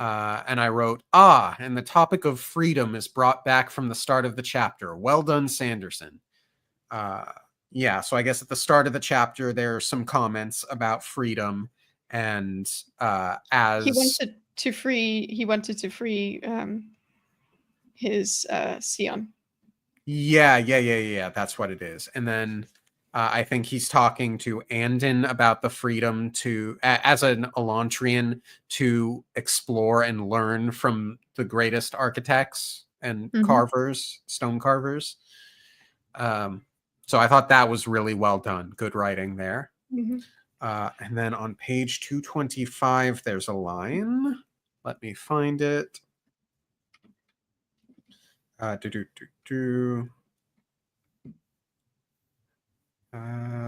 you can talk for a moment, please. I was worried about the because yes, we do get the great cleaning thing, and it's very heartwarming. But I was like, if that grime starts coming back at an faster rate, at a faster rate, if that will be like, if they wake up tomorrow and it's back, that will make me really sad. that thought did enter into my mind at one point. Okay. They have no purpose in Elantris. Titles and class, those are ideas for another place. Listen to me. There are so few of us that we can't afford to lose a single one of you. Is it really worth it? An eternity of pain in exchange for a few moments of released hatred? Great line. Mm-hmm. An eternity of pain in exchange for a few moments of released hatred. I feel like that can be kept in mind when we talk about Dilaf. Yes. I do wonder, I'm like, should Dilaf be taken? Oh, the fact that he hates the Elantrians so much, I wish he could get the Shard. That would be so much fun. Transforms. Sure, but what happens when, like, he transforms for like 2 minutes and then Raoden fixes the problem and suddenly Dilaf is a god? Mm-hmm. Oh no. Or Dilaf gets beheaded before too. that thing happens, and all the beheaded guys actually don't get shame. Sorry, they don't get to be alive. That would be the preference. Mm-hmm. Okay, reflections. Okay, so the Ian stuff was good. Very sad for Galadon and heartwarmed by Kahar. I like how the topic of freedom from the start of the chapter came back at the end of the chapter. I'm enjoying Raoden a lot, but I'm concerned at this point that Raoden is a Gary Stu character. I suppose you could argue his is a flat character arc, meaning he is more or less stays the same throughout the story, but improves the lives of everyone around him. But so far, he has been successful at everything of significance he's tried to do, and flat character arcs don't necessarily mean they don't fail at various points. This is all stuff I've said before, but I'm being meticulous in my notes, and we've got, I think, our format now established. So thank you for bearing with me through the repetition, everyone. Sincerely. Kitteh, anything to say about the chapter? No, I think I'm still okay. The character Raoden is not ruined for me. Cool. Chapter 17 then. Summary. Serene begins her first fencing lesson. Serene is not as good at teaching as she thought she would be. Eondel and Shuden interrupt. Eondel gives a few pointers. Eondel and Serene duel. Eondel lets Serene win. Shuden does a karate dance, earning him too much attention. See my earlier note about Shuden being a playboy. Serene He's not a playboy. He's not a playboy. I don't trust his motivation in doing that. Serene goes to a Karathi chapel to find out what the widow's trial is. She learns she has access to Raoden's money. She determines to oppose Hrathen by making people like the Elantrians. She has a long conversation with her father about her decision to stay in Arelon, her insecurities as an old shrew, about Wern's Hrathen's plans, and other things. She goes to bed, but not before hearing a mysterious sound from inside the walls. Okay, I wrote fencing lessons. Sanderson highlighting Casey's language learning ability, feeling pretty confident Raoden will get to Keen somehow and have Casey learn the dictionary in a timely manner. Calling it now, Serene will win the duel. Semi called it. Yeah. But at that point, did you think she was going to truly win it? I did. Probably, yeah. I think so. I like that she didn't. I think that is... I agree. That's notable because this man is... Not just because he's a man, he actually is skilled. And he's still a man, so that also helps. Yeah. His reach is not longer than hers. Um, like her usual advantage that she has against other women is not there. So yeah, I enjoyed that, and also the fact it makes also a nice. I like Eondel. I do like him. I like Eondel as well. Mm. Eondel threw the match so Sereni wouldn't lose face, probably, since she's Mm-hmm. the instructor. Yep, Yeah. called it. Mm-hmm. Oh, a slight connection between Serene's plan to have the peasants work because they want to, and Raoden's plan to have the Elantrians work for pride because they Mm-hmm. want to.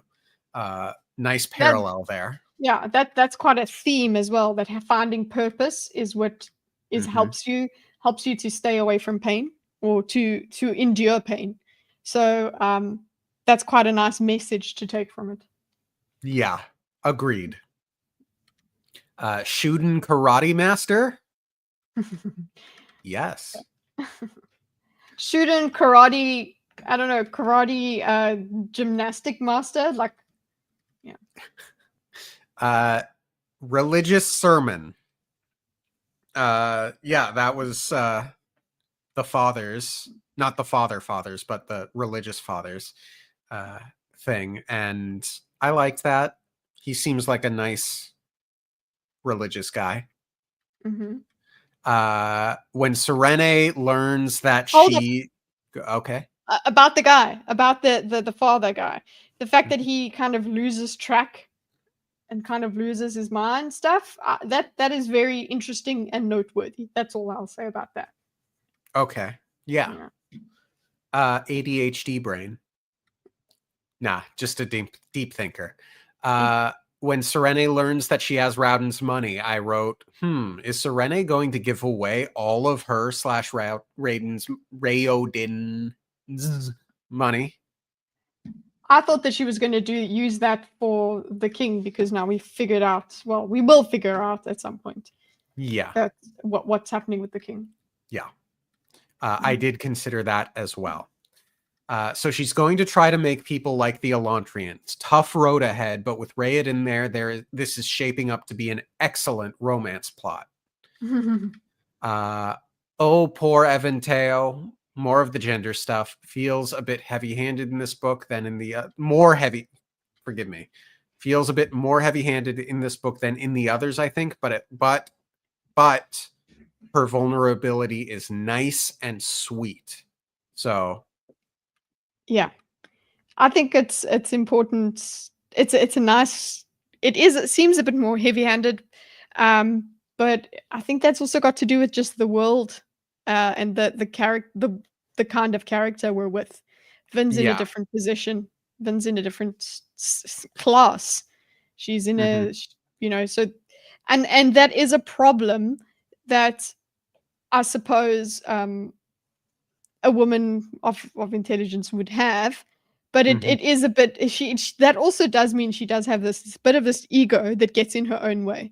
As much as she is insecure, she overcompensates and also has this prejudice that all men are looking at her this way. All men are going to expect her to be stupid. So she comes with a chip on her shoulder, and that makes her seem like a shrew to a lot of people.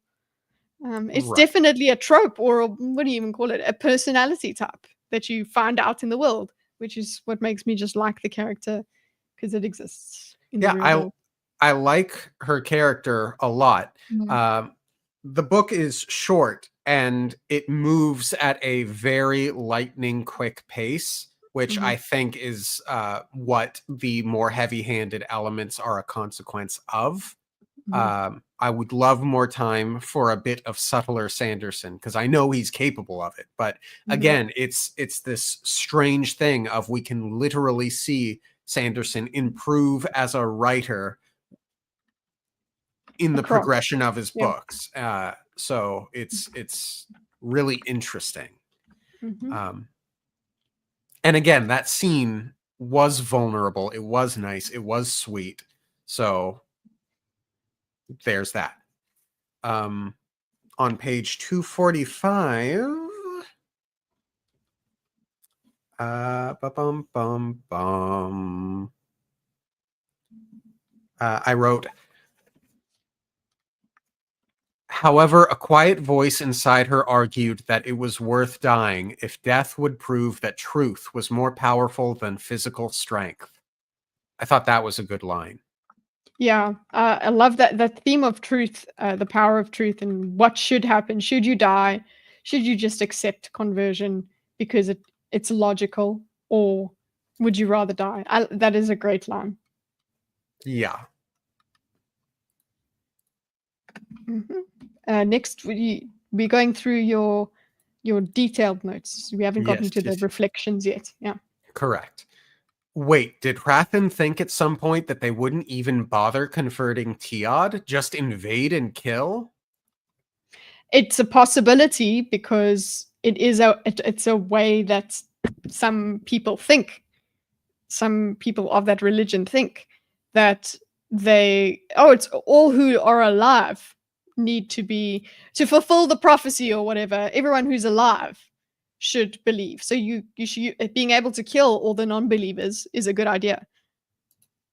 Right. Dilaf, I think it's Dilaf who actually explains that as a thought, as a conclusion that some people have in regard to their Dorothy texts.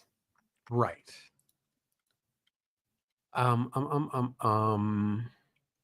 The messenger was probably informing the king about the destruction of his ships. Oh, called it. Yeah.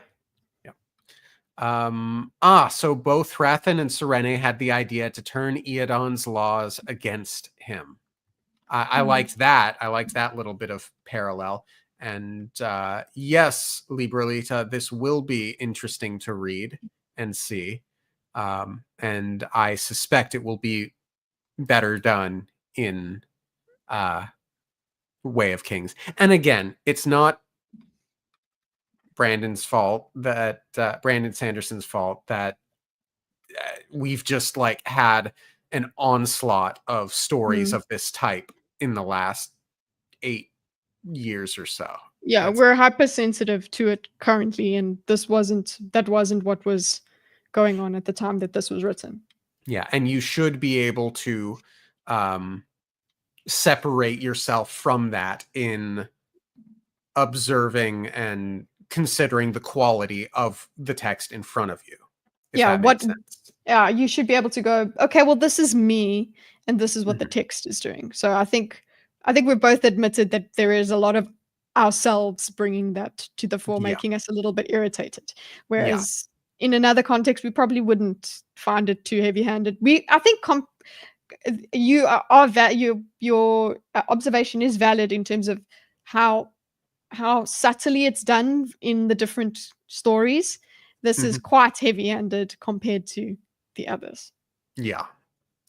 But it is interesting because maybe I would find it less heavy-handed if I read it the year it came out as opposed to today. Maybe. And again, well, no, I don't know about again, but it's worth noting, like, we try to offer what analyses we can given our limitations of knowledge and so on. But we are also expressing our experience reading it. And with that comes our personal baggage. Yeah. We're not like offering writing critique or anything like that. We're talking about what we liked and what we don't like. So yeah, I absolutely come with baggage when it comes to gender dynamics and things like that. So my take my analysis with a pinch of salt. Same. Ditto. What did she hear? I presume the secret passage used earlier in the book. Has Raoden come back? Yeah, so she hears a strange noise from behind the walls, and I thought Raoden was coming back. Oh, you thought that? Okay, that yes, I also thought that could be a possibility. Was the next chapter going to give us some sort of timey-wimey thing that makes us realize that that's what Raoden was doing? But it could also be the king doing it the way she thinks. Somebody. But actually, Lukel also used to use it with him. True. So it seems like Lukel might be doing something with Yes, that. possibly. But yeah, I very specifically I remember expecting that the next chapter was going to be a Raoden chapter, and it was going to be him trying to meet Keen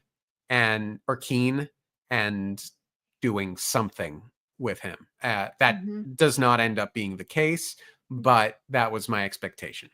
How horrible would it have been that they're so close? Like he's literally in the walls and she's right there, and you're like, guys, can't you just run into each other?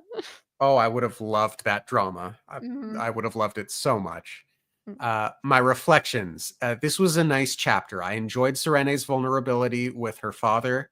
Some nice lines in philosophy from both Omen in his sermon and Serene later on about truth. Anything else you want to say about this chapter, Kitteh? No, good. I like her relationship with her father. I really do. Agreed. It's always heartwarming. Agreed. Chapter 18 summary. Hrathen interrogates an Elantrian, then sends him back. Deloff becomes overzealous during his speech and nearly incites a riot after revealing the Elantrian, but Hrathen manages to regain control of the crowd. Later, Hrathen burns the Elantrian and chastises Deloff. Hrathen uses his Scion to talk to a mystic of the mysteries. He orders 2 doses of a potion, said to arrive in 2 weeks. 70 days remain. Mm-hmm. I at one of the things. Okay, no, wait, I'm at the wrong point of the notes. Never mind. No. We're on chapter 18, right? Yes.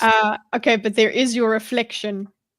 The point is when he asks for a potion, the not knowing what he asked, because he lists the properties he needs for this potion, what he needs for it to be. He lists all of that, but that's it. The fact that we don't know is infuriating, but it's good. That's good writing. Obviously, I'm not going to let you know. I love the way that he makes mysteries, Brandon Sanderson. Yeah. God damn it.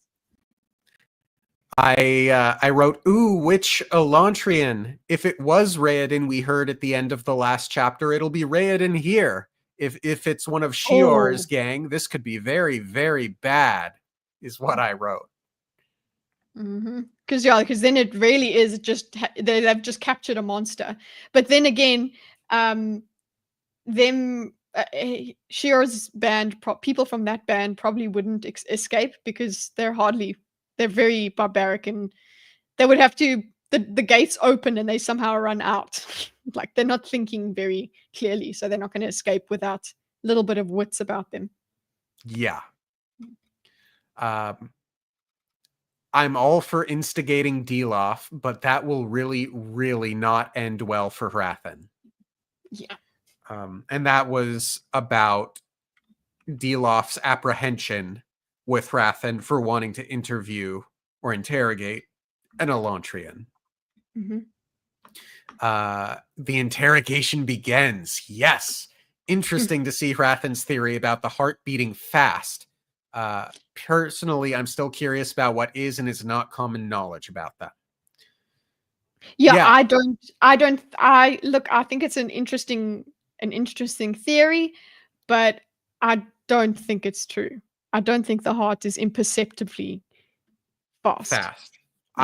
I agree. It's just it is really interesting to me though. The Elantrians think their hearts are not beating, and here he is thinking it's just beating so fast that you can't tell. That's what if it's beating so slow that you can't tell? 1 beat per year? You don't realize it? Because their blood doesn't flow. Yeah. Interesting to think about. Maybe if that's the case, it's a great little breadcrumb that Branderson gives us. Yeah. Because he's like, think of fast, think of the pace of the heart. And you were saying about how Elantris was kind of stuck in time, and now it's anyway. Yeah. I wrote, okay, so that's some interesting info in regard to the interrogation. He really doesn't grasp that their pain never goes away. And the Mhm. fact that their pain never goes away feels like such an important thing. It kind of infuriates me that it's not common knowledge. Yeah, Yeah. I agree. I'm with you on that one. Like, it's some semblance of that idea. Has no one experimented Mhm. on an Elantrian before No, but in they 10 yeah. years? You see, I think it is because of the taboo of it, the fear of Yeah. it. There was and the Yeah. way it happened as well, there was just rebellion and chaos. So it's just like lock them away, put them away, and that's it. We don't uh of Yeah. course we It's been a do busy think 10 years. yeah, but hey, we do think of some other family that may have been doing some sort of experiment with a damned one, if you know what I'm saying. Skiing. Yeah. Yep. Yep, yep, yep, yep. Uh, I'm kind of curious to see if the Elantrians can actually get full, though. I'd hope they'd give him food then and there, but it sounds like they won't. Yeah, Mhm. so that's basically the Elantrian is like, hey, if we're gonna talk, can I have some food? And Rathan's like, I'll send you back with some food, sure, no problem. Um, which I That was remember. yeah. You Oh, and remember? then even in my next note, oh, well, at least he followed through on intending to get him some food, though I doubt the guard will follow through. Yeah, I was really glad that Rathan followed through on that. Yeah, I like that. I like Hrathen's just he does feel something for the Elantrians. They're Ooh, a means to an end, and he has to just forget about it and move past his feelings about it. That's more of what this guy's journey is about. It's just I'm gonna compromise just for the sake of my God, for the sake of my God. And I'm going to have I have to accept my conscience in service of my God, which actually does come up later on when Dilaf kind of wants to blame, wants him doesn't want to take responsibility for what he wants to do for the God. It's easy for right. him. Yeah, Um, he needs a better name. Exactly. I suppose if you call him Rathan, then it helps. But in my head, literally, when I read it, I read Rathan. um, I wrote interesting time for Rathan's shift of hatred, considering Serene's recent intentions. Um, Shift of hatred. What is he shifting from? uh, I don't remember. Bad past Dorcas, not being more specific in your uh Maybe it's it because I remember in this chapter he finds out they're not the monsters that he hoped they were, but he still has to make sure that they are seen as devils. yeah. Raven, the dude in the audiobook said it like Raven. That's nice. That's a better way to say it. I do like Rathan Mm, or Raven. mhm. Um, um, um, um, um. Yes. There's a line, there's so little time, which Deloff said. And I just wrote in all caps, I don't trust Right? Deloff. I was so pissed off. I'm like, excuse me, you looked at the letter. You Yep. absolute oh the You and he doesn't slimy shit. And he doesn't even care to keep it a secret. He is so oh. Mm-hmm. Mm. And then we get the reveal that Deloff essentially told the guard to keep the Elantrian there, and he's going to give a speech and then burn the Elantrian at the end of it. And I just wrote, "You disobedient shit, Deloff." Yeah. Uh, I'm gonna put more I'm going into this note. I'm putting my yep. own exclamations there. Agree. What the she hell? she did it. She really did it. Uh, I wrote concerned about how he managed to get the guards to keep him there, but that issue gets resolved later Yeah, in it's the just chapter. basically it's just like, oh well, they listen to anyone from the church, I suppose. Yeah. Rathan is smart. I hope he'll be able to get control again. He needs to do something about Deloff now. Send him to the homeland or something. Yeah, absolutely. I'm like, that's it. Last straw. It's done. He's gone too far. You cannot let him get away with this. This, like Mhm. the sermon thing, that you can use to your advantage or whatever, but he has fragrantly he's just disrespected you completely. It's he's shown his hand. Okay, he's shown that he doesn't give a damn about you. So now there needs to be consequences. So Yeah. I guess that's what Raiden is doing, getting the poison at the end. Yeah. So there's a line on 256. So Rathan is trying to get control of the crowd back again from the group. And because they're about to riot. Yeah. And Rathan just steps up onto the dais or whatever.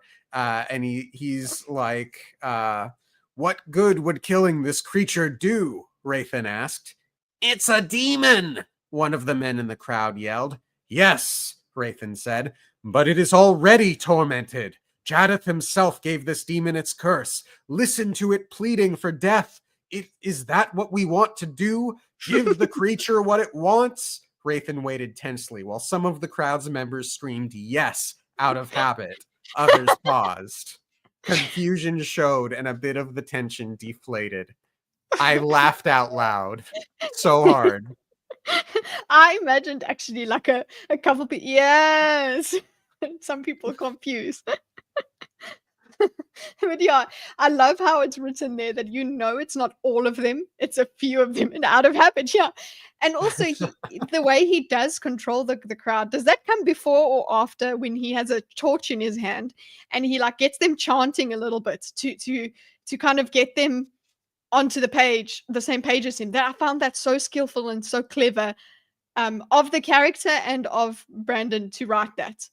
Uh I that don't he recall, but it was well Okay. done. So yeah, he puts up a torch. He takes one of the torches and he like gets them to go rah rah rah, so that so that they get to the point. They get to a point where they begin to anticipate pauses in his speech. So that helps him get them into control, which I thought was masterful. It's beautiful. Yeah. I wrote, well, Rathan wasn't as convincing to me as he could have been, but his speech seems to have worked. Still, some damage will need to be repaired. Mm. Uh, I think so in terms of the how convincing that speech is.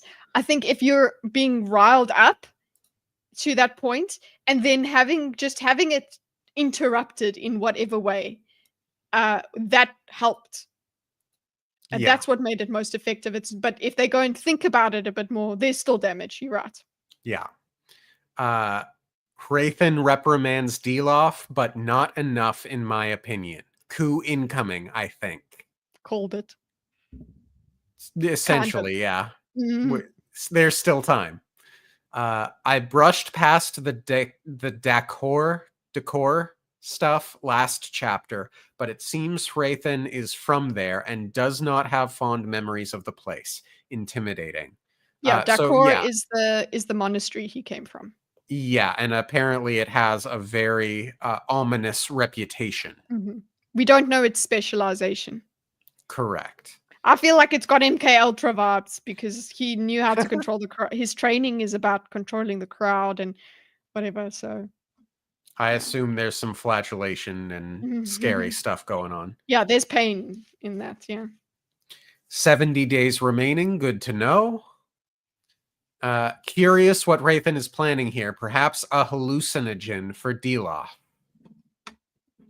That was charitable for you of you. Yeah. I was like, no, he's gonna kill him. Yeah, well, I But think he that's needs what he 2 should doses. do. So, But he needs 2 doses. yeah. So my reflections. Not a bad chapter. I'm very glad we got the Elantrian interrogation scene. Deloff sets me on edge. Rathan is not able to control him. Curious what the potion will do. Mhm. Flatulation. So that you self fart somehow. Okay. So anything else to say on the chapter? It's chapter 19. Excellent. The summary. Raoden has a dream of the time he broke his leg and had it healed in Elantris. It ends when the pain in his leg doesn't go away. He wakes up thinking about how he seems to feel the effect of the change more acutely than others. A group of Sheor's men attack Raoden. Raoden's guards are successful. They take all but the beheaded Elantrian to the Hall of the Fallen. Raoden worries most about Tan's men Raoden worries most of Tan's men joined Sheor, outnumbering his group.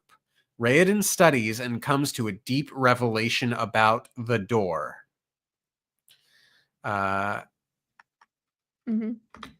So when I was first reading it, the prose does not tell you are in a dream, and it just says that the gates to Elantris are left open. And I wrote, the gates are left open? The guards are cool with that? And we just had people moving in and out of them, so I can agree, see how your brain went there. Yeah. And then as I kept reading, I thought, I wrote, okay, timey-wimey shenanigans, I think. The POV was from the boy. So, and at that point I was like, oh, is this Raoden's past? As the doctor, what I want to ask you is, did you get a sense of the dad from this? Because that's Eoden. That is Eoden. And yes, I did. I guess. I mean, he's not really characterized all that much in the chapter. It's more about Raoden and the mom, I think. But the dad is there, and he's a stern figure, as expected. He's a stern figure, and he doesn't trust the Elantrians. Yeah. But he has also, because he cares and because of what his wife wants and because his son is in pain, he has gone against his distrust for them, and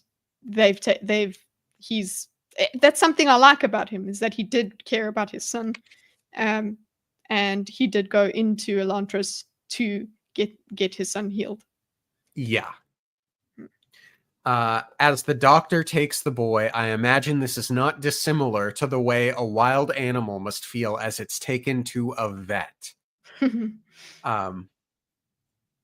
Yeah, I mean, obviously the boy is not an animal, but he's basically going into Elysium to be healed. So yeah, and he can hardly understand what's going on.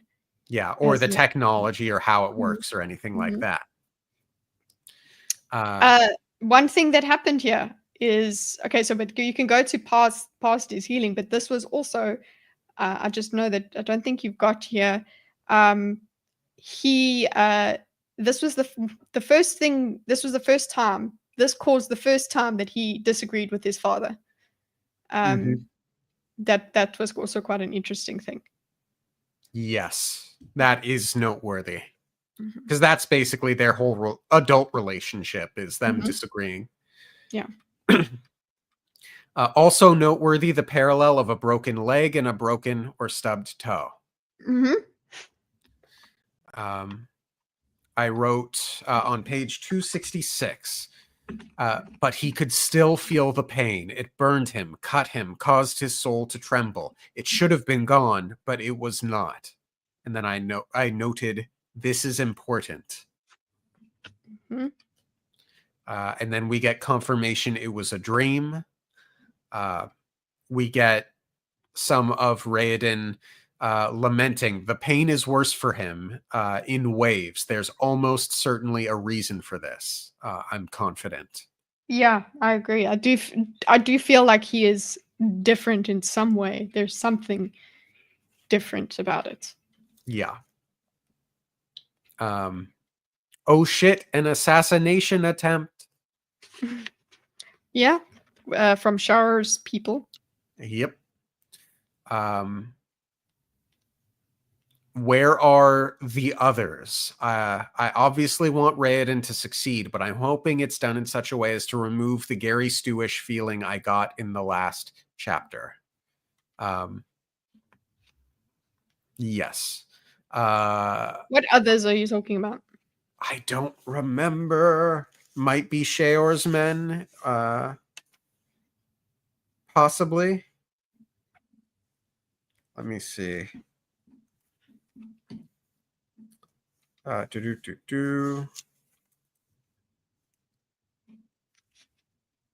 Yeah, I'm sorry. I don't remember.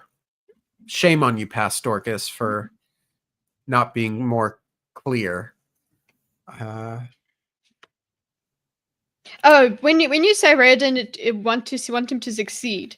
What are you talking about? Just in terms of making a new Elantris, or where are the other? I think I'm referring to the Hoed, because at the end of this segment, Lord Spirit Sauron asked hesitantly, "What should we do with them?" Raiden turned, pitying eyes on the fallen. "They are of no danger to us now, Sauron. Let's put them with the others." I was just curious where that is. where they've put the fallen. I think it is referred to in previous chapters what they've done when they describe what new Elantris is. Yeah. Where they put the children and where they've put the fallen. Yeah. And then we get sort of an answer, the Hall of the Fallen, which I think is a nice idea. And then we learn a little bit about beheading, and I wrote, so beheading works? But they buried them. Yeah, they buried that person. They didn't burn him. And then I wrote a note. As I read of Ian, I'd be very curious if there's any Elantrian around from before the fall. Woo! He's in the Hall of the Fallen, so Dorcas called it. Sorta, yeah. Aeon Door math comparison, quantum mechanics textbook. Yeah, so Raiden is still studying his dictionary and what is essentially a quantum mechanics textbook. And I bet that's tough. Yes. Yeah. And then we learn about the door, which obviously is comparable to the Tao or the Tau. For you, obvious, not for me. Really? No, I was too busy thinking about, say, like the one power and that sort of stuff from Wheel of Time, where it's life energy. Gotcha. Yeah, that makes sense. And then I wrote, turn the faucet back on. Which is the Dow Jones, Bimo, yeah. The stock portfolio is excellent. Anything else to say on this chapter, Kitteh? Yeah, just the fact that I was too busy on the Wheel of Time. Turn the faucet back on, I suppose. What that means to me is unblock the parts, not even turn the faucet back on. We were thinking maybe something tightened the faucet to make it duller. I'm feeling like there's a blockage. Yeah. So I don't remember if I wrote it now or not. I'm pretty sure I did, but I'm surprised it hasn't come up yet. But at some point as I was reading this, I thought of the possibility that the city of Elantris is one giant aeon, and like maybe a wall broke or something like that, and that's what caused the essentially the Riyadh, and so maybe they're gonna have to fix the city, fix the wall, or whatever is broken in that way to fix everything. I feel like it's the other way around, but then again, we do have some discussion of the area that Elantris is in being important. So your theory does hold water. For me, it's this life force, the channeling of the Tao is something that's discussed here.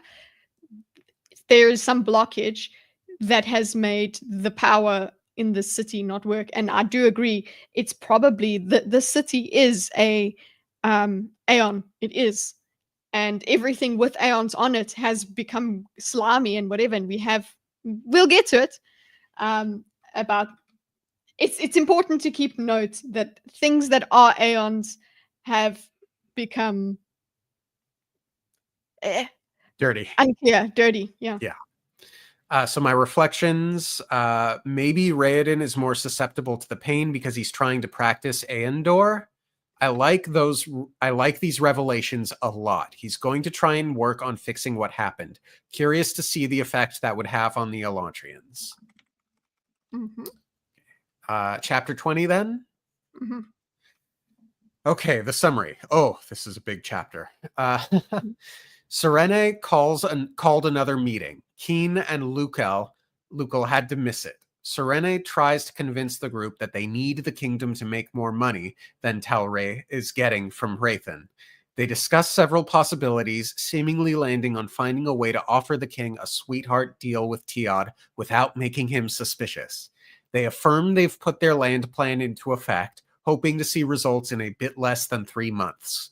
Then, Serene tries to convince the group to get over their Elantris superstitions because Wraithen is working hard to connect it to Shukorath. She concocts a plan to use her trial to feed the Elantrians, then tries to convince the group to join her. Serene goes to the king and drops her stupid facade. She convinces the king to let her into Elantris in exchange for a silk deal with Teod. Serene goes to bed. Ash is upset the maids haven't cleaned her room. Ash warns Serene not to ignore what the servants think of her. She sends Ash to find Meala, but not before talking about Raoden and wanting to be loved. Meala apologizes but reveals they've lost 4 maids that year. Odd, because it's a coveted and well-treated position. Serene hears the strange sound again, noting it comes on the same 2 days each week. She theorizes a hidden passage coming to and from the king's room. Who is taking the maids, man? I wonder if it's Iadon using the women as playthings and then sending them away. Or, or, go on. I'm just saying, I don't know. That doesn't seem right. Yeah. Like, why send them away? Like, just use and abuse and don't need to get rid of them. Yeah. Serene is on the right track here, which is good. Obviously, Raoden at some point will think, oh no, why is she giving us food? This is ruining my plans. But she's getting there, which is very nice to see. Yeah, she's working on her own thing with what her knowledge is. Yeah, which I think is really expertly done. But it's so great. It's so great that she wants to give food. She wants to do handouts, right? But she has also missed the idea that the people in Elantris would also benefit from working for themselves. She's just handing out to them, but she doesn't notice that, hey, they need to work for themselves too. But she thinks they're just so wretched that there's nothing but the need to help them. Yeah. Meeting and planning scene so far, throwing out several ideas. I like this kind of writing. Tell him the truth is a bold idea. Yeah, so this is another really great planning scene where they're like throwing out options. Well, we could do this. Well, that might not work. What if we did this? Okay, that's not bad. Oh, how about this? I really enjoy that. It's smart characters being smart. And the tell him the truth idea is not one that they ultimately go with, or they sort of go with it. She drops her facade of stupidity. But that's as close to truth as they get. Yeah. Which I liked. To me, this is what makes Iadon a bit more of a character, because we're getting a different kind of interaction with him. We've had the same note through Serene every single time because she's just been playing the stupid. And yeah, I guess we don't get anything new from Iadon, but we do get a new kind of interaction that makes me hope for a different kind of relationship going forward. And that coming off the back of something that sweetened me towards him, which was the fact that he took his son into Elantris. Yeah. Despite, distrusting. I wrote, Driok's lineage is an interesting tangent. on page 281. Where is that? I'm not seeing it. So we are going to move on from the note and just know that I thought it was interesting for some reason. I'm sorry, I'm just trying to put the summary in the right place. Goes to king and drops his stupid ring, goes to bed. Oh, it's because I'm looking at the wrong page. Okay. Haha! Goes to bed. Yeah. Driok is the pirate. Mm-hmm. Let's see. I like that Ash. Sorry, just noting. I like that Ash warns Suri not to ignore what the servants think of her. And the way she's like, but I'm great with the servants, and it's like, no, but you do have a blind spot in that you're not even thinking about what they think of you. You care about them, but you also are not. You're not factoring them into the model here, which I loved from Ash. Yeah. Okay, found it. Was Driok Crushthroat Svardish? Iandel asked with a frown. I heard he was Fjordell, Ahan said. No, Royal said. I think he was supposed to be Aeonic, wasn't he? Anyway, Serene said impatiently, trying to keep the meeting on track as she paced across the loamy garden floor. So, yeah, the fact that this guy is shrouded in some sort of mystery regarding his lineage suggests something important to me here. Or maybe Yeah. it's just flavor to No. add. Yeah, but not knowing what his lineage is makes us not know whether he can be transformed by the Shard or not. If he's Fjordish or whatever it is, then he won't be affected by the Shard, if ever. So that's what makes me pay attention to people's lineage, is the fact that the Shard can happen or can't happen to certain people. Right. Prediction, as I'm just getting to their talk about Elantris. I'm guessing Serene will try and sneak into Elantris to try and talk to someone. Wraithen will follow discreetly but get caught. Cover art. The two will be rescued by Raoden. This does not happen. I'm actually so glad that I didn't get time to write notes and things like that, because I didn't have theories. I was just running with the story. Nice. A little jealous. Food to the Elantrians. But Raoden wants them to be self-sufficient. Yep. Let's see. I knew that Serene was going to land up going into Elantris for having some excuse to go into Elantris. That's one thing. That's as close as I got to theories with those things. Yeah. Let's see. I suppose I can just read this page. Let's see. You may think us childish, but these four are among the most intelligent and open-minded men in Arelon. If you find them nervous about Elantris, then you will find the rest of Arelon more so. We have to change that sentiment, my lord, Serene said, and my widow's trial is our opportunity. I'm going to take food to the Elantrians. This time she succeeded in getting a reaction even from Shuden and Royal. Did I hear you correctly, my dear? Ahan asked with a shaky voice. You're going to go into Elantris? Yes, Serene said. I need something to drink, Ahan decided, unstoppering his wine flask. The king will never allow it, Eden said. He doesn't even let the Elantris city guards go inside. He's right, Shuden agreed. You will never get through those gates, your highness. Let me deal with the king, Serene said.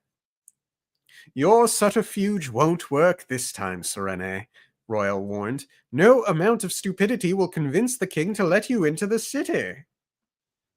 I'll think of something, Serene said, trying to sound more certain than she was.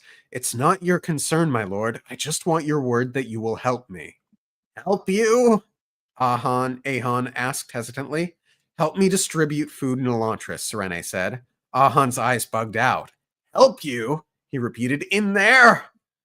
My goal is to demystify the city, Serene explained. To do that, I'll need to convince the nobility to go inside and see for themselves that there's nothing horrifying about the Elantrians.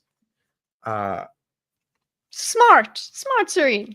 Smart, Serene. But, I mean, have you seen the crazies? At least Hrathen interviewed one of them. Yeah, she's just so confident in the fact that they're not monsters. She's seen them enough. It's fine. And she doesn't even start thinking about it like we need to figure out what the truth is. No, she just knows that it's the opposite of what Raven says. Therefore, she's fine.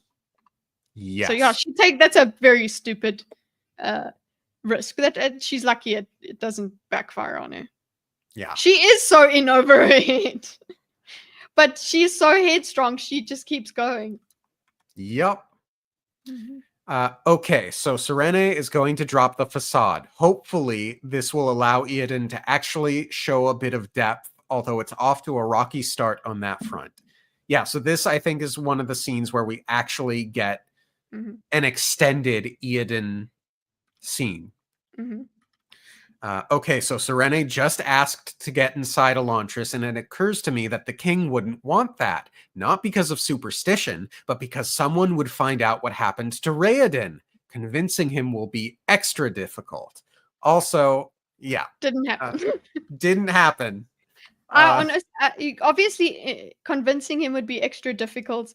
I actually don't think he worries too much. I think, first of all, he is in a position, Serene puts him in the position that he has to say yes because it's part of the deal, right? But at the same time, he kind of maybe shrugs it off and says, oh, well, he's probably, he considers Raoden dead anyway. He considers him, whatever he believes about the Elantrians makes it seem like who cares whether she sees him and he says his name's Raoden, it's not going to change anything. Yeah. He considers him dead, so. Yeah. Also, not much character building from Eoden. There's the hidden paranoia thing, but really, so far, this scene is about Serene. But I do like the hidden paranoia. I like that he was able to keep that from her. She's very perceptive, and then he lets his guard down a little bit, and she picks up on why he did that. She had frustrated him to such a point that he let that show, which also which makes him still a believable character to me, not a flat character. Just okay, we just don't know about him. Right. And then I wrote, oh, well, that's him convinced then. Never mind. Curious why they keep losing maids. Sounds like it's not the Sheod. I'm guessing the king is having his way with them or something in that vein of thought. And then my reflections. Okay, a lot happened in this chapter. The planning scene was good, and they decided on good things, but I wonder if it feels as if they're only ever playing catch-up, at least as far as Hrathen is concerned. Not a complaint, I'm just wondering when Hrathen will feel hampered by something Serene does instead of deal off. Yes, I remember the sermon she interrupted. I see several pathways forward, one being she feeds Sheor's men, and less hungry, they stop listening to Sheor. Another is that Serene meets Raoden, who doesn't tell her he's Raoden. Oh, that reminds me. I'm surprised. Called it. That reminds me. I'm surprised and a little disappointed the king didn't have any reservations at the possibility of her going into Elantris, being able to reveal that Raoden's secret, seeing as he tried to cover up her transformation. Still dissatisfied with the king. This scene was better, I guess, but still really little to actually work with. Deloff is a much more well-developed villain. Anyway, excited to see what happens next. Things are getting exciting now. When it comes to what I want to just talk about is, I understand what you mean by the fact that what's the name kept his I'm surprised at this point the king didn't have any reservations about the possibility of her going into could reveal that Raoden's secret, seeing as he's tried to cover up his transformation. We'll get to it in the next chapter, never mind. But yeah, we did discuss this, that he considers him dead. It really doesn't matter He Yeah, doesn't but even he doesn't but even I'm consider them intelligent enough to say. yeah, but I'm also pretty sure that they actively covered up the transformation because it was a closed Mhm, casket. No one was allowed to look inside, and mhm. uh it was like Because there they was this had nothing. mystery. They had nothing, I guess, but I think it's a good enough reason that they just consider people that have gone into Elantris completely lost. That Yeah. there is no possibility that going into Elantris, she will find Reardon. Yeah. They're I completely definitely mm, I definitely see your point of view on the mm, matter. mm, Absolutely. Hello, we're going in extreme detail and getting mhm, nitpicky and all mhm, those kinds of things. It's what we do here. mhm. Uh 21, or is there anything else to say about 20? No, we're good. All right. Summary. Hrathen offers Therod head position of the chapel. Therod refuses. Hrathen blames Deloff, realizing his mistake. He gives Deloff a letter insisting he must present it to Warren himself. Deloff orders his Odivs to prepare to join him. Hrathen realizes he's been outplayed. If he sends Deloff, all the most important supporters he's made here will have to go with. Hrathen walks the streets at night, heading toward Elantris. He's stopped by a beggar and his son. The beggar explains that the beggars hide in the ruins of the other towns. He drops a bag of coins for the man, then another bag for the other beggars. Omen joins Hrathen on the Elantris city wall. Omen discusses truth, then inquires what happened to Hrathen's faith. Hrathen tells Omen to leave, which he does. I love that interaction. Oh, very much. So I think if I didn't write it in the notes here, this is the Kelsier Sazed scene of this book. Mm, the what happened to your faith sort of thing. Okay. Yeah. Kelsey, what when they were talking about When what when yeah. when Kelsier is looking out and he's like, Sazed, could you tell me about that religion? Tell me about a religion, the one I Mm, like. mhm, And I don't remember the specific religion off the top of my head. But point being, Sanderson really likes to have this scene of one person being all introspective and then a wise figure coming in and offering mhm. advice. Yeah. Um, can't remember, so this is speculation. Do you think that the king could be also betting on even if Raoden said who he was, he won't be believed? It's possible.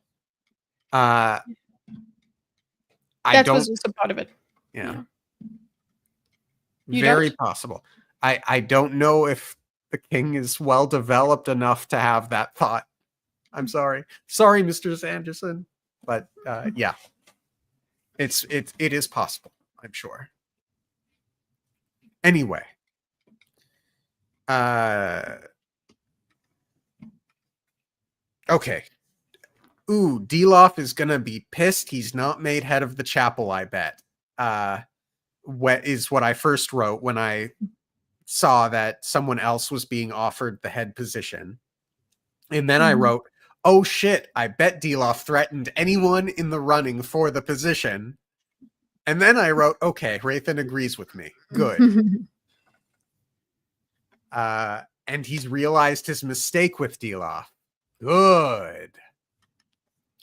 I know I've been pushing for Deloff to be sent away, but now that it's happening, I don't think it'll work.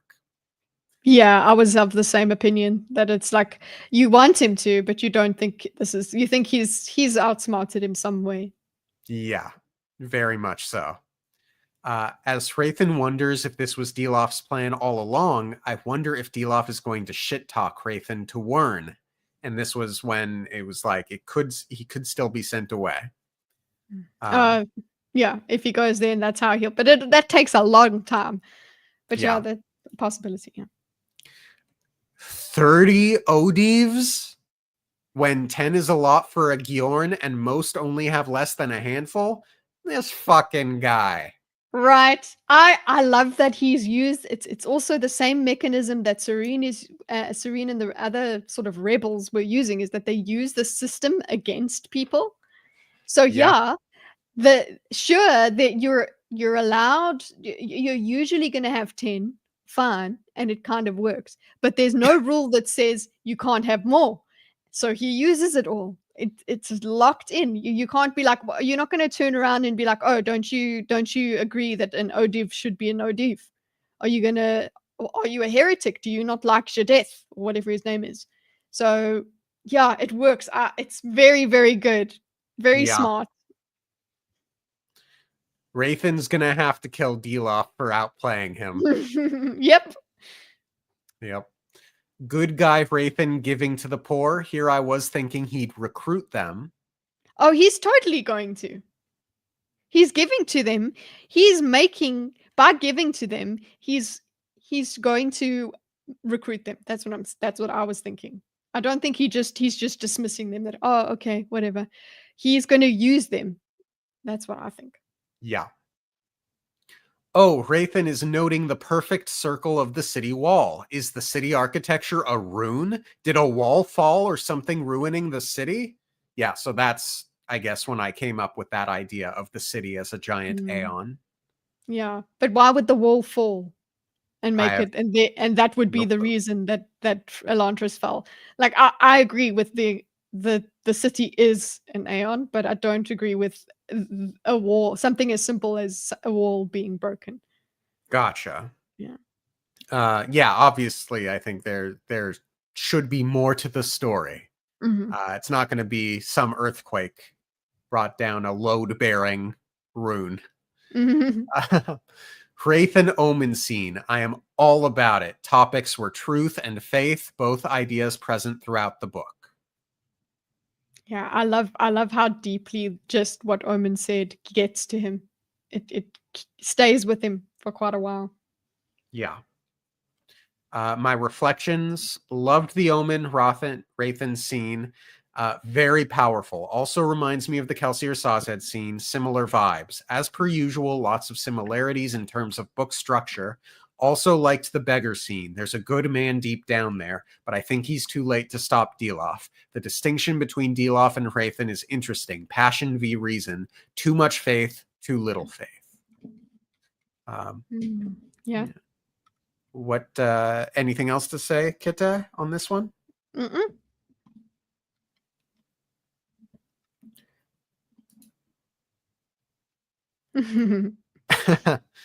Okay, chapter 22. Mhm. Summary. Raoden finds Sheor, revealing she is the daughter of Duke Telri, worshipped by her gang as a primitive goddess. Raoden feels defeated. Serene and Co. begin handing out food to the Elantrians. Raoden is distressed about it. So at this point, Raoden just somehow knows everyone. He knows Andon. He knows Saulin's commander. He knows he had some kind of He doesn't know Saulin's commander.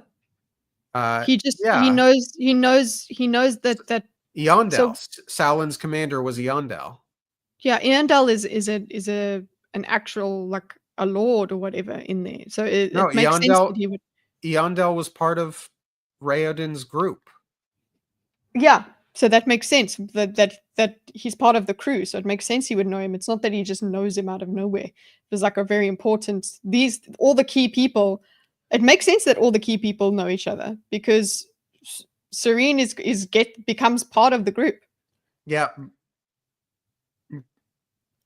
I'm, but I'm not talking about what Serene knows. No, I'm also talking about what's the name? Riandel as well. He doesn't are you maybe confusing the thing, the guy that is a soldier in Iandel's I army or whatever? I think you're confused. Let me explain carefully, more carefully, more clearly. Because yes, that's who I'm talking about. Uh, Raoden has some sort of connection or knowledge of virtually every character that he has had to deal with.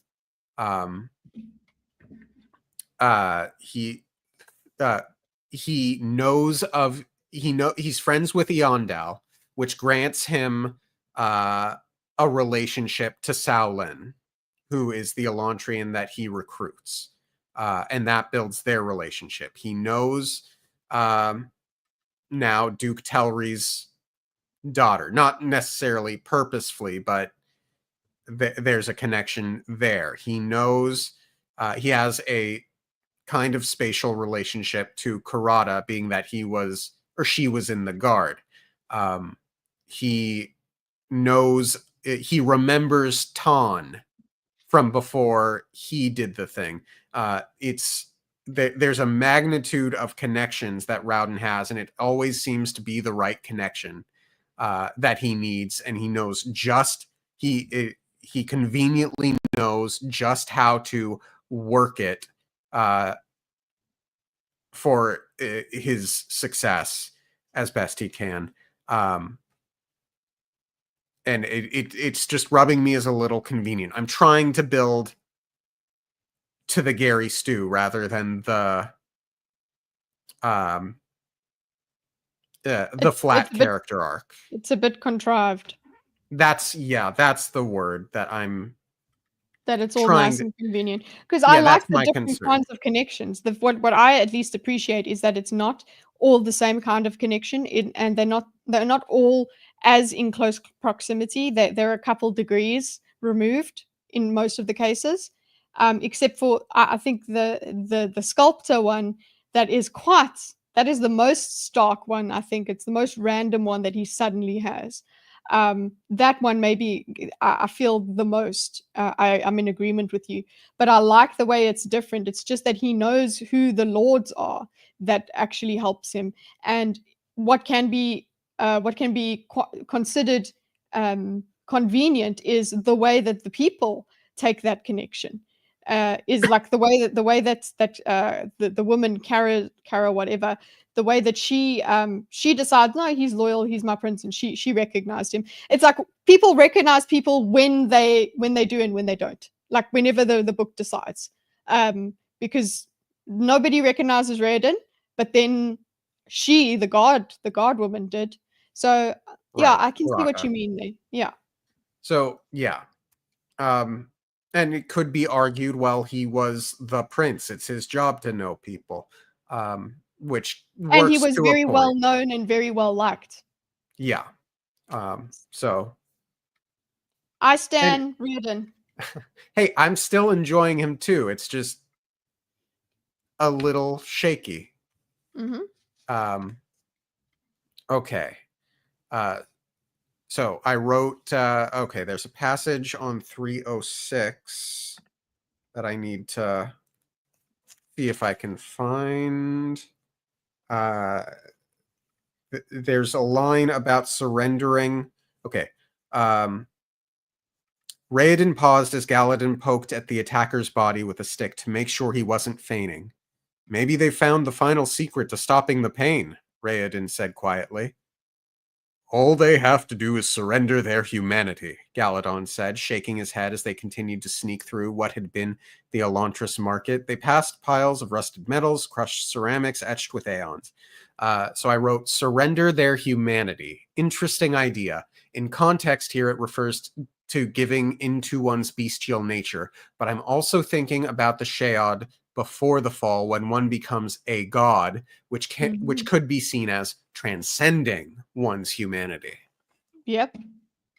I like what Raoden has brought about. You know, that secret that has been spoken about is finding purpose.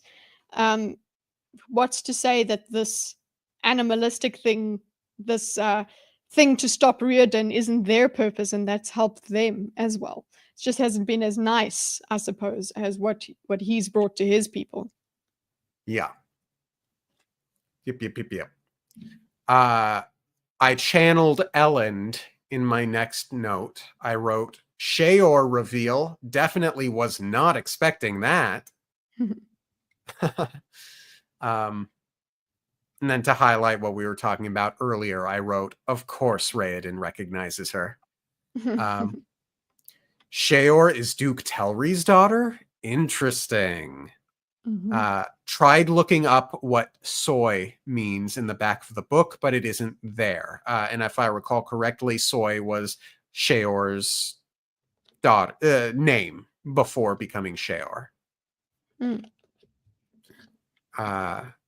Hollow City Talk. The princess comes into Elantris. That was quite sudden to me. I knew she was planning it, and I was like, oh, already she's in it. I think it's because I read the name of part 2, The Call of Elantris. I thought she's only going to land up going in by the end of part 1, by the beginning of part 2. Yeah, it happened very quickly. Yeah, like she's opening the door, and that's the end of part 1. Like that's what I thought it would be, but suddenly she's there. I was like, oh, okay, we're good. I knew this was happening, but it was very quick. Agreed.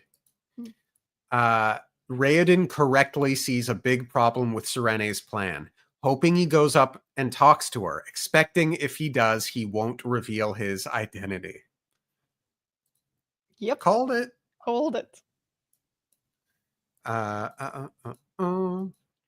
Serene presumably calls out for Karata, Andon, and Sheor. Curious she doesn't call for Spirit. I doubt the goddess Sheor would have an interest in going, but somehow I think I'm wrong. I was not wrong. Wait, was I? No, they knew that Sheor, there was no chance of them getting Sheor. Sheor's still crazy. She's just a petulant child that's sitting there going, I want food. There's no reason anyone should treat with her. So Karata is she's on aged or old, outdated information about the gangs that are available there. So Karata is and Andon and Sheor are the ones that she's expecting. So Raoden gets all smart about it and makes sure that those people are represented, or at least there's Karata and Andon, and then says, "Oh, Cheryl's dead." Like, I think it's kind of shitty to say Cheryl's dead. I think it's a bit silly, because you should at least have some sort of warning that the Sheor's gang is freaking crazy, bro. Not everybody is going to talk to you. So I feel like Raoden should have been a bit more clear about Cheryl's people. And yeah, she doesn't call for Spirit, because she doesn't know he's the leader of a gang. She's got outdated information. Right.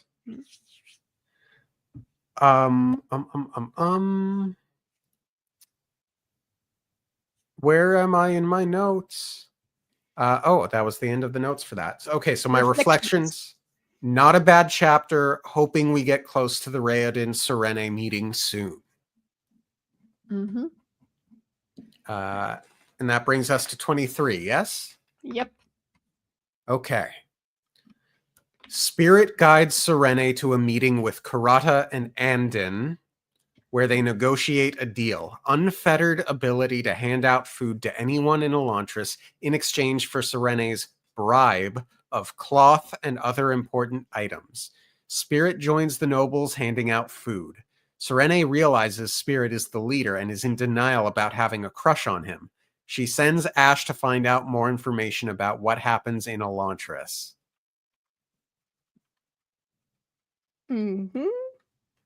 I like how quickly she pegged that. She was like, no.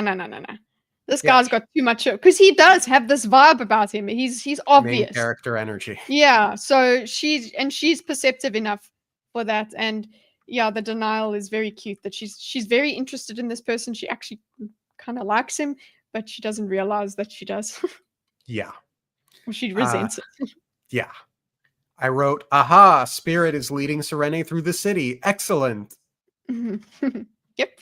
Karata and Andon ruse. I'm enjoying it for the moment. I suppose they're going to play into the warlord of it to try and convince her not to help. because at this point we're coming off of Raid and saying this is not good. We need to be self-sufficient. So I expected them to come in trying to scare her, like unironically scare her out of the city. But that's not what happens. Yeah, I think the fact that they're leading her somewhere, I thought that they were going to do something of this sort. The fact that they're leading her in, that they don't scare her like right at the gates or anything like that, made me think that they're doing some sort of negotiation. Yeah. Oh my, on page 318. He stayed behind approaching the city's tyrants. Seems a small giveaway that he's staying behind to discuss the deal. Yes, okay, so this is after Serene makes a deal with Karata and fake Andon. As she leaves, she notes that Spirit is staying behind, and that's what that is about.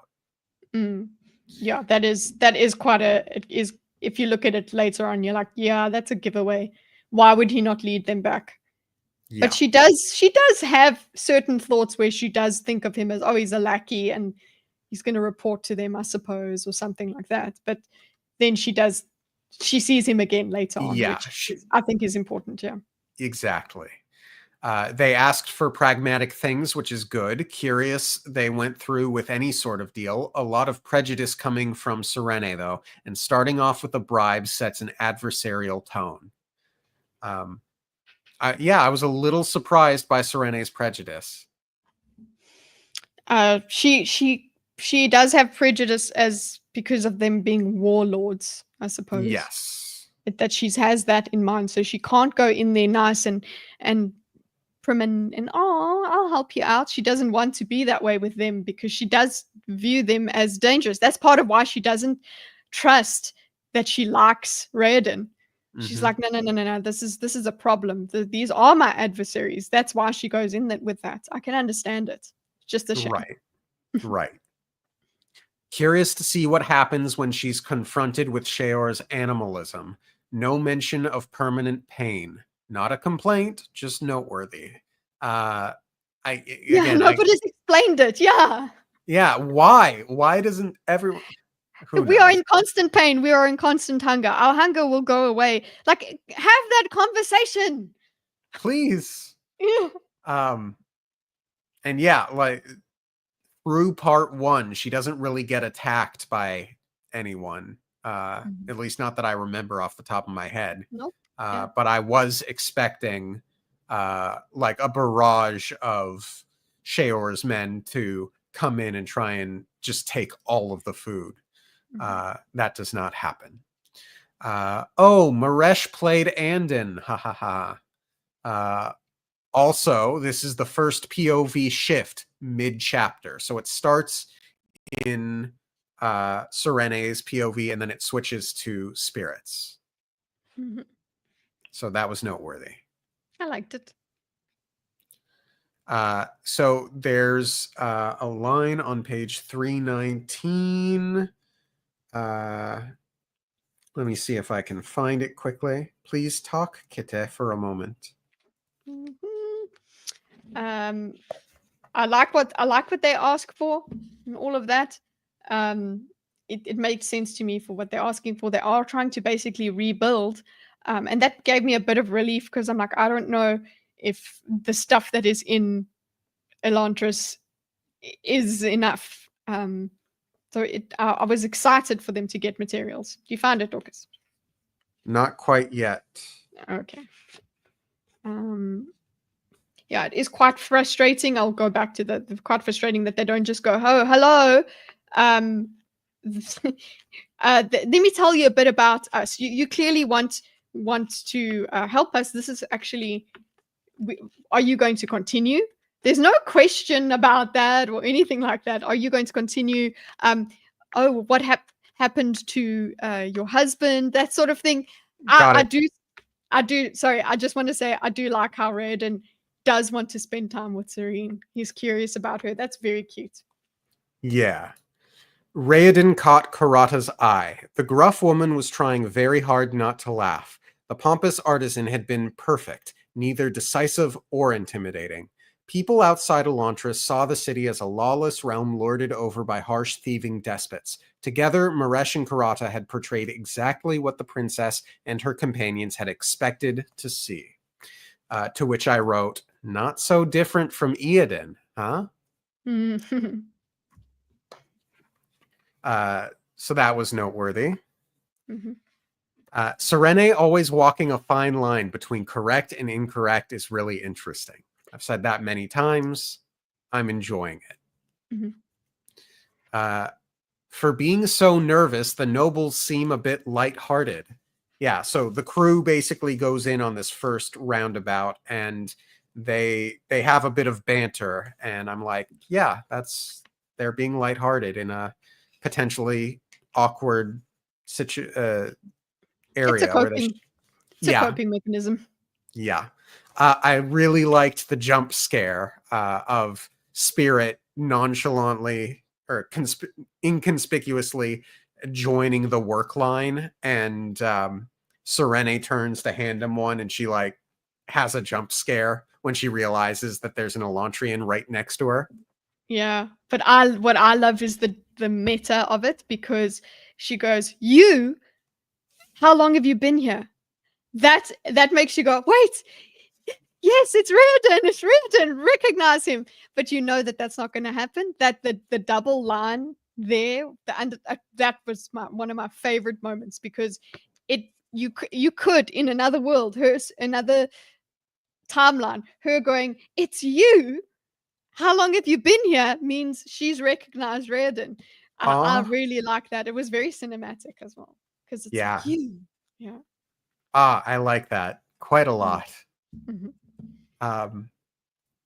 Smart Serene realizing Spirit is the leader. Maybe I'm biased though, but it seemed a bit obvious to me. Ha ha ha ha. Yeah, he's just got main character energy. Yeah, it is obvious, but I like that it didn't take her like immediately once she met him. It took a few more steps. Otherwise, then it would be like, okay, stop now. That's a bit too much. I agree. Again, I was complimenting Serene here, calling her smart.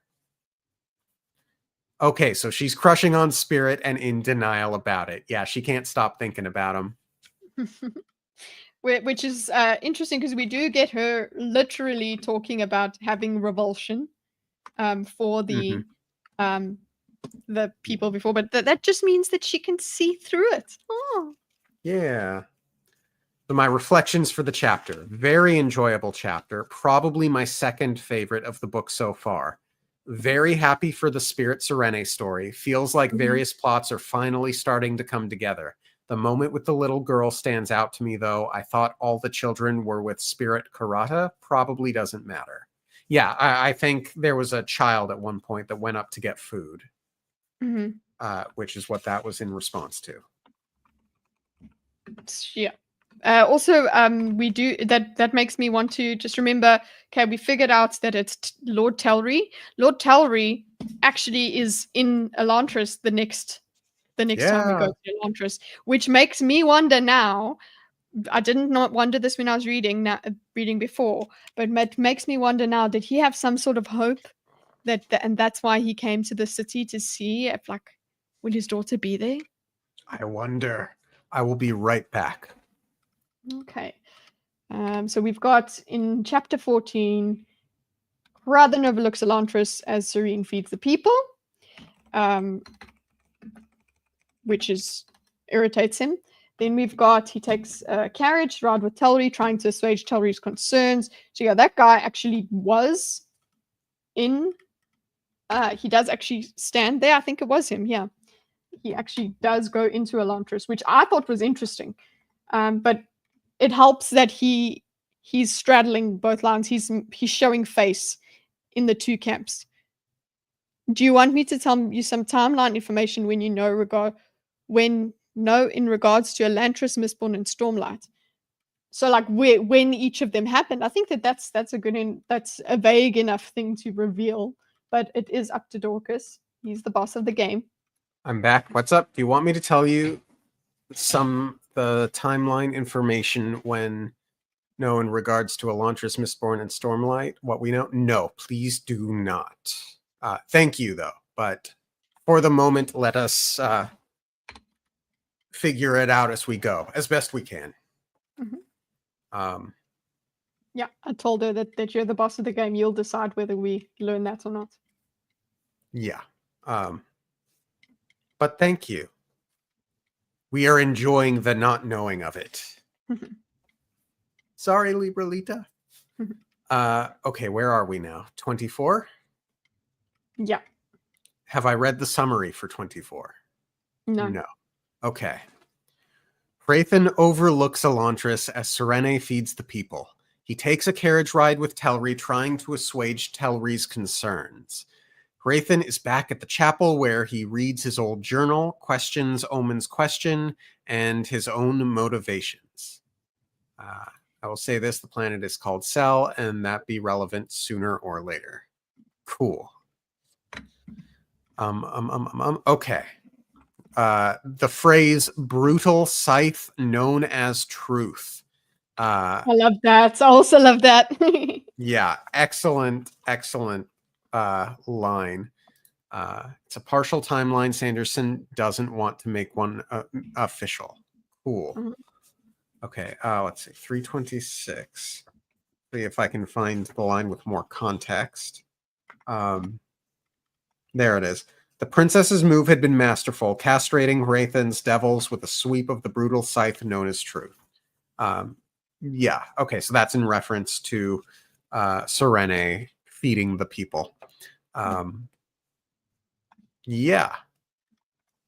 And it's topical after his last conversation with Omen, and it's a very nice metaphor. I looked up I looked up in the glossary what re means, because Telri, and no surprise, it means wealth and affluence. Hrathen feeling less and less confident each day. A brief thought about Deloff hiding the Sheod? Unlikely, though. Deloff hiding the Sheod? What? Where is this? Maybe like information about it. I don't remember. Let me see.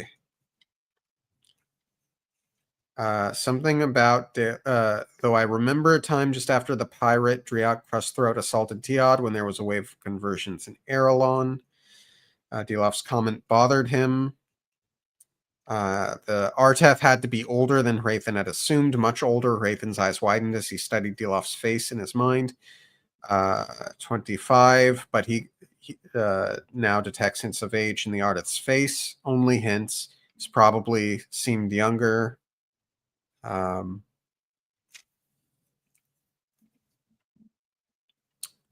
Yeah.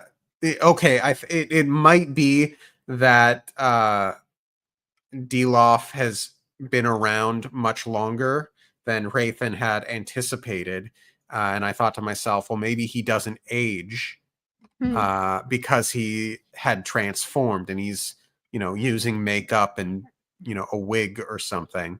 And a lot of his hatred for the Sheod or for the Elantrians comes from being one. But I think your theory. I like that theory. Thank you. I think your theory about Adian carries more water than this one, though. Yeah. Because we do have quite a nice basis for why he actually does hate them. They were maybe he has a connection to them that like he knew them. He had parents that were Elantrians or something, because he calls them they disappointed him. Yeah. That's part of why. That's his hatred. His hatred is that it's like he had faith in them and they turned out to be frauds in his eyes. He thought they were frauds because they're not supposed to have fallen in any way, shape, or form. Right. And then I want to quote from Hrathen's own journal. I have found purpose. Before I lived, but I didn't know why. I have direction now. It gives glory to all that I do. I serve in Lord Jadeth's empire, and my service is linked directly to him. I am important. I thought those were very thematic lines. And then we don't realize when we read it that it's his journal, but it turns out it's his journal, and I loved that reveal. You love journals. There's always going to be a journal. Indeed. My reflections for the chapter. I am reminded of the Gurm quote, "The only thing worth writing about is the human heart in conflict with itself." Raythan is far and away the most interesting character in this book so far. Looking forward to seeing some sort of redemption, but I'm not ruling out the possibility that he fails in this. Mhm. Right. What do you think? I'm agreeing. I've said Anything? all I need to say. Yeah. Okay. The reflections mostly, I put my reflections in when you put your notes. Okay. So, yeah. Cool. Chapter 25. We're nearing the end of part 1. Mm-hmm. Raoden has been helping Serene and getting the nobles more comfortable with the Elantrians. Serene is cold to him. To Spirit, I think. Mm-hmm. Yep. Telri has come to the gatherings. Raoden has been sneaking food for the Hoed. Serene has been giving shoddy goods to the tyrants, but New Elantris gets by. Raoden is frustrated most of his citizens have given up on New Elantris in favor of free food. He's worried Sheor will attack Serene soon. They're smarter than they seem. Cao Lin has injured himself. Raoden studies the Aeons and comes to an important realization that they aren't dead, just mid-transformation, unfinished. Galadon reveals that his father was an Elantrian. The two bond for a bit.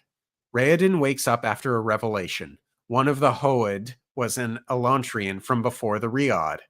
The man leads Raoden and co. to a secret passage with murals. The passage is clean and has no runes. They come out the other end, outside Elantris in the mountains near a lake where he seems to want to be thrown in. The man dissolves in the water. Raoden makes Galadon promise to bring Raoden here when he becomes Hoed. So this was Revelation chapter, sort of. Mm-hmm. Yeah. Or deepening of the mystery. Mm-hmm. I feel a bit bad for Raoden because his pain is that much worse. Do they describe the murals? Yes. Yeah. They describe the murals. It does involve, they actually involve people falling into the lake. And also the fact that there are no Aeon door thingies in that area, actually. Let me see. Isn't that where we get that revelation that this area, this passage, it is all mechanical. They get in there through pushing buttons and things like that. There's no magic. It's all unplugged, basically. And there's no slime in the whole passage, that whole place with those murals. The fact that they can see the murals without cleaning is quite a big clue, which lends itself to that theory that you're talking about, where the city is its own Aeon, and somehow it's failing, but a place where there's no runes and none of that is on it, it actually isn't rotting. So that's pretty cool. Yeah, I'm getting close to it. I'll read through it. Let's see. Galadon knelt and brushed away debris as he searched the floor. There's an Aeon here. Which one? Rao, I think. Raoden furrowed his brow. The meaning of Aeon Rao was simple. It meant spirit or spiritual energy. However, the Aeon Door book had mentioned it infrequently and had never explained what magical effect the Aeon was meant to produce. Push on it, Raoden suggested. I'm trying, Sool, Galadon said with a grunt. I don't think it's doing any... The doula cut off as the section of floor began to fall away. He yelped and scrambled back as the large stone block sank with a grinding noise. Karata cleared her throat, pointing at an Aeon she had pushed on the wall. Aeon Te, the ancient symbol that meant open. That was funny. I loved it. It was so cinematic the way that basically the scene snapped off. Yep. It's good. It cuts to her. It's good. And I imagine she just looks so cool doing that. There's some steps here, Sewell, Galadon said, sticking his head into the hole. He climbed down and Karata followed with the lamp. After passing down the old Hode, Raoden joined them. Clever mechanism, Galadon noted, studying the series of gears that had lowered the enormous stone block. Maresh would be going wild about now, Kolo. I'm more interested in these walls, Raoden said, staring at the beautiful murals. The room was rectangular and squat, barely 8 feet tall, but it was brilliantly decorated with painted walls and a double row of sculpted columns. Hold the lantern up. White-haired figures with silver skin coated the walls, their two-dimensional forms engaged in various activities. Some knelt before enormous aeons. Others walked in rows, heads bowed. There was a sense of formality about the figures. The hooded figures, heads bowed, makes me think of monks, yeah? Mm-hmm. This place is holy, a shrine of some sort. You don't have the book open at this page, do you? No. Religion amongst the Elantrians? Karata asked. They must have had something. Perhaps they weren't as convinced of their own divinity as the rest of Erelon. He shot an inquiring look at Galadon.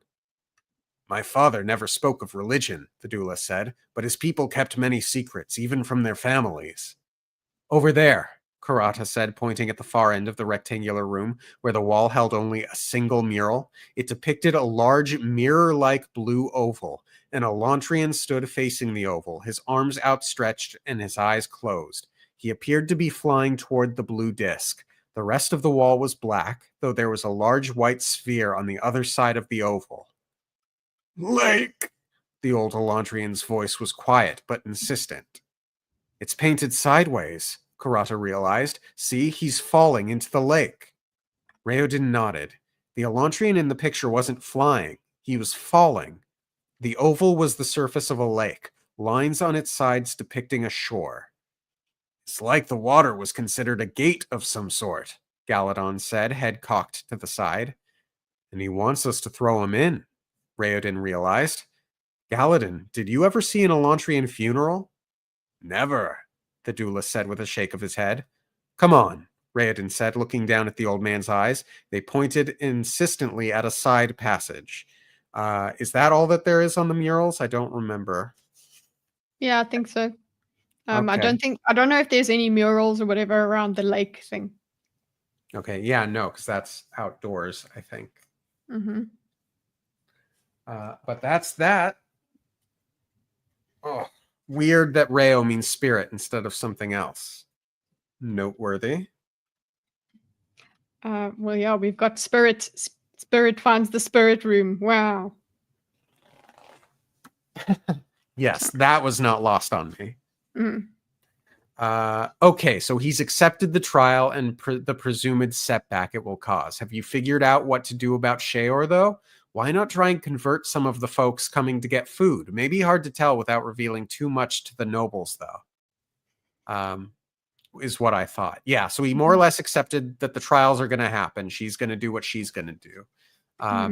He still hasn't decided what to do about Sheor, and it's so strange to me that all of these people left New Elantris to just beg for food.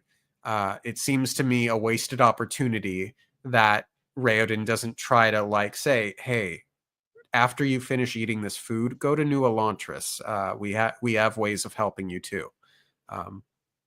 Yeah, he did. He just lets them go. He's not really convincing them otherwise.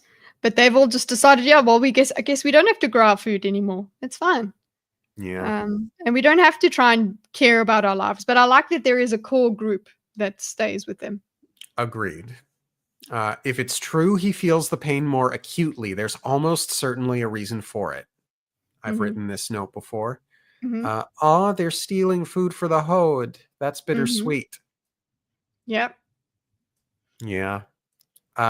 Orange cloth. I'm done. I'm really annoyed with Serene for this.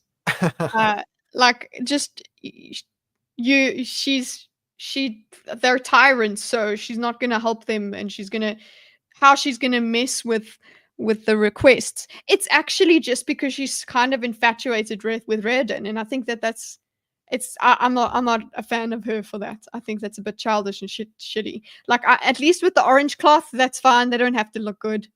That's okay. But when it comes to the nails, it's like you're adding work. You. But then again, Reardon, on the other hand, is also not going, oh, by the way, if we freaking stub a toe, it lasts our eternity. Oh, we're going to make use of these bent nails, which means we're going to need to hammer, which means, yeah, if you hit your finger with a nail at the Ooh. wrong angle, yeah. So, I don't like Serene for this. I'm like, it's very cute and funny and whatever, and it's quirky, but no, Serene. There's actually people involved in this. He's trying to help people. It's very clear that he's trying to help his people. So what the fuck is up with you giving him bent nails and shit like that? Come on. Like do it a little bit with the cloth and things like that. Not absolutely every item. Shitbag. I love doing this with you so much, Kitteh. You have no idea. I appreciate the humor, but the bent nails seem a bit cruel to the people they're purportedly trying to help. Thank you. Even though Serena is stubborn, she was smart enough to note the tyrant label may have been incorrect or at least outdated. Yeah, so why continue with the nails? Yeah, exactly. Why? Why be that way? I am so angry, Bimo. It's proper. I'm angry with her. Oh gosh. Those No. nails. No, they don't. Yeah, let's pierce our stomachs for eternity. Oh wow, big numbers left New Elantris. I'm actually a bit surprised. I thought he had garnered more loyalty. Doubly surprised they viewed the Serene Elantris choice as an either or. Either way, quite surprised, expecting a Sheor attack soon. So yeah, we already covered this. Be an either or. Why can't you take your food back to New Elantris? Why not? Yeah. Saolin hurts himself, and I wrote, "Oh, Saolin, no." No, Saolin, yeah, and the way that he is able to deal with the pain, like, because he's just so dedicated, but it's like eventually it's going to take him, which makes me think, okay, at least we have now a place that we can take the lost ones, basically, that we can end their pain, hopefully. Yeah. But we did also lose a person that had some information. If we could try and get him back to sanity, we would have known some stuff, but it's kind of cruel to keep him going. Just let him get what he wants. Yeah. The palsy story is interesting. Oh, sorry. Well, one more thing. Mm-hmm. In this chamber, are there more books? I don't recall. I don't think so. I think so. Yeah. But that chamber, they got to go back to it. That's all I'm saying. Yes. Mm-hmm. The palsy thing. Okay. Although off the top of my head, I don't remember what that was. Do you? No. Somebody who may have been healed by palsy. Maybe it's about Galadin's mom. Yes. Who died of a disease quickly. Yeah, and so they had healing and whatever, but then the very important thing, oh my gosh, about Galadin's father is that he was an Elantrian, but he was depressed. He was not a god. Did he cause all of this because he was unhappy? He poisoned everything. No, I'm just kidding. But still, if he did go to that building, he would go to that building. That has been told to us by Galadin. Yeah. Well, let's see. Reardon asks him, do you know what that place is? And he's like, I've seen it. My dad would go to it sometimes. It's a gathering place. So the plot thickens when it comes to that. My father was an Elantrian, Galadon said quietly. Raoden paused. To the side he could see his friend. The large doula had taken a seat on the freshly watered soil and was staring at a small cornstalk in front of him. I lived with him until I was old enough to move away. I always thought it was wrong for a doula to live in Erelon, away from his people and his family. I guess that's why the door decided to give me the same curse. They always said that Elantris was the most blessed of cities, but my father was never happy here. I guess even in paradise there are those who don't fit in. He became a scholar. The study I showed you was his. However, Duladel never left his mind. He studied farming and agriculture, though both were useless in Elantris. Why farm when you can turn garbage into food? Galadon sighed, reaching out to pinch a piece of dirt between his fingers. He rubbed them together for a moment, letting the soil fall back to the ground. He wished he had studied healing when he found my mother dying beside him in bed one morning. Some diseases strike so quickly even Elantris can't stop them. My father became the only depressed Elantrian I ever knew. That's when I finally understood that they weren't gods, for a god could never feel such agony. He couldn't return home. The Elantrians of old were as exiled as we are today, no matter how beautiful they might have been. People don't want to live with something so superior to themselves. They can't stand such a visible sign of their own inferiority. He was happy when I returned to Duladen. He told me to be a farmer. I left him a poor, lonely god in a divine city, wishing for nothing so much as the freedom to be a simple man again. He died about a year after I left. Did you know that Elantrians could die of simple things, such as a heart death? They lived much longer than regular people, but they could still die, especially if they wanted to. My father knew the signs of heart death. He could have gone in to be healed, but he chose to stay in his study. And disappear, just like those aeons you spent so much time drawing. So you hate Elantris?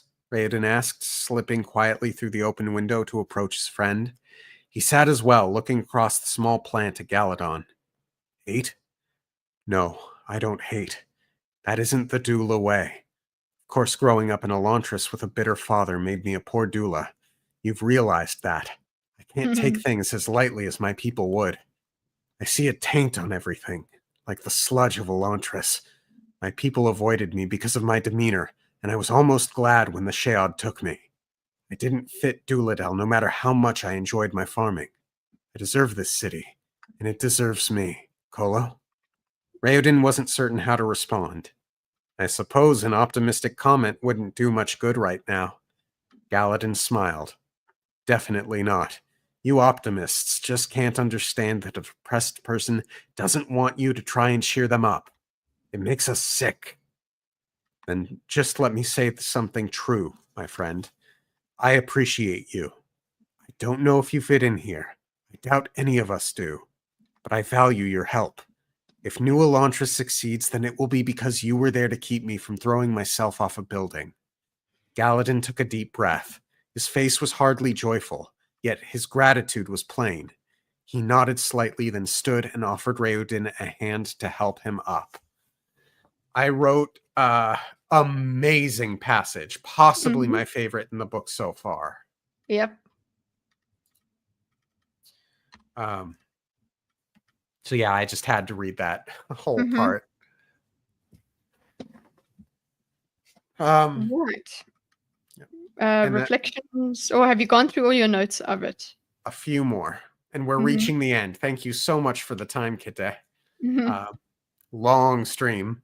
Yeah. I wrote, aha, so there are old school Elantrians left when they realize the truth about the Hode man.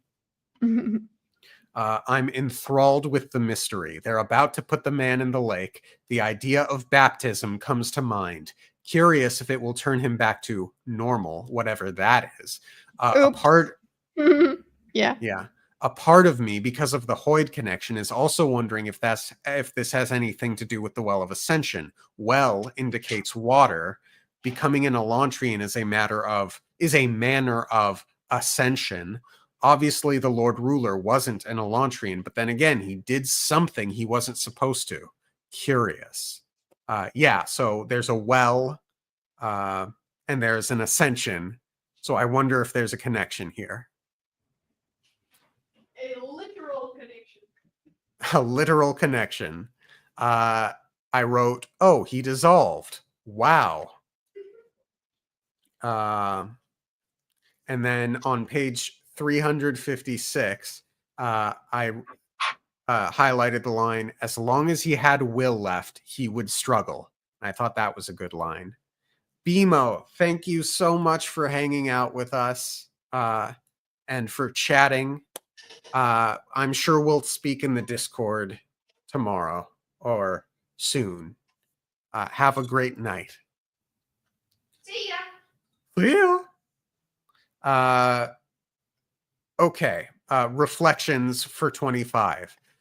Curious to see if Raoden starts bringing the other Hoed to the lake. Obviously, this is a revelatory chapter, though I still don't understand what much of it means. The topic of baptism comes to mind with the lake iconography, also looking for connections to the rest of the Cosmere here, which, if not for my Hoed suspicions, I probably wouldn't be doing otherwise.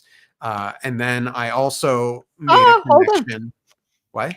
I don't have Hoyt suspicions, but I was still looking at that. I was still thinking of the Well of Ascension versus like the deepness, all of that sort of thing. It seems like I was wondering whether it's literally, as in like in-world related, or if it's just a related concept by Right. a writer that has a certain way of creating things. Yeah, well, if nothing else, we see like plot structure similarities and similar themes and world building techniques across both. So it doesn't have to be a literal connection, physical. I also want to connect, because I talked about baptism, I also want to connect Taoism and the return to the Tao. The dissolving of the Hoed made me think of returning to the Tao. But I don't know enough about Taoism to really highlight that. And then that brings us to 26, unless you have anything else to say on 25. I was also thinking, what are they going to take the hood and just put them in there? Yeah, that's my expectation, unless something big distracts them. Yeah. 26. Oh, one more thing. Go on. Galadin does say that his father just disappeared from his study, but I'm wondering if Galadon's father actually didn't just go into that lake. Oh, it's possible. Yeah. Very possible. That was the thing. Yeah. 26 summary. Serene leaves Elantris, upset that Shuden and Tarina left her. At the latest fencing session, Serene convinces the women to join her in Elantris the following day without any men. She pries keen for information about the argument he had with her father. She exercises, reflecting on her frustration with Spirit. Deora seems to misjudge Serene's frustration as being about Shuden. Yep. My first note was, haha, Serene coming to reasonable but incorrect conclusions again. Funny. This was about, I think, Shuden, yeah? Yeah. They were successful in making sure the king raised enough money. Okay, that's good, I suppose. Yeah. I was worried about that, so we got that part of the plan done. Yep. Eden has fled. I feel a bit ominous about that, to be honest. Yeah, we're not done with him. He's not. We haven't had him referred to by the priest, so yeah, it is it's a worrying fact. Yeah. Serene shaming the women into going into Elantris without any men. That felt really, really ominous to me. Oh yes, I was like that. Oh, they're gonna get attacked. Oh yeah. Oh yeah. Meta-wise, I know there's only one more chapter left in part 1, and we've been building to a Sheor attack. I suspect something bad will happen, although little girl Sheor may benefit from seeing her mother. If I recall correctly, Lady Telri is part of the fencing group. Yeah, she should be. And her father was there, but I don't know if she ever comes out of the. Why would she ever come out of the vault? True. It's dangerous out there. Mhm. Serene wanting to feel desired. I empathize. Yeah. That's where you get the most insight into how she feels as a person, but also as a woman. She sees the way other women, like this is the way Daora, why Daora thinks it's got to do with Shuden, because you can. She doesn't even like Shuden, but she does want his attention, which Yeah. is, I think that's a nice, honest thing for a writer to put in. Whereas part of the thing that we see nowadays is a woman is always beyond reproach. She's not, she doesn't have irrational things like that. She's not allowed that sort of thing. She's just perfect. Yeah. And the man is not. So I really appreciate that honesty. Yeah. Very much so. And that was well done and well executed. Mm. I wrote, oh, Keen is back. He's been gone a while. Yeah, what they've been doing? What have those two been doing? Yeah, I did wonder if it was them sneaking through the passageways. Exactly. Him and Lukel. Mm-hmm. Or Because he knew Lukel. about it. Yeah. Yeah. The exercise reflection with some Antly guidance was nice. Yeah, I like that she got really into it. And that helped her get in touch with her emotions. But she is still, hasn't made the connection between what her aunt is saying to her and Reardon. It's so how oblivious she is. Like she goes, my aunt's so weird with that. Anyway, I'm gonna think about Reardon now. It's like, oh, it's right in front of you, which was so entertaining. Yeah. Yeah. So my reflections for the chapter. Very nervous about the girls' day out that is to come. No other particularly deep thoughts about the chapter. Efficient building toward the Spirit Serene relationship. I'm mildly curious about the Keen fight, but really not all that much. Yeah, Like, is it going to be a huge deal, or is it just an interesting detail yeah, that we like, found out later? yeah, there's other more important stuff going on. But you did mention the theory of Keen being a spy. Yeah. Mm. Anything else to say about 26? Nope. All right, that brings us to 27. The summary. Braithen looks over the report that Eodin made enough money to not be supplanted by Telri. He's upset about Telri. He breaks down and starts truly praying. He's interrupted with the delivery of 4 vials. He had intended to poison Deloff, but thinks he needs something more spectacular for that now. He drinks one of the vials. So my first note was, there's something a little off for me about the Hrathen-Serene rivalry that I'm not sure how to articulate. Maybe it has something to do with Hrathen not doing much to stop her. He interrupted her eavesdropping, but that's very small, and the bulk of the rest of his response to her has been to continue with the things he was going to do anyway. And yeah, I think that comes close to approximating what my issue here is. So you'd like him to take more action against her rather than just continue what Maybe, what I don't his know. goals are. Maybe I would have liked like one more Wraithen Serene scene together. Maybe that would have. I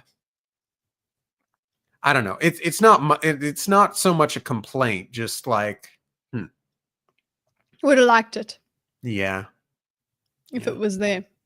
yep. And then I wrote in all caps, "Oh, he drank it."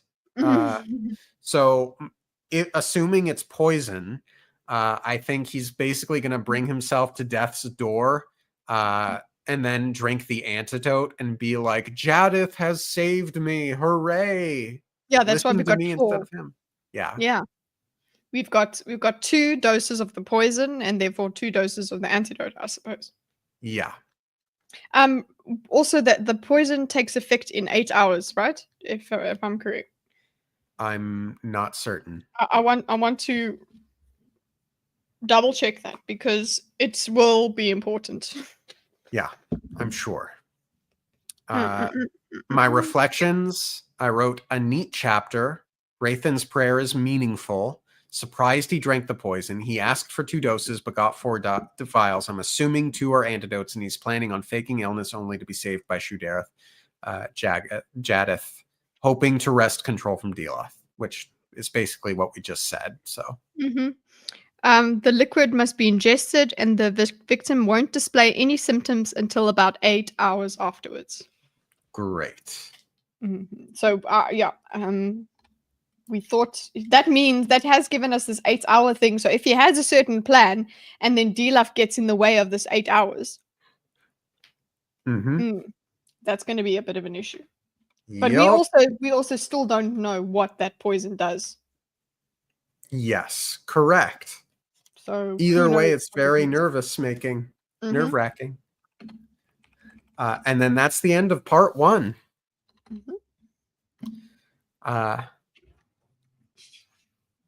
So yeah, I'm very much excited to see what happens in part 2. It's I've said it a handful of times. It's like proto Sanderson. It's really I love seeing his evolution as a writer, and the overlapping ideas and themes. How about you, Kitteh? Thank you, Libralita.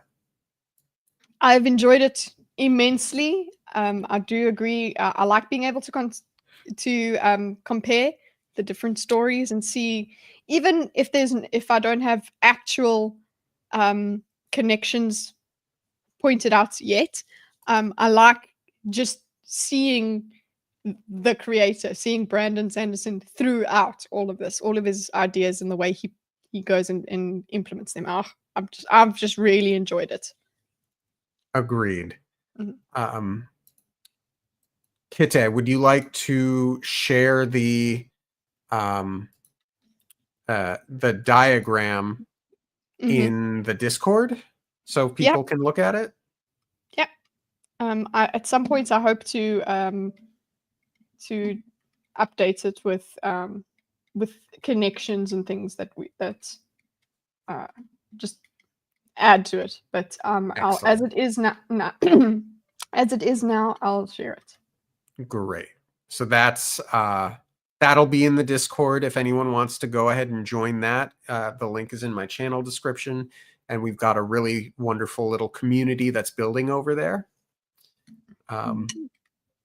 Any other topics for discussion? Didn't you want to talk about predictions?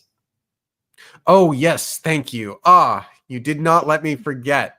Kitteh, what's your prediction for how the rest of the book is gonna go? I haven't really thought of it. I don't want to make predictions. I'm just enjoying the ride. I don't believe the magic will be back by the end, but I want it to be. I do want them to have their romance. I do feel like the girls are going to get attacked. That's all I can say about that. No, I don't have predictions. I'm just enjoying the way it is now. Great. I do think the women will get attacked. I think that Serene will continue to fall in love with Spirit. I'm going to stick or commit to Adian and KC playing pivotal roles in saving Elantris. And I think Rathan will have some sort of spiritual awakening. Maybe he'll convert to Carathism. I don't know, but there will be a big psychological shift for him. I foresee a bad end for Deloth. I hope there is a bad end for Deloth. Can I say that? Yeah. Same. I think that's about all I got. Yep. The stream would cut off at 7 hours anyway, so Well, we're good. yeah. I'm looking at our Emperor's Soul stream, and it cut off. Like we ended at 6:19:35. So this is. Do we want to keep grinding it out Okay. until we get to the exact? 6:19. Yeah. What else are you working on? Can talk about that? Stuff.